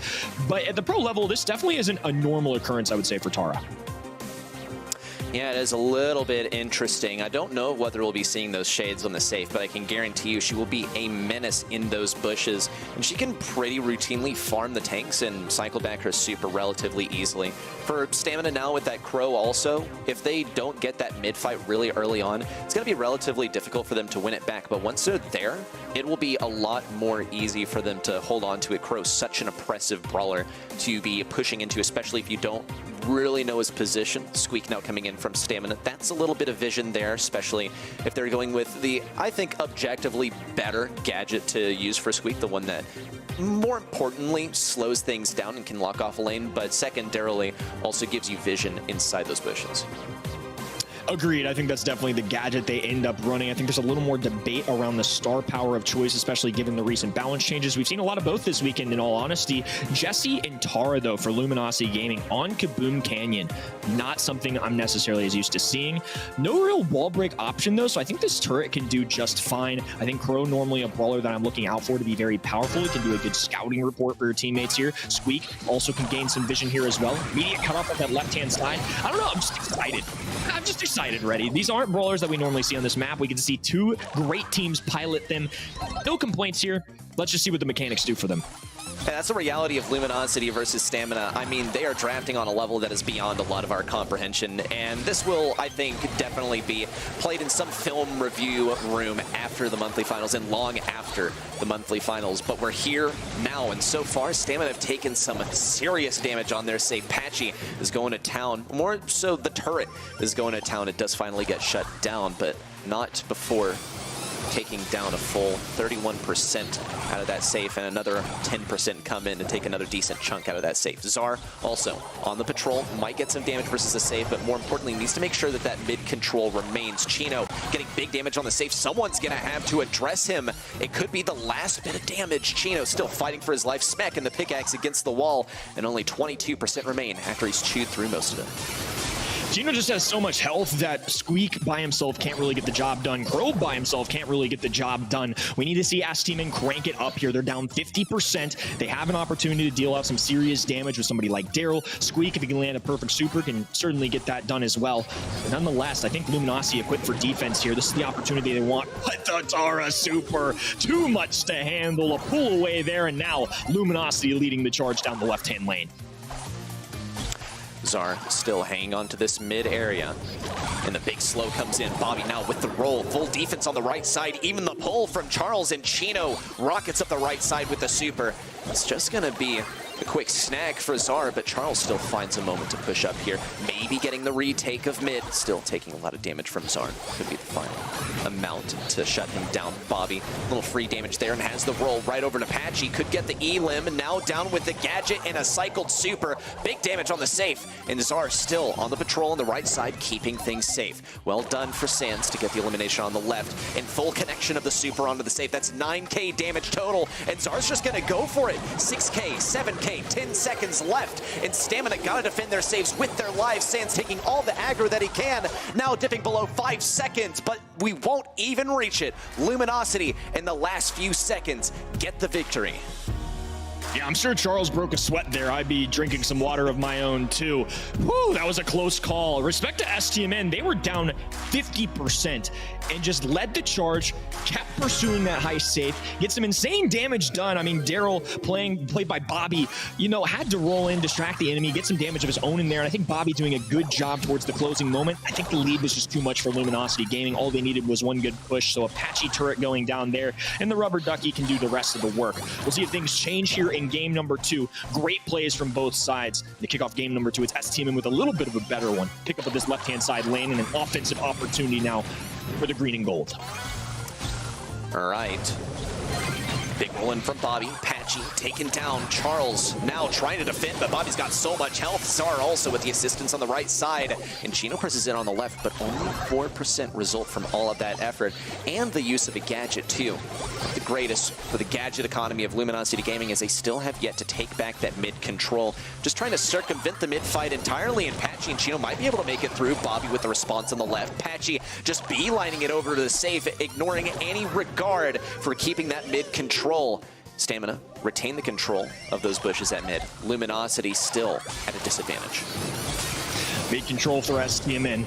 Small lead as well. Roll in from Bobby, taking some serious shots to the enemy side. Charles does have a super available though, and the reign of Bobby's terror will be ended there for a short moment. Zar and Sands though, still alive and well in the mid here. Patchy, Charles, Chino, trying to inch their way up, but it's hard to come back when Zar, Sands can cover so much of this left and right-hand lane with their shots, the daggers from Crow, or the squeak shots just circulating around that side. A big jump in, Bobby with a nice gadget, 4,800 being dealt, nearly perfect there from him. And now the roles are reversed. It's about a 50% lead, this time for STMN. Ooh, potential opportunity for Luminosity. Get back that mid control and 40 seconds left. Seems like it could be plenty of time. Sands and Bobby have to be wizened up to this reality on the right side. Big damage from Charles in the takedown too. Little slowing action onto Charles. He's going to try and dispel this, blocking off some of the shots. One connection on a Charles. It's going to be it. He needs to rotate over to the left side, or at least just get over to where Bobby is. And Chino on the right side seeks cover. Now, 20 seconds remain. Big roll in from Bobby on the left. Could be a takedown, but not quite yet. Chino still on the patrol, looking for an angle to get in on this safe, and Patchy throws down the turret. Sands has to defend. Any defense now done on Luminosity's side. The clock's ticking down, and so is the percentage, just 2% left, and Luminosity steal it right out from STMN's feet. The rug pull is here, and the set victory is 2. That's a big moment for this match. When the roles were reversed, Luminosity got the job done. And Charles, you can see it in his eyes. That man is cooking right now. He is pumped up. 2-0 lead against STMN is a huge deal. This is a team that I will never count out. They have made reverse sweeps happen. They've made miracle runs happen. but it's gotta feel good if you're Luminosity here, knowing that you just need one more set over STMN. Hey, I mean, I wouldn't really sweat it if they were on their side. However, those are some really close finishes. I mean, look at this one from game number 1. Look how close this was. Luminosity coming in for the final damage, and STMN, wow, they've gotten it down to 4.4k health. And what a lead statement ahead in game number 2 as well, where Luminosity, they got that mid victory back. Once Charles was in position on the Tara, it was simply game over. He had the super, he was in mid, there was no way Bobby was going to get past him without getting taken down and pretty much just getting churned up and turned into yet another super for the team. You can see it, Charles, there. He said, let's go. Big claps going down. Love to see the excitement. I mean, these guys have played this game forever, and they still have the same love, the same passion, the same feeling whenever they get a nice victory there, especially in that fashion. 8, 8, and 6 for the left-hand side. However, my man Sans, 13 kills. Way to pile them on. That is the Squeak grind set, my friend. 13 kills. Get used to the new meta here. He's just such a good brawler right now, but it's not quite enough to get you the victory because, after all, safe damage is the objective here. But Bobby and Zara really putting in the work, too. I mean, you saw those rolls from Bobby, and you saw Zara getting the not too often seen crow jump up and down on top of that safe, locking in 7k damage each time he was able to accomplish that. Could see the crow make a reappearance here on Hard Rock Mine. I wouldn't count it out, but it is kind of unlikely. Much different game. Get to slow down the pace now. Very interesting map to go for set number 3. Not a situation that I expecting, and I'm sure most of the casting desk not going to speak for you fellas, but weren't expecting either. 2-0 lead for Luminosity. STMN have looked fierce in this second half of the season. Bans coming through. First overall selection going to be 8-bit. Can't talk about it enough. Love this brawler on this map. Colette, an opportunity to try and counter out the 8-bit coming in here for Luminosity. This is not one you're going to see very typically on Hard Rock Mine. Colonel Ruffs, however, one you will see much more frequently. Can power up teammates, bounce shot on those lanes. No Shelly, no Cordelius, no Crow. And on the other side, no Mr. P, no Tara. I believe the final one was a Squeak there as Sandy is selected. Would hate playing into a Squeak in this situation. I think a much more, we'll call it a normal draft for STMN so far. It's 8-bit and Sandy. Sandy, of course, going to be playing the lane. 8-bit going to be working that turret, trying to charge up a super, dropping it down, and using some of these walls to kind of block for him. To use 3 get-out-of-jail-free cards a game. So interesting stuff, Reddy. Let me know your thoughts on how you feel about this start, especially now that Rico gets picked up. Yeah, this Rico is always a fun one on Hard Rock Mine. I like the Rico on Hard Rock Mine. It's an absolute classic pick over here. Only problem is that sometimes counter to Rico is try and not play his lane.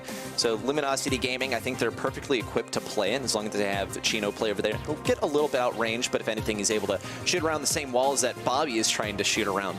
We'll see how they approach it, though. If anything, also, it's a tank counter, and Luminosity have their options a little bit limited by this. Let's also note they haven't picked the mid, and yeah, this is a very untraditional approach. Their mid might wind up being Chino, and they have Patchy run down the lane.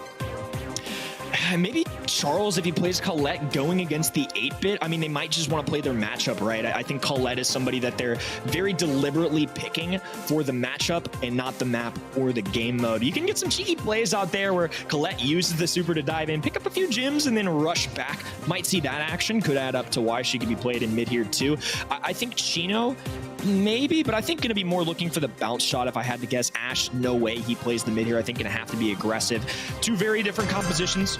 I think we're going to see STMN with a much more normal, something we're used to seeing here. But on the other side, Luminosity getting a little innovative here, trying something a little new, and a few big shots going down for Chino here. Again, 8-bit has so many health points ready, so every shot from Colette really going to be hefty into Bobby. Yeah, seriously good call out here because Colette is a pretty hard counter to 8-bit, big damage into. Wow, how's Chino able to get that on the return? Bobby made the mistake of walking right back into the path of Chino, it looked like. That was crazy precision there from Chino. However, Bobby's still able to get that very first super up. He'll be able to very safely come out and get that gem, and Chino might be a little bit more guarded about when he goes for those supers in, as Bobby's able to teleport back and return the big stuff from Zara as he beams things across the field. Chino falls. Sans also tries to pile on Apache and does get some good success at first. However, things get reversed on him too. Luminosity Gaming sitting high and dry with 6 gems. Chino still trying to lock in the damage versus Bobby, but the first super comes in from Sands, the Sandy aficionado. Now Sands can take advantage of the invisibility as well. Bobby creeping forward, establishing a turret on the ground to take down the Chino here too. The primary gym carrier for the blue side is Charles. There's only 1 gym being dropped. It's right in the line of fire for Bobby though. Chino more than worth taking it and just running with it. Patchy though, approaching this left. It's going to be interesting to see him creep up here. STMN now grouping together, playing it a little safe, and they've really brought themselves back into this one. A nice gadget from Sands, a nice kill as well from the team. Chino needed that one badly, but Czar simply hitting all of his shots there. It's really coming together here for STMN, who now take a 1 gym count lead. It's a very challenging game, I think, for Patchy on the Ashe because he is able to run it down as you do with Ashe, but it looks like Sands is always trying to stay on that lane. He knows he'll be able to get free supers off of the guy. Takes a little while to charge up, but once you have it, it is serious stuff. Now, with the Sandstorm down, no visibility on Bobby. Still can get some taps in, but keep in mind that the vision gear does not affect that super anymore. A big stun from Sands, still not enough to send things packing. Some good ricochets from Ricochet on the right side. Czar now with the takedown. Chino tries to pick up the pieces, and Czar still playing keep away, keeping all of these gyms at bay. STMN just barely behind. They're able to tie things up now as they equalize the scoreline now, getting a countdown for themselves. Countdown for themselves, invisibility on their side. They have a turret option as well, and now a 12th gym in their pockets. A kill is necessary, but Chino all the way on the other side. Bobby hanging back, relaxing. The STMN needed this one. Lead in this set, but a long ways to go if they're going to come back in this match.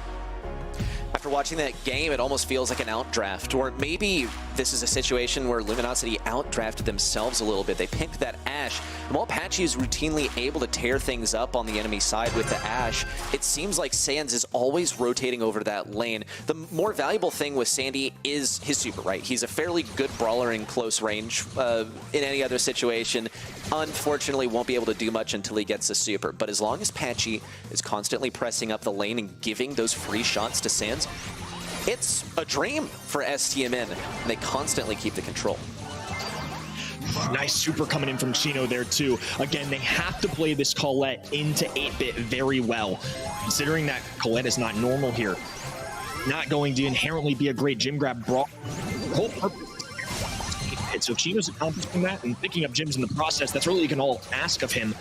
All things considered, like you mentioned, it is an interesting draft to say the least. This is a very Luminosity draft.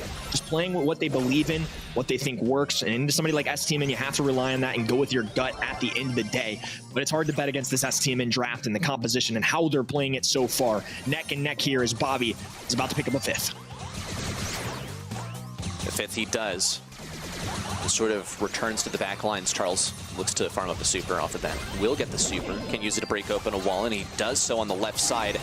Will make it a little bit more tricky for Czar to play that lane if he so desires. Could also provide some good resistance versus Sandy. 1-2 shots on the left side sends him packing. Even gets a super for Sands. And this is going to snowball for STMN. Sands will be able to get a super back more easily. Can even sneak in those bushes on the right side. Now, Charles already knows he wants that position, but Sands, he's just running it down. He runs straight forward, even gets the stun onto Charles and sends him to an early grave, too. Chino lurks in the back lines with 7 gems. Just barely under the count of stamina so far. Might have a rough time getting rid of this turret. Patchy's trying to close in around the right to afford them some space. But stamina now is just 1 gem away. A little theft of the gem from Chino. Patchy presses forward, but to no avail. That last gem's got to be going to stamina, and they run it back with the countdown. Big control, gym count, and a lot with Bobby here. Needs to be careful though. Super 570 HP. Didn't have a turret to teleport back to. 7 seconds to go. Luminosity need to close this out and quickly. A super being fired down the side by Czar. Zan's picking up a kill as well. 10-10 overall. They get the job done. They hold STMN back long enough to where they at least can reset this countdown. Same situation. Once again, STMN with a count. Good shots from Chino a moment ago, and a nice snipe of the gym, too. He's just keeping them in the game with these supers. But as long as no one's feeding them to him, he might have a rough time getting them back. Good shots from Bobby, but not too many of them make contact with Chino on the right side. Patchy is an absolute beast, taking down Czar, even in the midst of that flurry of an entire super. Luminosity now with 13 gems. Patchy trying to approach Bobby. He teleports away. Patch now in close range versus Czar. Almost gets the kill, and he's left with just a bit of health left. Luminosity on top with a 13 gem lead and the game victory. Wow. I mean, that came down to probably milliseconds, to be honest with you, Reddy. You know, we had one more gym that could have spawned in the mid, but as the clock expired, I think STMN at that point were pretty committed. They throw a couple brawlers down where those gyms spawn, and just nothing came out in time. Needed a kill, couldn't quite grab it. And now all of a sudden, Luminosity Gaming, in our second to last month, with a match point on the third set against STMN. I'm shocked. Chino making a big play there too is only going to make this more difficult if you're the STMN side. The Stamina still are fighting for their lives here. We'll get a few gems. Luminosity 0 right now, but 2 are perfectly positioned on the left side. Patchy also quietly sneaking up on the left side. Sans looking to take advantage of the positioning, get a free super for him and the team. Still nothing just yet. Kind of rotating over towards the back right. Maybe looking to take the lane versus Charles instead because Patchy's playing really, really patiently. And Sans might not be willing to go up against that. Patchy now with the takedown. The back line's another one on the Bobby, and he's going to get to run away. An entire team wipe. And Luminosity Gaming just need this last gem to spawn before they get to run away with the countdown. Major moment for Luminosity Gaming. If they take this game, they take it all. 13 seconds ago, a massive super going down for Czar, but Patchy has so many health points to work with. Sun going down as well, clock being reset. Chino there to grab all of these gems. Not enough in the mid. A kill is necessary. Chino going to be popping that gadget here. 10 seconds ago. Bobby going to be forced to laser down here. Patchy, though, cleaning things up the garbage. And Bobby knows what's coming. Luminosity Gaming, when it matters most, when the rivalry is tied, shine the brightest here. GG's. On to the next one for STMN. We're going to have to see some 2022 clutch stuff from STMN once again going into our final month. Luminosity, an absolutely terrifying team after taking down STMN in just 3 sets. There's some darn close sets, though. I mean, with the exception of Heist, each game there was close, but it didn't quite go to the 2-1 that we saw in all of the other ones. To match point and Stamina, try to hold on, but it wasn't quite enough. What inventive drafting from these guys. I mean, picking up the Colette a little bit earlier on, wasn't quite clear that that was going to be the mid. And Stamina, they tried their best. And honestly, the Sandy looked so good for the entire set. It was the last set, really, where I believe we saw Patchy more frequently take on that Rico lane. And with expert positioning, good mechanics, good movement, he was able to push through. He was able to fight through all of that. I mean, just watch that super come out from Czar, and he's still able to persist even through an entire Rico super. Just remarkable and absolutely deserved. You know, on the scorecard, we see 2 3-0s for this region to start off the day, but this one feels so different than the first one. STMN were in there fighting the whole time. I think they deserve a lot of respect. I still think this is a team that is going to have a great shot in LCQ spot, at a world spot, etc., etc. This is a team I'm looking out for the whole year, but for Luminosity to get a big win in this moment, a huge deal for these guys. You know, the mental going into this next and final month is going to be very different for these two teams. Depends on if Luminosity, of course, wins in the grand finals coming up here. But nonetheless, STMN now facing an even bigger deficit. 6-5-6. On the other end, though, the kill category, all STMN. Sans, like you mentioned, rocking the Sandy, doing a great job. Czar with the Rico popping off there. Even Bobby keeping up with the enemy side. But it's the game mode you got to play, and Luminosity just happened to play it a little better. Simply that, and the draft especially just blew me away from Luminosity. Chino, the MVP. This guy was rocking that first set. I mean, had my eye on him the entire time.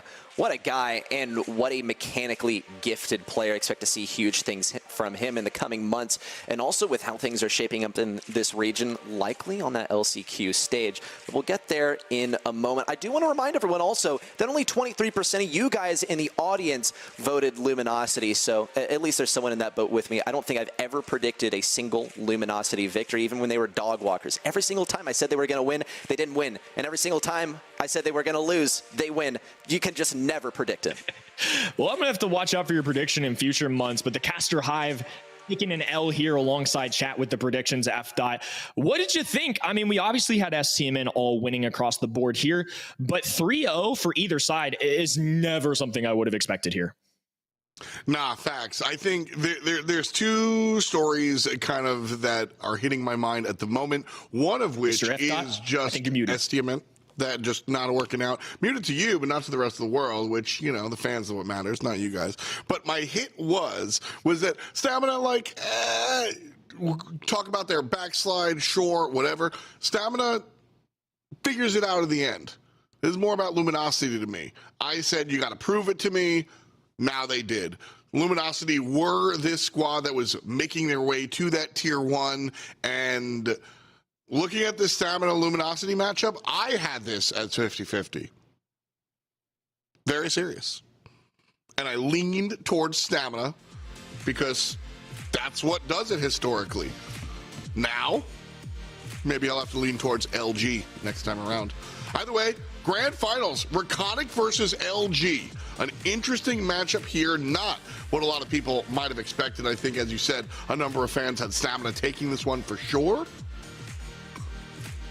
But yeah, LG, strong players in their own right, made a name for themselves, spent a year or two kind of walking the dog, and now they're running with it. All of us are incorrect for semifinal number 2, which means all of us are incorrect for the grand final. Kenny, if I give you a chance to change this, do you go Reconic, Luminosity, and I want a percentage as well? Great question. You know, obviously STMN not in it, so if I have to switch here, it would be Luminosity Gaming for me, and I'm gonna go, I feel like a 70-30. I think Luminosity Gaming deserves some respect in this spot. Let's you know, percentage is fun to like kind of play in the abstract. Let's get down to brass tacks. Let's talk realness. Best of 5. How many do we see on each side? 3-1 Luminosity Gaming. Okay, all right. I think that's accurate. I think that's probably how I feel as well. Ready, Set will give you a chance to kind of comment on the overarching matchup in a moment. But first, I want to drill down and really talk about these squads individually. So when we look at Reconic, these are the guys that have earned their way here as far as the top side of the bracket. LyokFox, not the strongest of competitors for Shine, Chepo, and Frixie, but they got it done, and they did exactly what they needed to. I think on the one side, Ready, Set, you didn't exactly get top-tier practice on your way to the grand finals, so there might be something to be said about Reconic just not being as warmed up as LG on the other side. No doubt. I mean, I think that's absolutely a thing. I also know just how things generally, or the way things generally work is that Reconic would have been scrimming, sort of getting themselves warmed up for this match in the downtime while Luminosity and STMN were playing. I'm putting this one in, sorry Shine, in company, but I think it's a 3-0. I think that this one's really just that dominant for Luminosity. I think that they have unparalleled intuition when it comes to the drafting in this game. Okay, draft on the side of LG for sure. Reconic did show us some interesting things as far as their draft is concerned. Straight up, Chepo plays weird stuff. That's really just kind of my headline there. Kind of always has and still does. And so that certainly throws a monkey wrench into your equation if you're on the other side. Patchy Charles and Chino, though, this has been one of my more exciting teams to watch as of late.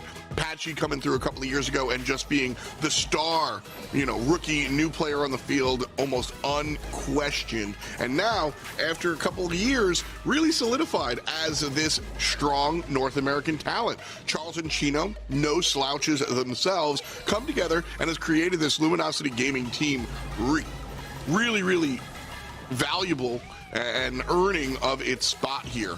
I think taking out Stamina is a big deal in the semifinals, Kenny, and now coming up here in the finals, this is their moment to shine.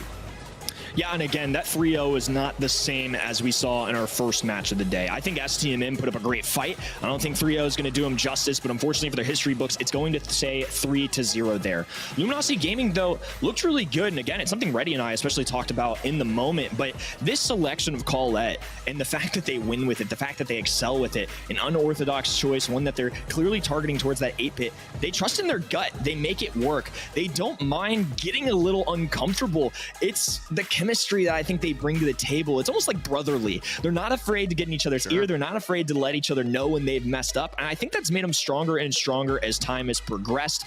And a lot of those reasons combining why I think Luminosity can get it done here. That's a big deal for sure. You got to be able to kind of internally have those conversations.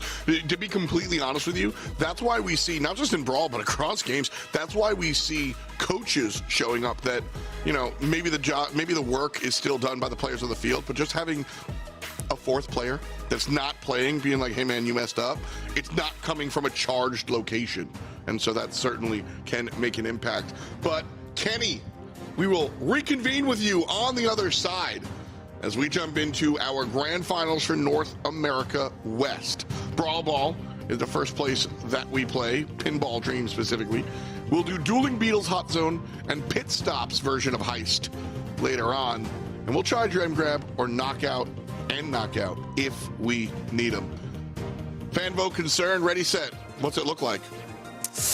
Oh, man. I mean, I think a lot of people putting their chips on Luminosity Gaming out here. That's what I'm predicting. Reconic Esports, of course, very skilled team. They're going to go with that Crow first selection, probably trying to slow down aggression from Luminosity Gaming, because Luminosity, they can be really, really proficient with that sort of let's run it down style of gameplay, and Reconic don't want to end up folding to that. So why selection of the Crow to boot? Need a selection from Luminosity. This is one that I've seen actually crop up a little bit in the ban phase, not so much in the pick phase because, well, she just gets banned out so often. The Willow is actually terrifying when it comes to Luminosity Gaming. We've seen this in previous months, just how scary it can be. Yeah, Luminosity, this was very funny. As soon as Willow hit, like, Brawl Talk came out and everybody was like, oh, Willow MC into scoring in Brawl Ball. And nobody did it. And then LG did, like, months later. LG, just last month, won a lot of Brawl Ball by playing Willow and mind controlling the last defender over and over again. We saw it multiple times. So, yeah, man, LG just going, well, I guess we're just allowed to do this. And so because of that, they're going to go ahead and grab that Willow. Reconic on the other side. More classic selections here. Crow, Stu. This is how you play Brawl Ball since day one. You know, very, very standard textbook approach. And the Primo even, you know, Primo not number one on the pick list, but kind of standard, old school, just textbook Brawl Ball. No doubt. Now B selection from Luminosity Gaming, obviously going to be the mid brawler here. And Reconic Esports NA have to decide who they're going to put on that lane. It's really a toss-up between Stu and Crow. Both of them are going to be significantly outranged by B, but it's still very, very playable. Both of them have very fast speed to work around with. Also, one brawler is going to have the misfortune of playing into the Nita, an anti-tank brawler, one that can throw down that bear, block up a lot of your shots. Going to be tough for Stu to fight through. And then Patchy also able to fire over the walls, able to get the mind control too. Could be troublesome. I'm expecting at least one really hairy situation where Patchy has that mind control and Chepo's the only one blocking off the goal. Maybe a super interaction from Chepo, maybe a super interaction from Patchy. We'll see if anyone gets hit by it, but for now, no serious progress just yet. Frixie's actually pushing up quite a bit, and Shine's playing a cautious game. Just need to get that first super to break down the wall on the left. Patchy gets the first kill, taking down Shine. Chepo going real deep, and honestly not getting much for it. Brings Chino down relatively low, but Charles really, really handled the Primo on the right side. That lane definitely went in Charles' favor. Charles obviously playing the best Nita skin, Shiba Nita. Chepo jumping on in, landing on Charles, knocks up one. Shine answers though, and so not a team wipe. Reconic though do get the ball outside of their corner, answers back into the neutral. So Luminosity early stages were able to make a step forward. Reconic's turn winds up doing the same, neutralized at midfield. Patchy has the mind control too. It could be a dangerous game if Reconic Esports let this fall back to their goal. Here's the wall break from Shine, chaining some of those supers too. Big one from Chepo, the pass up. He might be able to walk it through, but Charles receives it at a miracle play. Frixie now has to get the pass over to Chepo. Could get mind control. There's a snipe through Chino, and Patchy now out of a super. Unfortunate poising for Luminosity Gaming now as they start this pitch with no super for Willow. You know, I expected Chepo to have a hard time here, and he is on the right side. Team fight time is all fun and games. That said, Luminosity having all the fun in the world. The play just sort of happened. There wasn't a development. Shine, I think, fell down, and then Luminosity just walked it in. That's what we're talking about. Luminosity, doesn't even matter what hand they're dealt, they can still just run it down, and they might seek to do that once again. Chino has a super, could try and snipe this around Chepo. He's thinking about it, but he ended up having to pass that away. Great jump in from Frixie. Here comes a slow too, but Patchy and Charles are still alive. He's got a bear to deal with now. Patchy gets taken down by Shine. The snipe around the left side from Charles with the super, and Luminosity Gaming take the very first game. Incredible snipe there. I'm still reeling from the one-man band play of the Primo. Enough to keep them alive for a hair, but not enough to keep them alive for the entire game there. A nice look, and we're back at it for game number 2. LG coming out of the gates swinging despite Chepo's heroics. Saying, just nice job, dude. We're still going to win. We'll see if Chepo is throwing around those super so willy-nilly again, because that wall being broken open is what led to that huge play from Charles. We'll see if it happens. Chino now has a super, hanging on to that ball still, maybe looking to slow an opponent. Patchy looking for the mind control. In comes Shine, but no pass over to the left side. Probably a bit of miscommunication, but it still might lead to a victory. Chino just barely alive on the last legs. Patchy now an easy pass in. Run down the clock a little bit while you're at it and throw a spray on the enemy side just to show, yeah, we got a touchdown. So I really like this matchup because this is really indicative of Reconic, who are a team slightly above middle of the pack, looking to ascend, and Luminosity, a team who, in my opinion, has just ascended to this top tier, so to speak. And Reconic are playing, you know, the Crow and the Stew, very, very standard Brawl Ball, and Luminosity Gaming trying some different stuff. Now, stuff that has become rather standard for them. Midfield fight. But you've got to lead the meta if you want to lead the leaderboard. And that's what Luminosity Gaming find themselves doing, and it's just one step forward compared to Reconic. They're very forward thinking, and I know that Reconic absolutely, oh my gosh, and it's good from Patchy, the game-winning goal, and Luminosity sweep through set number 1 with 2 games in a row. Already their first point up on the board.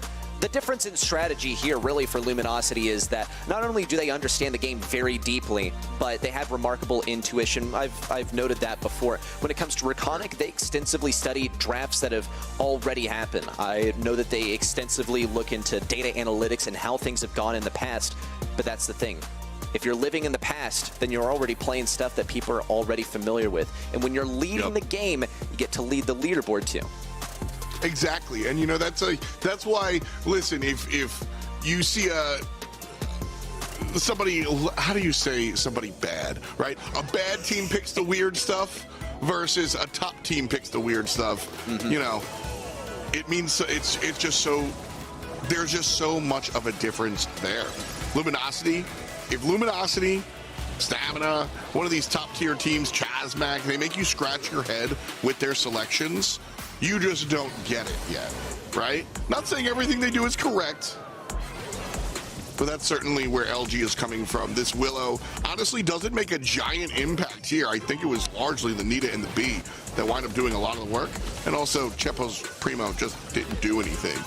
But Luminosity really coming through and just making it look like something they do all the time. 2 members on their squad above 200 DPS.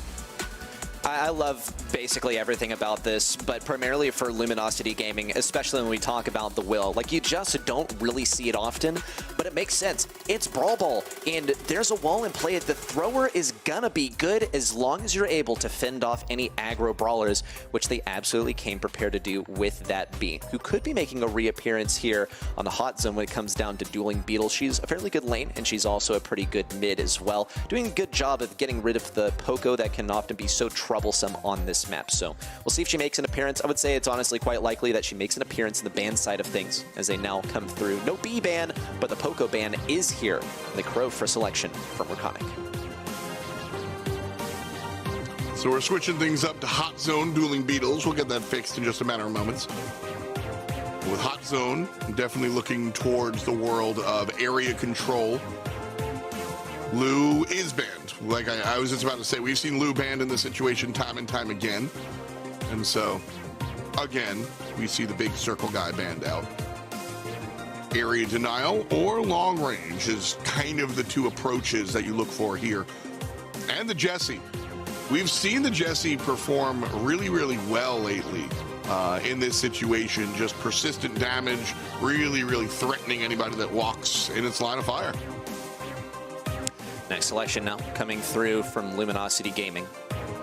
I'm anticipating a patchy Jessie here unless there comes through another really game-changing brawler. There's a Stu selection. I was about to mention, it was on the tip of my tongue. If you don't pick up the Stu, you can be guaranteed that Shine is going to want it. So that's one more safe brawler out of Reconic's hands. Shine's going to have to play something a little bit different this time. They also have the last pick of the day being, of course, Luminosity Gaming. So Reconic Esports needs to eliminate as many possible choices as they can when it comes to a final brawler that seriously shuts things down. I'm especially thinking about Sprout. Sprout can be very, very troublesome if you don't get some kind of counter to it. Well, Barley is going to be the throw of choice here for Reconic. The bartender showing up. And again, Reconic with a classic draft until the Sam showing up. And Sam has been real, real powerful this month, honestly, kind of out of nowhere. North America stepping up and selecting Sam a couple of times, and it working out a couple of times, honestly. I think it's very bold from Reconic, but I also think a pretty good shout for them. This is a similar situation like, okay, I picked the Gene because I want the Sprout, because the Gene counters the Sprout, and they're not going to pick it. Well, Luminosity Gaming with the early Jessie pick, I am now sort of realizing that this has I want the Sam written all over it. Jessie is a known hard counter to Sam, so probably a wise pick for Reconic to go ahead and pick it up, because often it can be a win condition. It is very tough to play into, even for professional players. The final selection now B. We mentioned her. Now she appears when it comes down to getting rid of this tank over here. I think also some of the walls will be broken open by Patchy, which will help them deal with Frixie on the Barley. So overall, wise selections from Luminosity Gaming. I think this draft sort of went how they wanted. Luminosity, I think you mentioned it earlier, but it's definitely something that I've been thinking about for at least a month or two. Just the level of composure.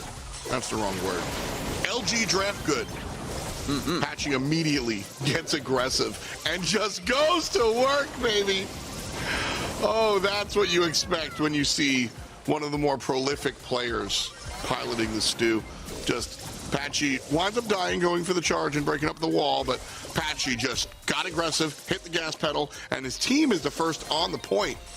But as spicy as that was, Reconic not only took it back, they have the lead.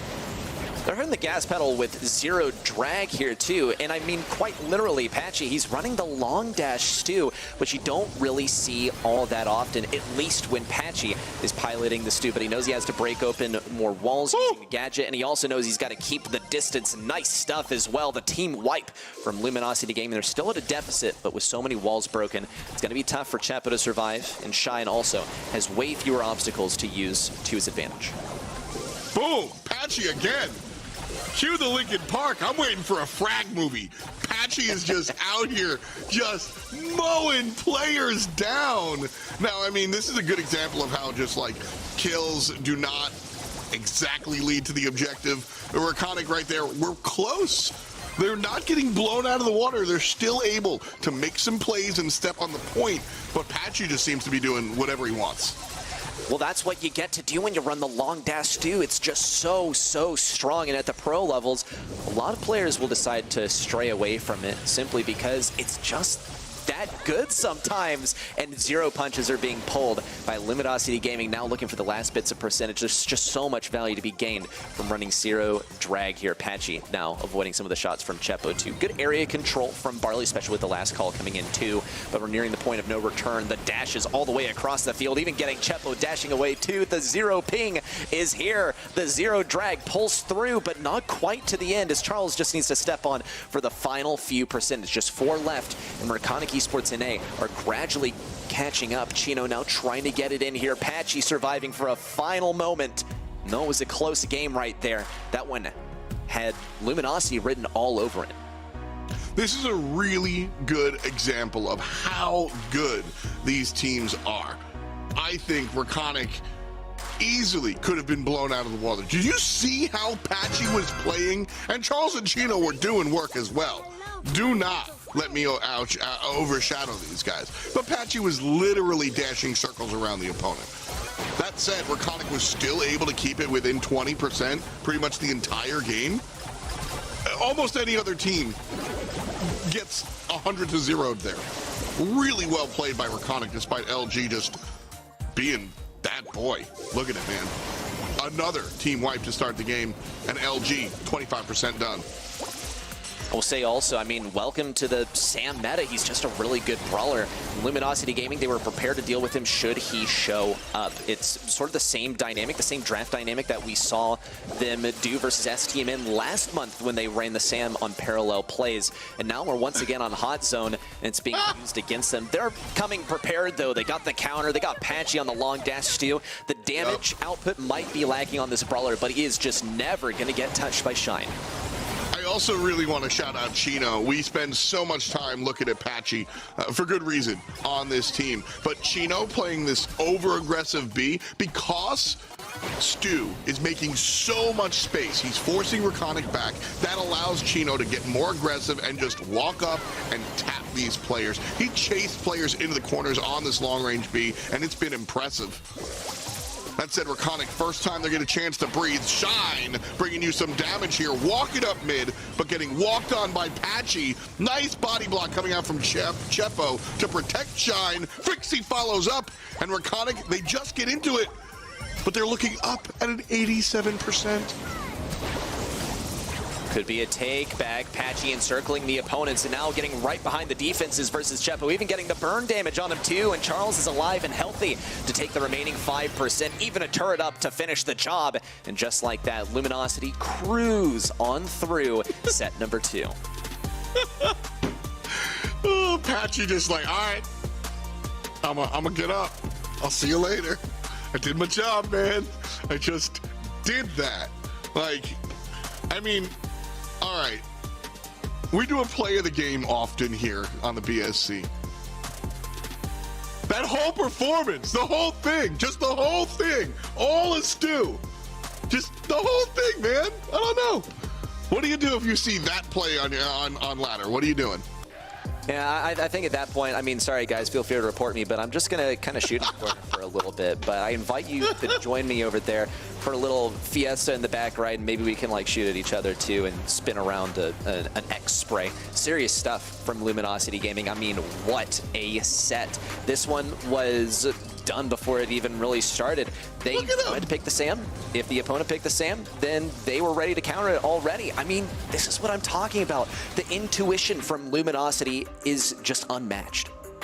Yeah, they really do. The science of the set, Luminosity have a degree in it, just understood. And Patchy, 298 DPS on the Stu. Smack dash, smack dash, smack dash. Over and over and over again. What an incredible performance. Usually I'm the guy that, you know, a couple of good shots landed, don't impress me much. I'm more for the teamwork. I like to see the comms. I like to see the notebook come to fruition. But man, he's just that guy. He just did it. Patchy's him. That stole the words right out of my mouth. He is him. But still, there's one last chance for Reconic to prove their worthiness to take the title of, firstly, they're grand finalists here, but they need to get that very first place. They want to still be in the running for the LCQ pit stop now coming up here on Heist. And this is always a fun draft. We get to see some of the Barley come out. We get to see some of the, okay, yeah, a little spooky, but at least we get a better close-up of the Spike Mushroom. That's true. I also think that flyover has the best music we've seen in a while. An effective intro music for Cordelius, who has proven to be very strong, but in complete honesty, has not completely taken over the way I think a lot of fans might have thought. Yeah, I mean, he's strong versus noobs, but also he's strong at every step of the way. I mean, we see the really fast ladder rank 35s with the dude. You see him getting banned out so frequently in competitive. You see him picked so frequently in competitive too. Reconic, they're just going to run it. But Luminosity Gaming, they left this open, I think, quite deliberately. They don't want to play against the Shelly, the Barley, or the Nita. They dislike these way more than they like the Cordelias. But I don't think this is really a situation where they don't mind playing in the Cordelias. It's really just that they're 3 way better brawlers than this dude that they equally do not want to play against. Well said. I think, again, Luminosity might be the team that I look to the most. They might be the most gifted drafters at the moment, especially on this side of the world. And so if they are going to leave Cordelius open, it's a choice. There are some teams, not mentioning names, where if they leave Cordelius open, maybe they forgot, maybe they didn't realize. LG, it's a choice. So I'm curious to see how if they have something specific to deal with Cordelius, or if it's just, we can outplay it, just pick our draft. Sam will round out the 3rd selection here for Reconic, though. An interesting draft from Reconic for sure. A mix of ranges, and the buzz locked in here. I love the lifeguard. I mean, not only do I like the Dino, but also the Sam definitely raises an eyebrow for me, especially with Chino playing that Tara. Tara's going to have good value here should they get into a base race situation. I think it's like a default win for Luminosity Gaming if they get the Tara onto the safe in a base race sort of situation. But Reconic Esports NA picking up that Sam, yeah, he's a good brawler. However, I think he kind of gets outclassed by Tara, and he totally gets countered by the Buzz. Obviously, he was picked before the Buzz, but he was perfectly counterable by that last pick. So perhaps Reconic knows something we don't, or perhaps Luminosity are just one step ahead. I would venture a guess and say Luminosity just a step ahead. I think the DPS here, a lot is going to lie on obviously Frixie, but Shine is going to have to open up that window for him. Charles on the box, taken down right about now. 80% remaining for Reconic, 82 for LG. And Frixie bringing that down to a 70. Yeah, Chepo here. I guess his role is to play defense, put somebody in the Shadow Realm once they get to the heist safe, because obviously Sam and Rico want to be offensive. Certainly so. Little mutually assured destruction on the left side. Now Chepo up the right side tries to send someone in the Shadow Realm. It's going to wind up being Chino, who's just sort of running for the hills. Chepo might take a free trip over to that high safe and get some easy damage. Chino now has to play defense. Here it is versus Shine. He's able to cycle that super too. Here comes another, and that's a double as well, but Chino still is only able to get one. Chepo safe and sound on the other side. Also Patchy on the opposing side getting some good damage locked in on the safe, but still Chepo is able to push Reconic Esports NA ahead with a bit of extra damage. 41-25 on the scoreline so far. Charles could quickly change that if Frixie's not able to get this defense. Ooh, yeah, Frixie puts out a ton of damage, but then gets dashed on and smashed on. Enemy base taken care of. Luminosity take game number 1 and find themselves on Grand Finals point. Grand Finals point is an excellent way of putting it, and they've also sort of blown through every single game so far. It's an unstoppable force with no immovable object in sight. Luminosity Gaming just 1 game away from taking it all. And honestly, I would wager that they started to take it all as soon as they took down STMN, their #1 opponent in this competition. Now, moving through Reconic Esports NA, does it pale in comparison? Well, it could be a 3-0 for both teams. The Luminosity Gaming are already powering through the Reconic Esports NA push. Charles on top of the safe, locking in lots of damage. Chino with a bunch of shades, some otherworldly assistance at his side. The double stun from Patchy. He cycled it out, but didn't opt to use it. He has another one to react. Now that Reconic Esports NA are preparing their next push. Man, Charles left side wins. Patchy, again, has been the lead singer this game, and he is hitting the high notes, baby. Chepo trying to turn around. He has just been a non-factor. Patchy taken care of as soon as he shows up towards the safe. But Luminosity has just been ignoring the Mushroom Man, and they're not paying for it. 92% on Luminosity's heist safe, and Reconic are suffering damage. Charles here, shotgun blasting, and they're already below 50. Well done for Charles, too, because he managed to perfectly hit that gadget. It's not something you see a whole lot, even in competitive. It's devastating for Reconic Esports NA. They're going to position Rico directly onto that point. Frixie making use of extra bouncy to get bonus damage. Frixie still looking for value versus Chino. It's completely whiff super, though. Chepo Shine managed to fend off that offense as well on their own side. But still only 28% remain. They're at a vast diffs advantage versus Luminosity. Great pull from Chino. He cycles it out. Double super commitment as well. But Patchy's able to get yet another one. Frixie trying to defend. Charles approaches from the right side. Lots and lots of damage, but the defense from Frixie is here. And Reconic Esports NA are still alive. Luminosity going to tap in here one more time. This could be dangerous, though.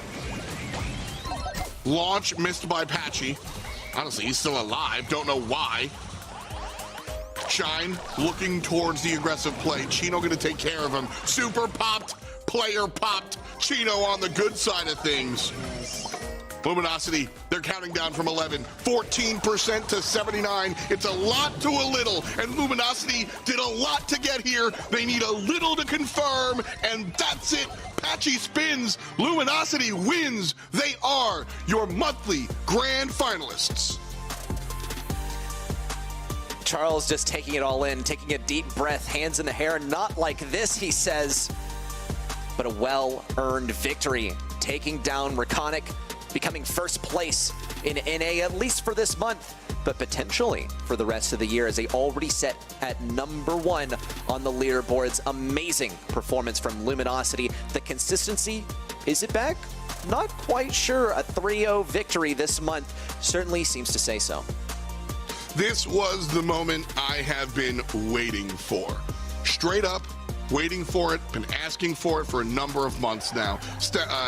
Luminosity has step by step elevated themselves. They have climbed the ladder both literally and figuratively. And this summer, we saw that elevation from almost there to all the way there. Luminosity Gaming is a not just contender, they are a top team in North America. Right now, they are the top team in North America, for my money, off of what we just saw in July monthly finals. 2 sweeps in a row? For real, man. Yeah, 2 sweeps in a row. I mean, incredible from Luminosity. What a story it's been this entire year so far. First of all, starting the year at maybe a bit of a weakened Stamina roster, taking them down 2 times in a row. Stamina then getting back on their feet, rising to the occasion, but it really turned out all along that they were actually those guys and managed to bring it all the way back to take back STMN even when they're looking their strongest. Really sends a message. Charles, Chino, just fantastic. Chino looking at 300 DPS, and then Patchy showing up with Pi. Just 300 DPS, bro. Like, really crazy stuff. I'm not missing out on Frixie, though. Mr. 400? Close. Big numbers, man. Big numbers watching these players go back and forth. Yeah, I mean, maybe a different arrangement of sets of maps, different ordering could have possibly influenced a different outcome. Chino on the side of Luminosity Gaming taking the MVP. Dude, it seems like just yesterday he was playing in the stream and now he's labbing like a beast. Dude is going crazy. Fantastic stuff out of the guys. Chino, Charles, and Patchy elevated themselves and earned this victory. And now, after the win, Patchy is standing by with Kenny to chat about the dub. Yes, sir. I've got Patchy alongside me here. It's been a hot second since we had you for a BSC specific interview, Patchy. But first and foremost, congratulations. This year has been so interesting to watch for NA West. Y'all started out hot, getting a couple nice grand finals win. STMN bounced back with a couple, and you all get some big victories back to back here today. What's changed since those 2 losses for STMN?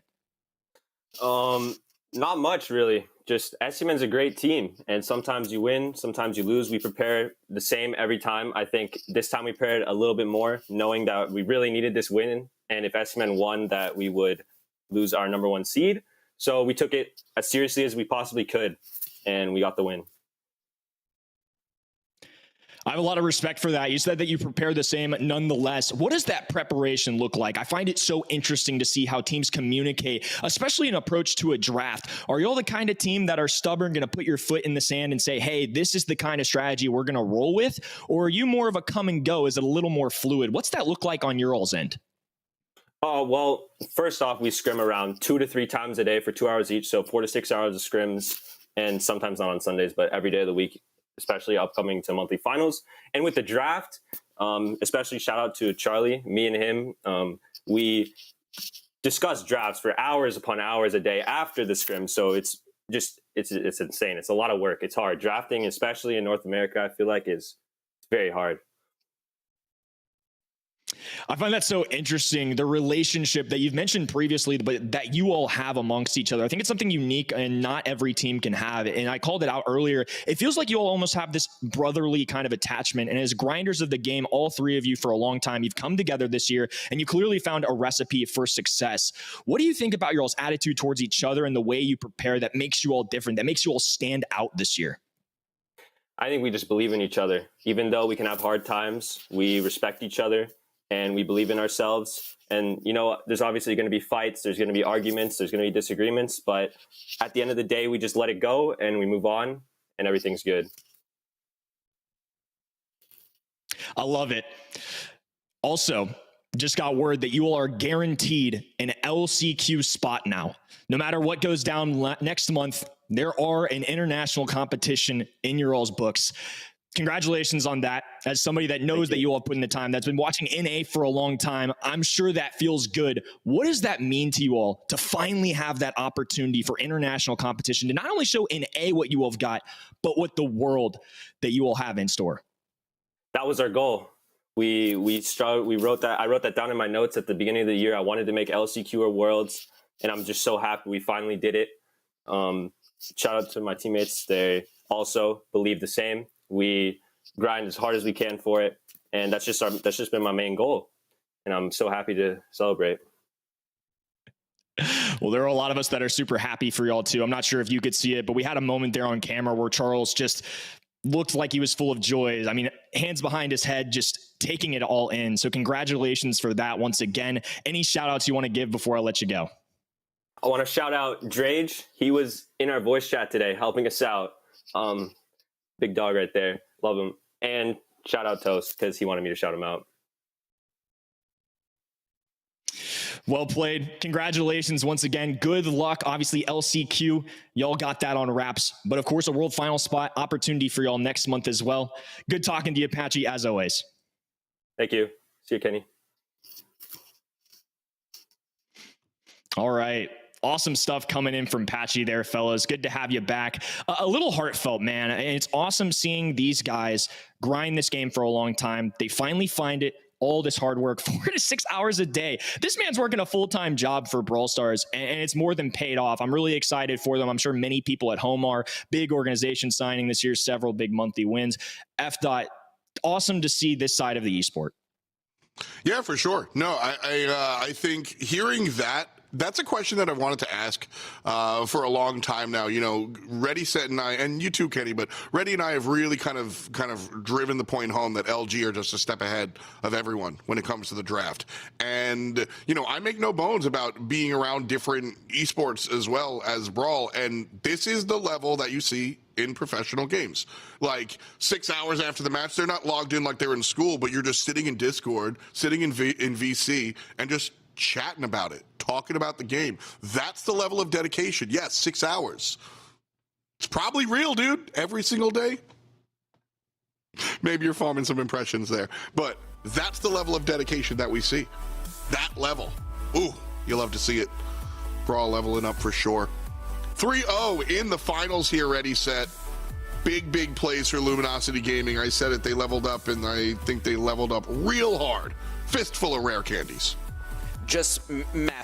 Yeah, rare candies for sure. Luminosity Gaming, I mean, once again, to reiterate, what a journey it has been this year. And to now be at the point where big news as well as we're doing the calculations on the production end. If they make top 8 next month, they're locked for Worlds. That's the World final spot, not just LCQ. This is incredible. This team has come so far. And the way also that Patchy talks about the game where, yeah, they play like the full-time job kind of hours on this game, even sometimes on the Sabbath. So well done for them. And I imagine you also mentioned just so much work put in to get to this #1 spot where they're locked in with STMN in second place. Reconic also trailing behind, not likely going to make that spot, but they can still give their best shot.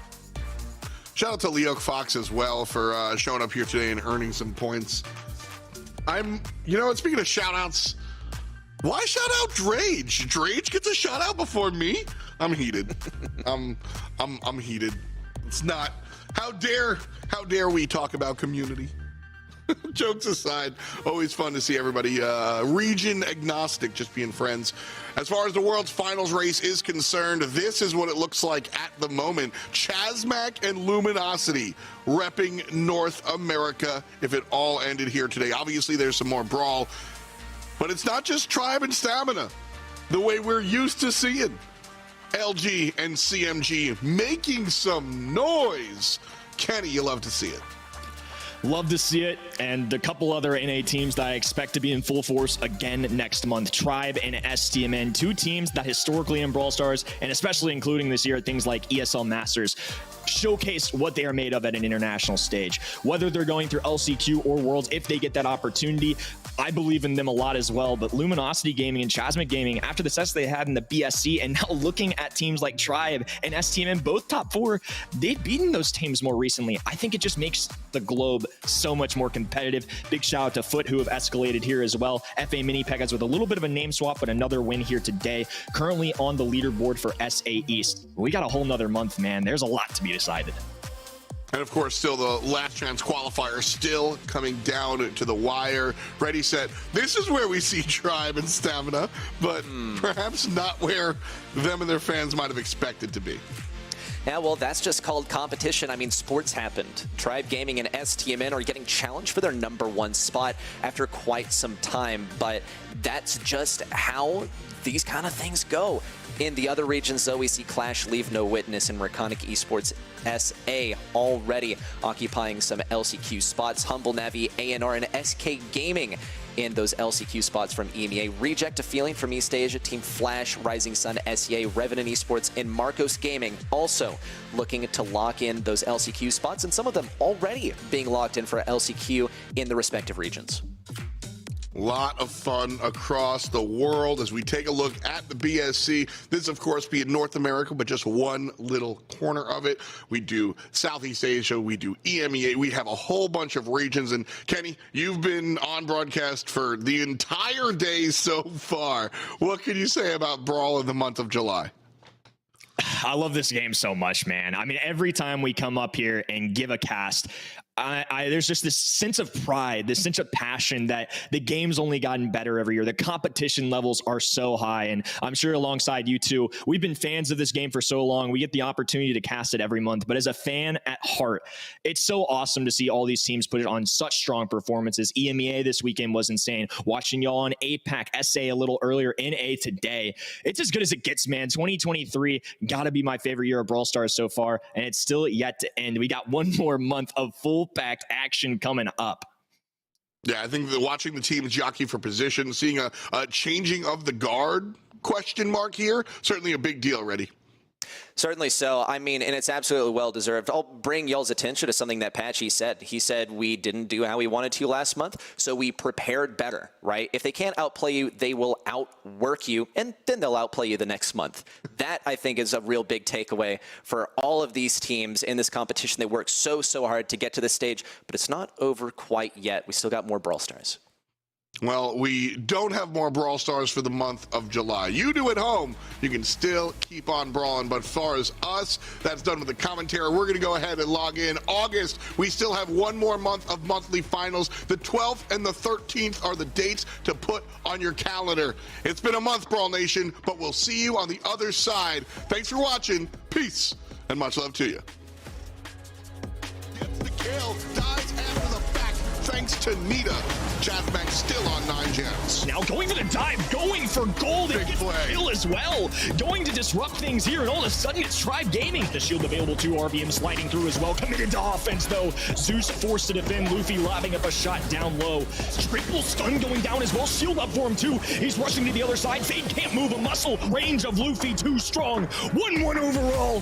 One round to decide it all. That might be a goal going the other way now. Jason, shots going down, 2v2 situation. RBM, big blast going down, low HP for Gene. The storm wall, shield being given out to Czar. Now Patchy low HP, one pickup for STMN here. There are the mines though. Bobby gonna get tripped up. Gets taken down by Shine. The snipe around the left side from Charles with the super.